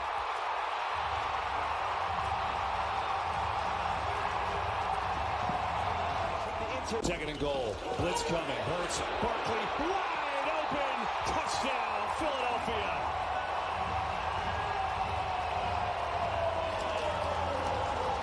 With him, either the defensive end when they blitz that backer, but Thibodeau doesn't, and no one's on Saquon. The 28-year-old Saquon Barkley in his post-game assessment stated that he isn't worried about tweaking his groin as there is enough time this season to get healthy. Just being professional, knowing that every week's not going to be how you want it to be sometimes, but you can't lose faith. You got to come in and continue to stick to the routine, continue to build, and sometimes that's how it goes. But you'd rather be going like this than the opposite way. And I feel like we got things rolling in the run game today, and we can build on that. But most importantly, whether it's in the run game or passing the ball, we won. And that's the only thing we're really searching for. I wasn't worried about it. I mean, I came off, but you know, I've dealt with this before. Nothing crazy, but you know, it's a long season. Saquon Barkley, running back for the Philadelphia Eagles. Those are sports making your evening sports. Oreen Buchanan.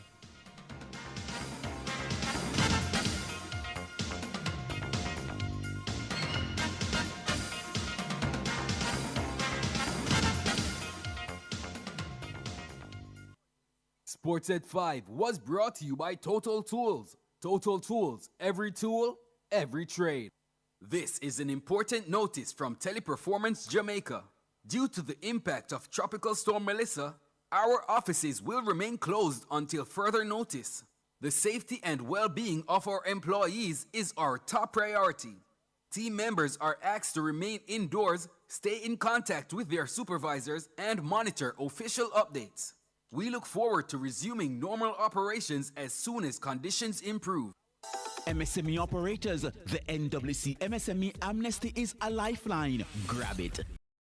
Apply between September 1 and November 30, 2025. Visit nwcjamaica.com. Email us at customercare@nwc.com.jm. You can also visit any commercial office or dial 888-NWC. Get a 50% debt write-off on your small commercial account if you pay all other outstanding debts or sign a payment agreement to do so in 3 months. Apply today. As we grow older, there are many challenges that we have to confront, but these years can represent the best in our lives. Coming of Age during Nationwide This Morning on Thursdays explores issues persons 50 and over confront.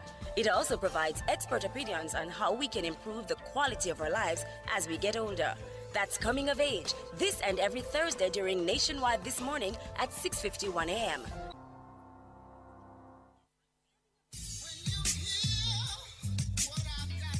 Public opinion. Stop this foolish about this GLP and PMP business. We are a Jamaican. Different people. It's not a matter of a GLP or a PMP. I think it's more like where it is that you think you're comfortable, what support you can afford to make the country better. Different views. Most entertainers, they're not amenable to management, so the only thing that can ultimately structure them is the court and the prison. Public opinion. The voice of the people at 6:25 p.m. weekdays during Nationwide at 5. Tune into Nationwide at 6:25 p.m. for Public Opinion, where the people's views matter. Public Opinion is brought to you by Cleasing Industrial Supplies Limited, Industrial Automation and Control Solutions. This is the story of the one. As a custodial supervisor at a high school, he knows that during cold and flu season, germs spread fast. It's why he partners with Grainger to stay fully stocked on the products and supplies he needs, from tissues to disinfectants to floor scrubbers. All so that he can help students, staff, and teachers stay healthy and focused. Call 1-800-GRAINGER, click Grainger.com, or just stop by. Grainger, for the ones who get it done. Wednesday at 6:50 a.m. during the program This Morning on Nationwide 90 FM, a revolution in media.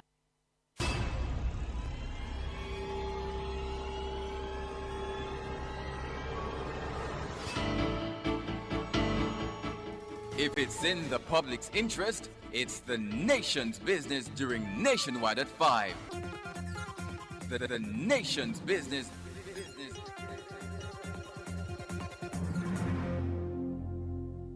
No mercy.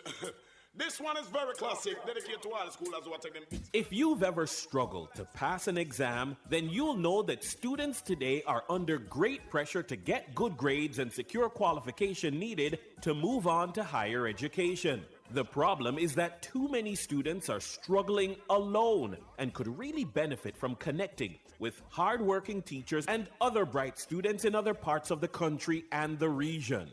Join me, Dennis Brooks, this and every Friday evening from 8 to 9, with a repeat on Saturday morning from 8 to 9. For the A-Team, a study group on radio, my team of teachers, students, and experts will break down the syllabus, giving you information, tips, and past paper questions that will help you get top grades in your upcoming exams. Follow us on Facebook Live and on Twitter and be a part of the community. it's the A-Team. Fridays at 8 p.m. with a repeat at 8 o'clock on Saturday morning. It's your free extra class on radio and social media. And it's right here on Nationwide 90 FM, the revolution in media.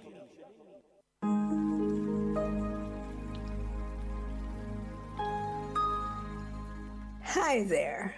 Here's some good news for these trying times. Quote, "By God's word, I can see where I'm going. They throw a beam of light on my dark path." Unquote. Psalm 119, verse 105. Listen for God's word weekdays at 5:45 a.m. and 12:55 p.m. through Oasis. Stop by for a refreshing drink and share a God perspective for the day. Oasis. Weekdays 5:45 a.m. and 12:55 p.m. right here on Nationwide, a revolution in media. The rebroadcast of the Oasis can be heard weekdays at 5:45 a.m. Cover Story is brought to you by Multilink. Roll with control. Use Multilink. Safe, fast, and accepted in more locations. Teaching is rewarding and exhausting. AI-powered tools from Cengage help you manage the chaos and support your students with less stress. Track progress, spot concerns, and make a bigger impact. Learn more at Cengage.com. And secure you can use anywhere, spend while supporting the economy. Look for the Multilink logo on your card and benefit from Jamaica's largest debit payment network. Multilink, 24/7 access for me. What would I do without my Multilink?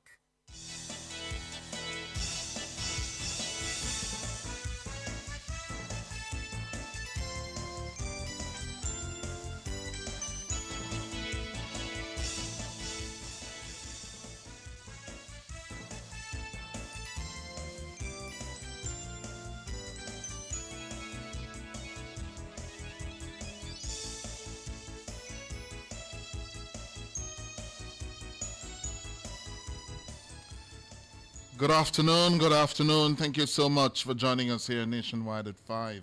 I'm Cliff Hughes. Good afternoon, listeners. Good afternoon, viewers. I'm Ricardo Brooks. Good afternoon, Ricardo. How are you? And, well, she's beginning to turn towards Jamaica. That's the takeaway from the latest bulletin number 46 from the Meteorological Service.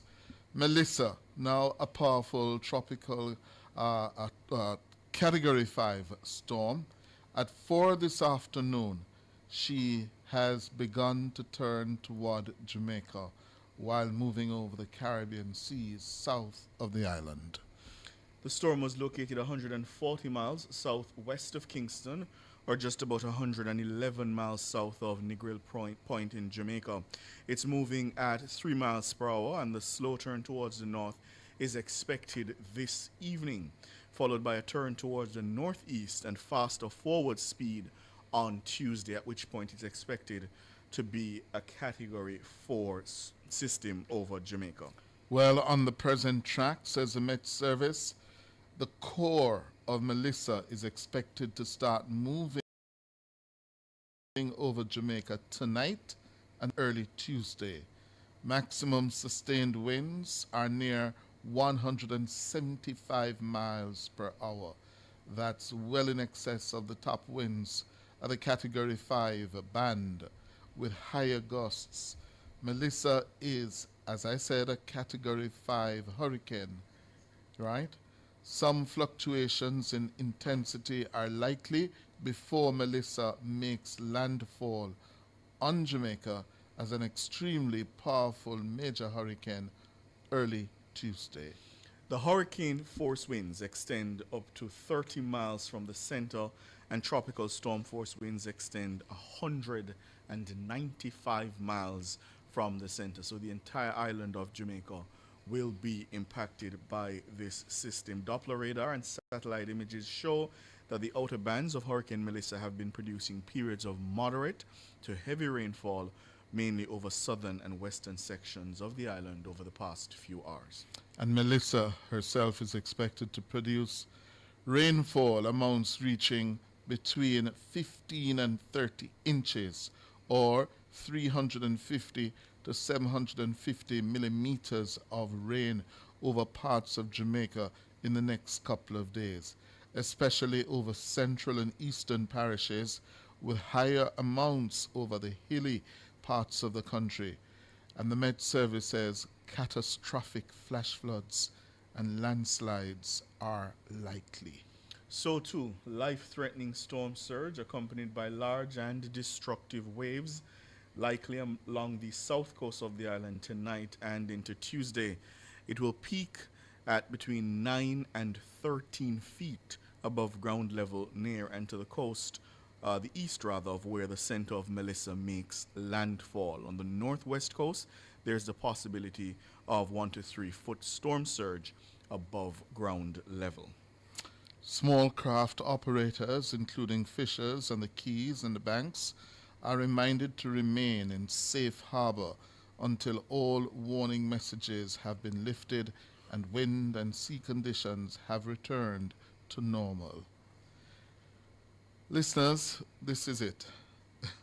And the Met Service, in this bulletin, number 46, are really saying we're in for it tonight into tomorrow morning.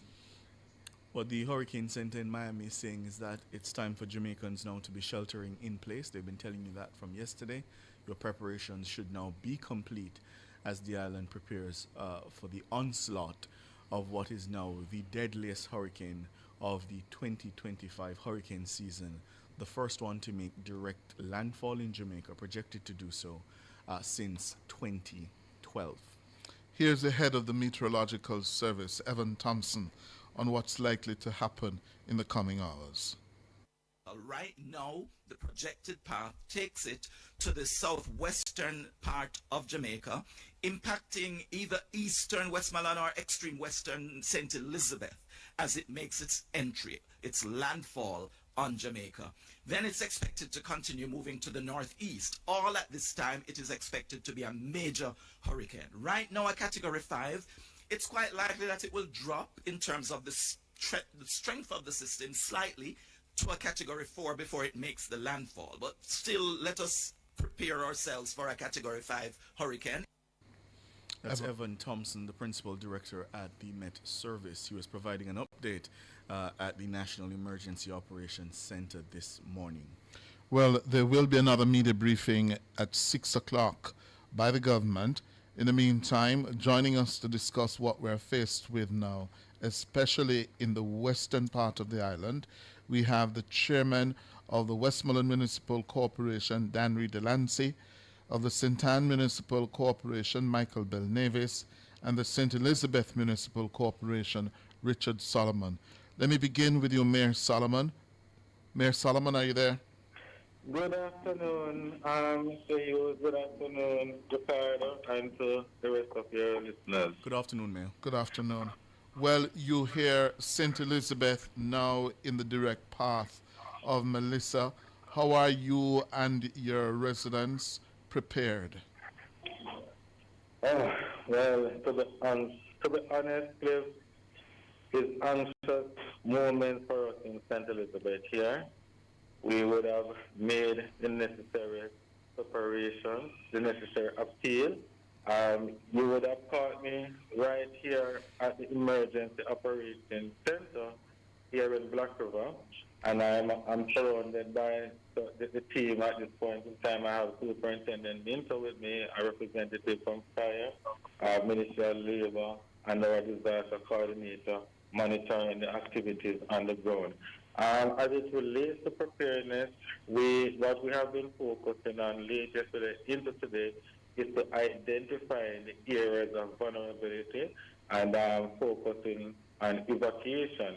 I have to really commend the Jamaica Constabulary Force for the support that they would have been given to us in terms of announcing, persuading and encouraging persons to leave these vulnerable areas to shelters that we would have made available for them. I'm happy to say that we would have realized that a number of our residents are yielding to the cause. Last year when we had burial, it was about 100 persons we had in our shelters. And at this point in time, we have over 316 persons in some 29 activated shelters across the parish at this point in time. But it suggests that persons are in areas like Treasure Beach, Pondside, those vulnerable areas, Gallant. We would have provided transportation, and I have to commend our Minister Vance for the support that he would have been providing to St. Elizabeth with that effort. Such we have certain mechanism in place and standby. We are preparing to brace for the worst. We would have been through burial, we would have learned a lot from burial, but what is coming? Mayor Solomon? Mayor Solomon? No. Seems like we lost the connection there, but what he was telling Ricardo listeners, an indication of a positive response so far from the people of St. Elizabeth, over 300 in shelters. He said during burial at this time, there were just over 100. That's 3 times now. Great Bay, Treasure Beach, Pondside, Parity are all vulnerable communities where mandatory evacuation orders are in effect. And it would appear that they are heeding the warnings, the mandatory evacuation orders. Mayor Bill Navis? Yes, sir. The system is expected to exit the island through St. Anne. What's your level of preparedness? Yes, well, we're prepared. We've had the emergency operating center activated well over 2 days now, and everyone is here. It's from the police force to the fire department. We have Ministry of Labor and Social Security and all the relevant agencies, Jamaica Public Service, and they're all here and are ready to give instruction. I got a report earlier, Mayor, that in some of your shelters there was no bedding. Is it that you're asking the residents to bring their own bedding? What's the situation there? Yeah, absolutely. A relative low turnover because it's been relatively quiet here. No wind activity, and it's no rain so far. People have, usually wait to the 11th hour. So what we're seeing is the turnout has been relatively low at this time. Of the 80-something shelters that we have, not all of them are open because the turnout has been so low. So in certain cases, it's in one individual. So what we usually do in this time, Mayor, just hold on for us. Let's see if we can fix the line. The line is pretty bad. Mayor Solomon. Solomon is back. Yeah. Mayor Solomon, are you there? Yes, I'm here. I hear you have to leave us in a minute or two, so let me ask you very quickly.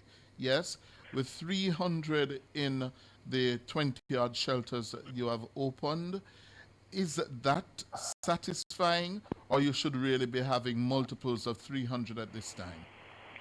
Not satisfactory at all, because some of the vulnerable areas that we would have sent transportation in, our residents were reluctant in terms of utilizing the service.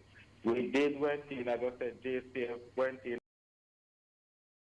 and did proper announcements, notified them, we told them of the timing and everything, but they are reluctant in taking up the offer. So as a result, I am still not pleased, and I'm still appealing at this last minute that if it is that they can make it to a shelter, please do so, because when the system hits, based on all indications, we will not be able to respond during the system. And we are asking persons to use the final minute to yield to the call and take refuge at shelter where necessary. What are you feeling there now in Black River where you are? Describe what is happening. In Black River, I think not so bad at this point in time. We can say there's a little bit of surge, but not anything to really speak about. We're getting a little, really not much wind. But in some section of the parish, we're getting more rainfall than others. Holland Bumble, having some amount of water now. But all in all, it's not much devastation at this point in time. A few trees down, we had an issue in Mountainside. We had people on the power line. GPS is aware of it, and I'm happy to say that the communication with us and GPS now is good. So they are aware and they're working on the situation at this point. Mayor Solomon, I hear you have to go, but I'm going to ask you, you know our lines and our producer, when things really turn up, that we're going to be reaching out to you to help us understand what is facing you and your people in St. Elizabeth sometime later tonight, early tomorrow morning. Most definitely, I'll be happy to provide an update to the country. Okay, good. We're going to take a break and come back with more. This is Tracking Hurricane Melissa on Nationwide at 5.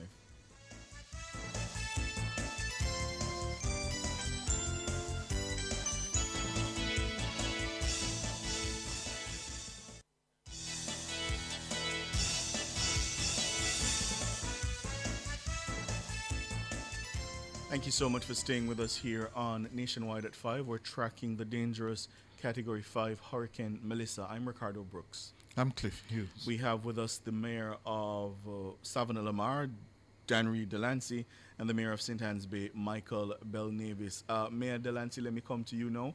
What's the preparation looking like in Westmoreland? Good evening. We are prepared as best as we can. We started off with drain cleaning.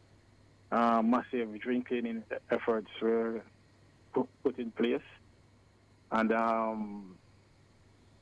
leading up to today now, we have had the assistance of the police in trying to persuade persons to move from low-lying areas. How successful have you been at that persuasion effort? Not as successful as we would have wanted to be. And what do you hear from the residents when they resist your call to evacuate? Well, a number of residents are saying that they have been through several weather systems without moving, and at the end they were okay. Some expressed concerns about leaving the room and it becoming vandalized, and people stealing their stuff and all of that. Yeah, you were telling me, so you said drain cleaning. What other preparation efforts have been made? Yes, so we carried out a massive amount of drain cleaning. We have the Metrobus service assisting us with trying to move people from areas like St. Paul's, Little London, Wharf Road, Green Gill, Hartford, Petersfield, downtown South, those places that Macmillan, places that are known to be flood prone. And some people came and some people have not. Currently we have 250 persons in shelters across the parish. The breakdown will show us that after 250, 198 are adults, and 52 are children. We have a total of 66 primary shelters, and 66 have been activated, and currently 22 shelters are sheltering residents as we speak. Mayor Delancey, the areas that give you the greatest concern going into tonight, into tomorrow morning, yes? What are those areas? Given the forecast for a lot of rain and likely flooding. The post of White House, the area mentioned just a while ago, Wharf Road, that's in the Savlamar area, downtown Savlamar, Matney Land for sure, Little London proper, and some outlying areas as well. Places in Hartford, Petersfield, and parts of Green Gill. Mm-hmm. Those are what currently our biggest concerns. Mm-hmm. Yeah. Going back to Michael Belnavis, Mayor Belnavis, are you there? Yes, I'm here. Can you hear me? Yes.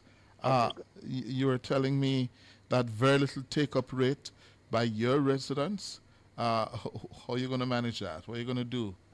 Well, I went and did a check, and the 5 o'clock take-up has been significantly better. We're now at 404 individuals throughout the various shelters that we have across the parish.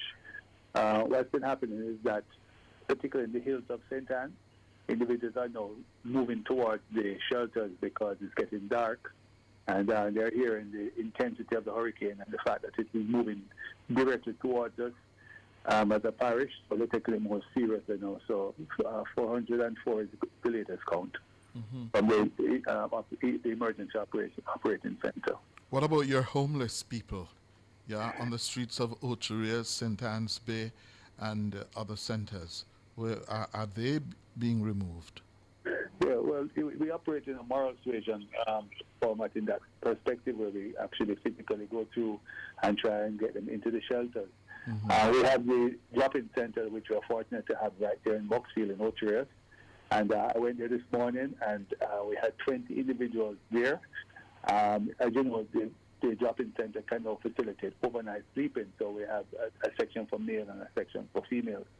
And so they have somewhere to sleep there. And when I went there, they were cooking lunch for them.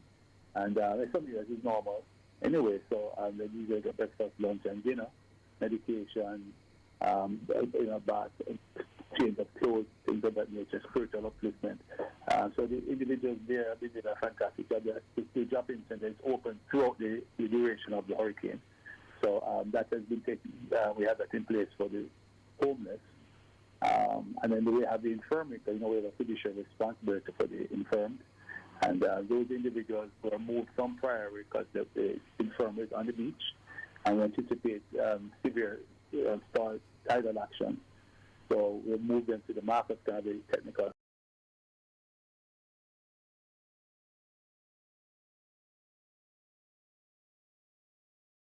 High School, where we're retrofitted the infirmary with sideboard at the windows, putting water supply, with black drum generators and so on, just in case current and water goes. And we have 80 individuals there that are in the infirmary, and we have 30 caregivers. Mayor Belnavis, I heard you speak of course, the windows, battening up the windows, yeah? Yes. But have we gone on the roofs? Because... this is the concrete structures. I didn't Marcus Garvey area. So they're actually classrooms. Of course, there's a big kitchen there also. So it's all concrete. So what we're battening up are the windows. So we don't have any sort of wind action with it. So it's slab roofs we have at the schools? Yes. Okay. All right. So they're very, very safe and in good hands. And of course, we had at the hospital, we had day before yesterday, we had a meeting at the hospital, a virtual meeting with all the various department heads to check the readiness, state of readiness, to include oxygen, blood supply, just making sure that the staffing is there to ensure that we're there and get someone who can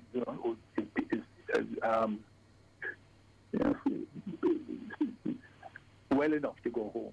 Yeah. So we have that type of thing. So we put all the measures in place. All this is some prayers, and we have all those champion prayers out there. That we call them prayer warriors in St. Anne. That is doing what is necessary. So we don't anticipate that it's going to happen, but we have to be careful and ready because happen. Thank you, Mayor Belnavis. We're going to give the last word to Mayor Delancey out of Westmoreland, Savlamar. Mayor Delancey, the level of cooperation and the support you're getting from the constabulary force, what's that like? Yes, I want to really lift my hat to them. They have been with us from our first emergency operations center meeting.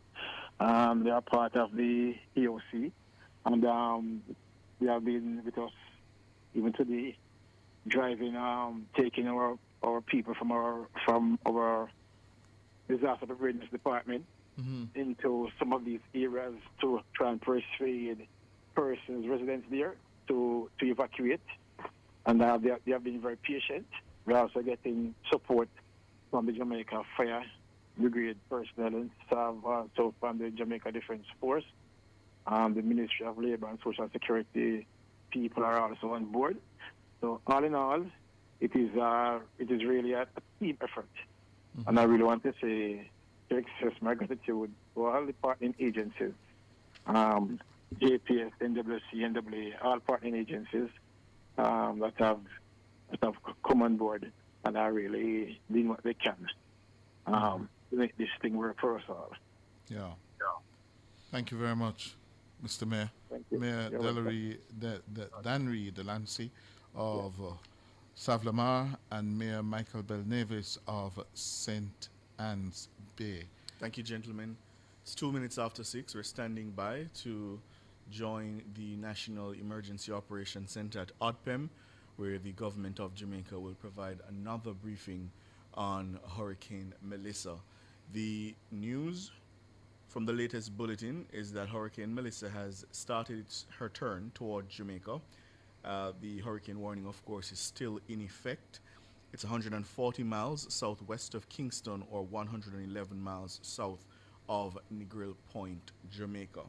And it's expected to make landfall sometime tonight into tomorrow morning. And she's moving, again, still continues to crawl at only 3 miles per hour or 6 kilometers per hour. Yes? So it's going to, at 111 miles south of Negril Point, yes? She is about 35, yes? About 35 hours from Negril Point, yes? When she makes that northern turn. The wind speeds, the maximum sustained winds, 175 miles per hour with higher gusts, right? And the hurricane force winds extend outward for about 30 miles, while the tropical storm force winds extend outward 195 miles. We're expecting between 15 to 30 inches of rainfall over the next couple of days, especially over central and eastern parishes. Higher amounts, of course, likely. Nationwide 90 FM has just presented a rebroadcast of this morning's front page, the news at 5 and cover story.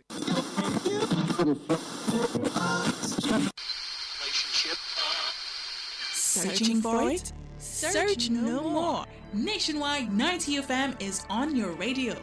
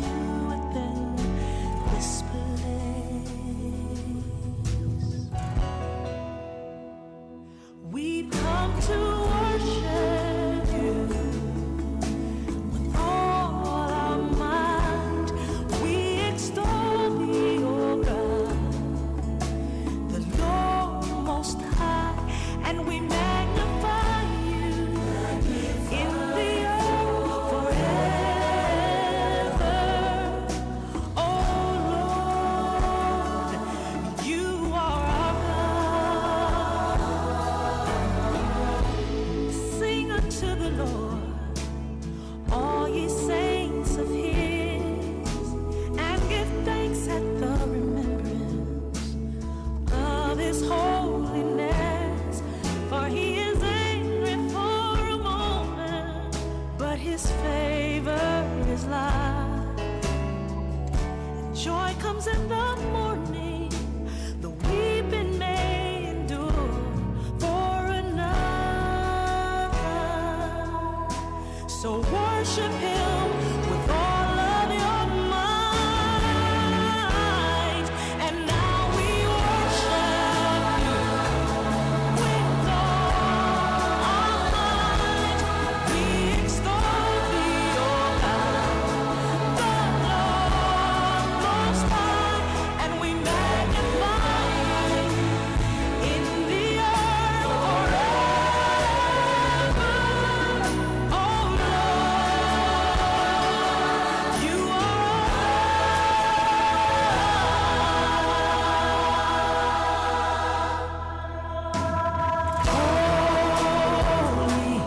Father God, we welcome You within this place.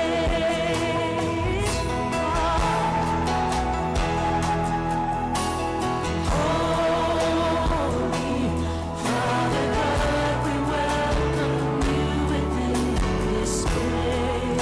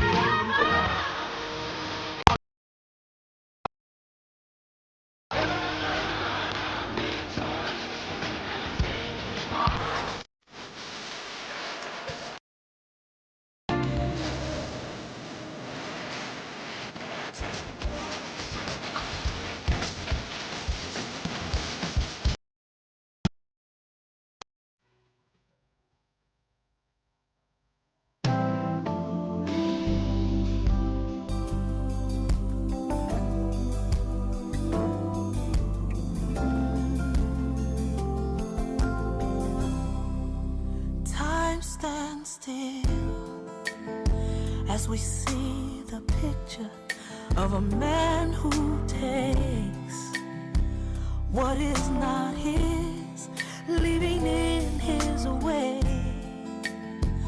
a broken woman, and a man who hates enough to kill one by one.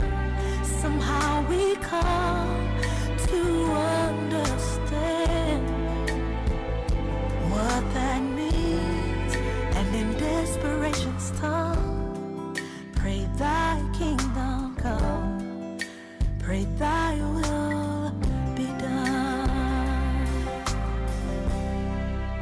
Side by side, we watch this picture, even as it grows beyond the screen. Most of us in pain, hurting for the victims, but for some of us it's more than just a moving scene.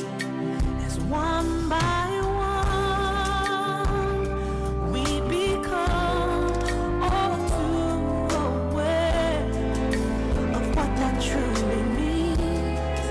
And instead of taking guns, we embrace the morning sun. Let thy will be done. Thy will be done in me. Thy will be done indeed. Thy will be done. But while we're waiting, oh let it be. Oh, won't you let it begin with me? Oh Lord, please let it begin with me.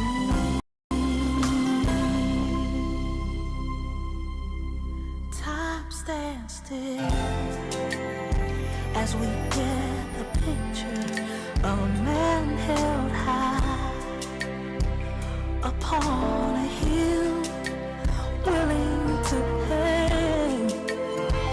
though now convicted, willing to pay for crimes not his.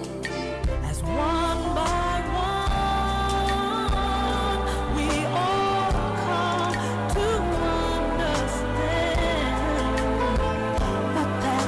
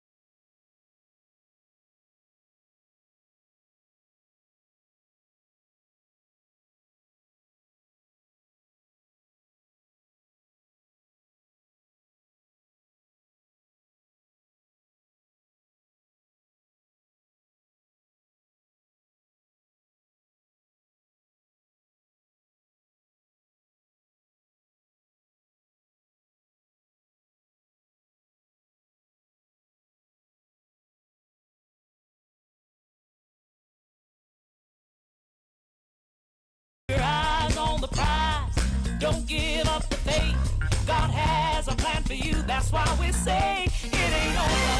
It ain't over. No matter what you're going through, it ain't over. It ain't over. God's gonna work it out for you. If you can believe, it ain't over. Trouble don't last always. It ain't over. It ain't over. It ain't over. It ain't over. It ain't over. It ain't over. Weeping may endure for a night, but it ain't over. It ain't over. Joy's gonna come. Joy's gonna come. If you just believe in the morning, it ain't over. It ain't over. Oh, whose report? God has spoken. We receive. Oh, it ain't over. It ain't over. It ain't over. It ain't over. It ain't over. Oh, yeah. Said it ain't over. It ain't over. Saints, hold on, hold on, hold on. It ain't over. If you just believe it ain't over, it ain't over. It ain't over. Will you believe? God has spoken. God spoke. Will you receive? It ain't over. It ain't over. It ain't over. It ain't over. It ain't over. Oh yeah, yeah, yeah, yeah, yeah, yeah, yeah, yeah.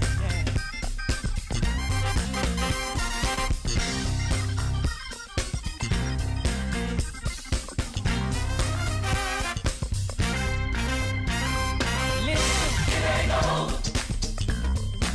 Said it ain't over. It ain't over. Trust me, it ain't over.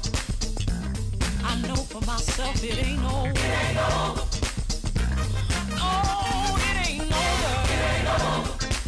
I believe it ain't over. It ain't over. It's just getting started. It ain't over. You gotta believe it ain't over. It ain't over.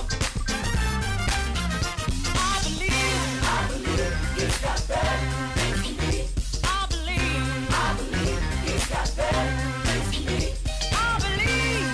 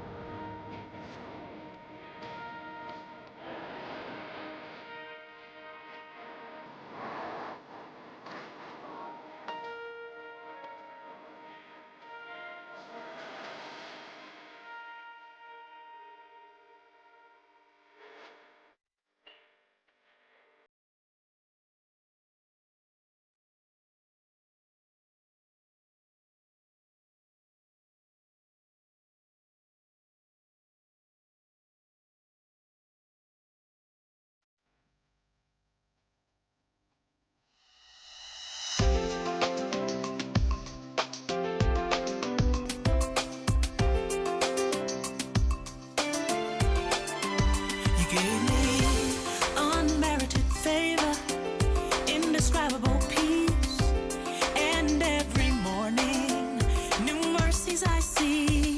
Great is your faithfulness, great is your love towards me. You bear all my cares and nothing compares to everything. Tonight, it's your love that makes it alright. You said if we live for you, there's nothing you wouldn't do. So we come to you. So I will live my whole life for you all of my days. I will trust in your power and your holiness. I will love with my heart and give you all the praise. Oh yeah, I promise to. I will live my whole life for you all of my days. I will trust in your power and your holiness. I will love with my heart and give you all the praise. I promise to. Lord, I'll live for you. And now it's my turn to offer you all I have, my heartfelt praise. For the rest of my days, I'll lift your name up high. I'll tell the whole world you bear all my cares and nothing compares to everything. Tonight, the storms of life will drive and makes it alright. It makes everything alright. We live for you. There's nothing you would not do. So we come to you. So I will live my whole life for you all of my days. I will trust in your power and your holiness. I will love with my heart and give you all the praise.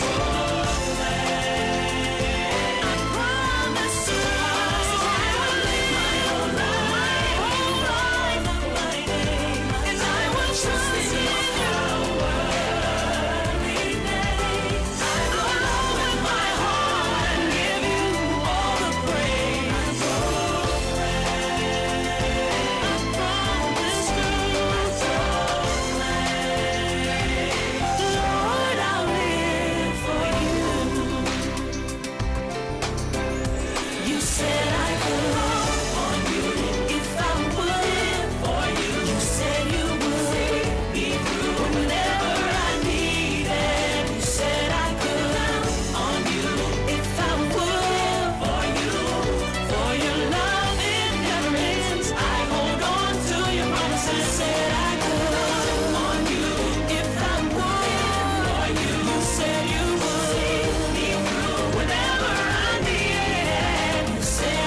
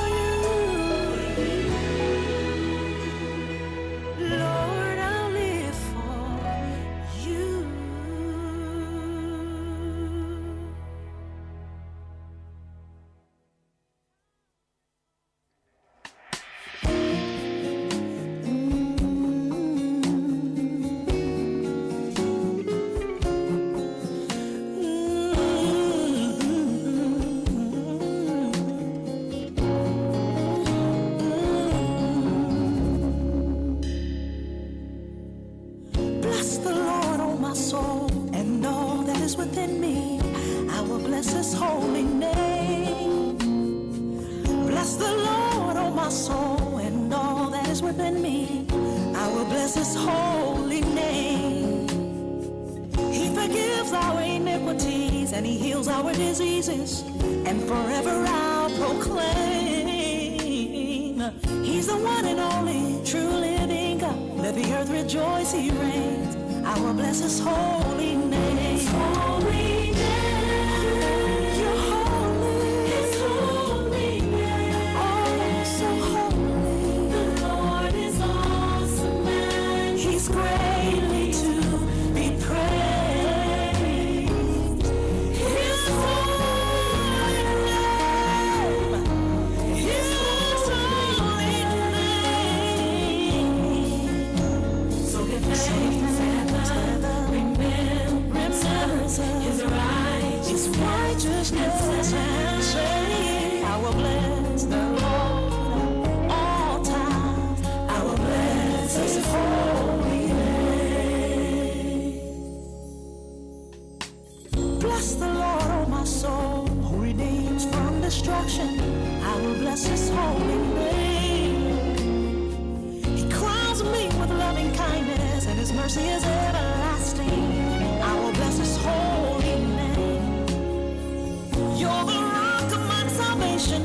I declare your name among the nations. You are mighty and have all power. I can depend on you. You never change, you remain the same. I will bless your name, your holy name. Your holy name. The Lord is awesome and he's greatly to be praised.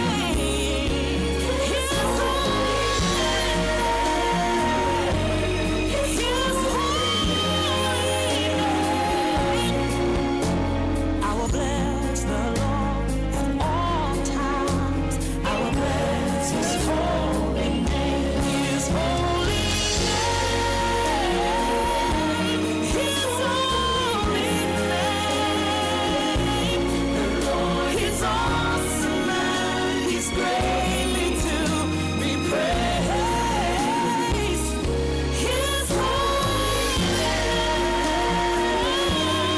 His holy name. Oh, bless the Lord. So give thanks and the remembrance of his righteousness and say, I will bless the Lord at all times. I will bless his holy name. Bless the Lord, oh my soul, and all within me. I will bless his holy name. Cry out, holy, holy, holy. I will bless his holy name. Praise the Lord, you nations. Give him glory. I will bless his holy name. Let the earth rejoice and be glad, 'cause he reigns. I will bless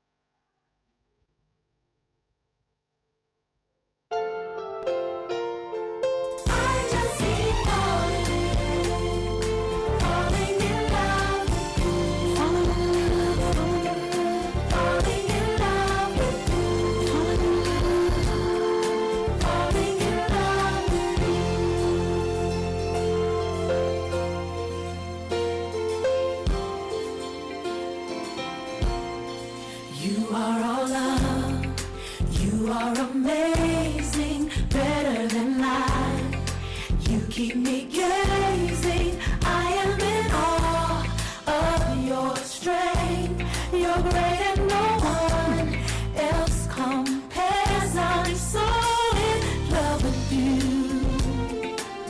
I can't help but continue to keep falling in love with you over and over. All things past, all things brand new. My lips shall praise thee, joyfully give you glory, while lifting my hands in your truth. I just keep falling in love with you. Falling in love with you. Falling in love with you. You're my best friend, closer than a brother. I can depend on you, there's no other. You said I'm the apple of your eye. Everything wrong, you make it right. I'm so in love with you. I can't help but continue to keep falling in love with you over and over. All things past, all things brand new. My lips shall praise thee, joyful.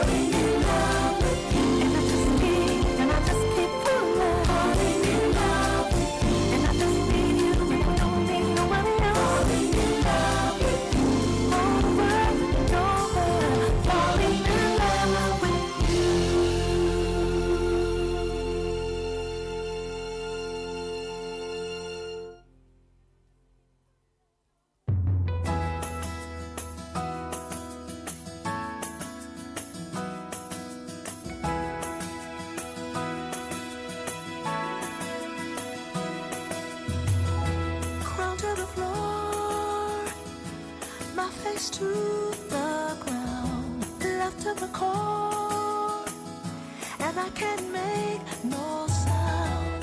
Time just fades, and I'm lost in your stare. I'm so amazed. Why would I go anywhere? Go anywhere. There is one day with you, then a million more, a million miles away. There is one day with you, then a million more, a million miles away. There is one day with you, then a million more, a million miles away. Wanna be with you, gotta be with you, wanna be with you. Oh, I wanna be with you, I gotta be with you, I wanna be with you. Oh, I wanna be with you, I gotta be with you, I wanna be with you.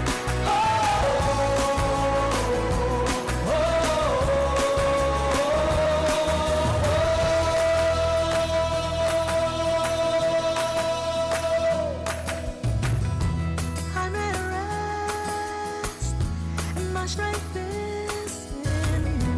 My heart is set to turn in the track and love on the truth. You know I believe, so let your kingdom come. See the shape in my knees. I'm making space for the one, my beautiful one. There is one day with you, then a million more, a million miles away. There is one day with you, then a million more, a million miles away. There is one day with you, then a million more, a million miles away. I wanna be with you, gotta be with you, wanna be with you.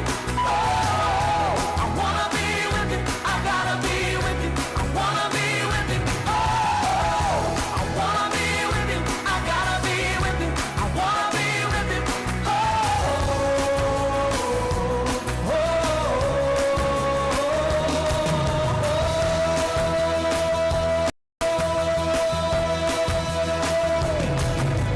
Who could for you for sending us away?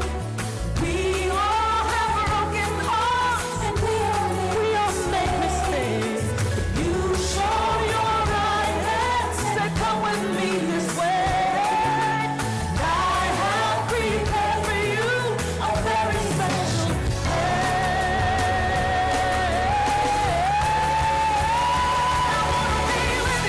wanna be with you, gotta be with you, I wanna be with you. Oh, I wanna be with you, I gotta be with you, I wanna be with you. Oh, I wanna be with you, I gotta be with you, I wanna be with you. Oh, I wanna be with you, I gotta be with you, I wanna be with you. Oh, I wanna be with you, I gotta be with you, I wanna be with you. Oh, I wanna be with you, I gotta be with you, I wanna be with you.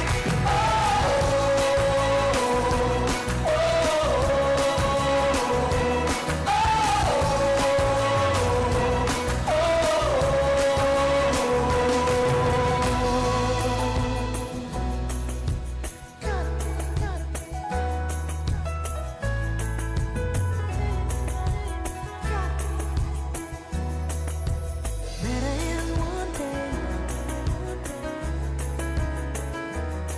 Said better is one day, one day, one day. Better is one day with you, then a million more, a million miles away. Better is one day with you, then a million more, a million miles, 1,000 miles, 100 miles, just 2 miles, 1 mile, 1 week, 1 day. It's just too far away, just too far away. Wanna be with you, oh, wanna be with you, I gotta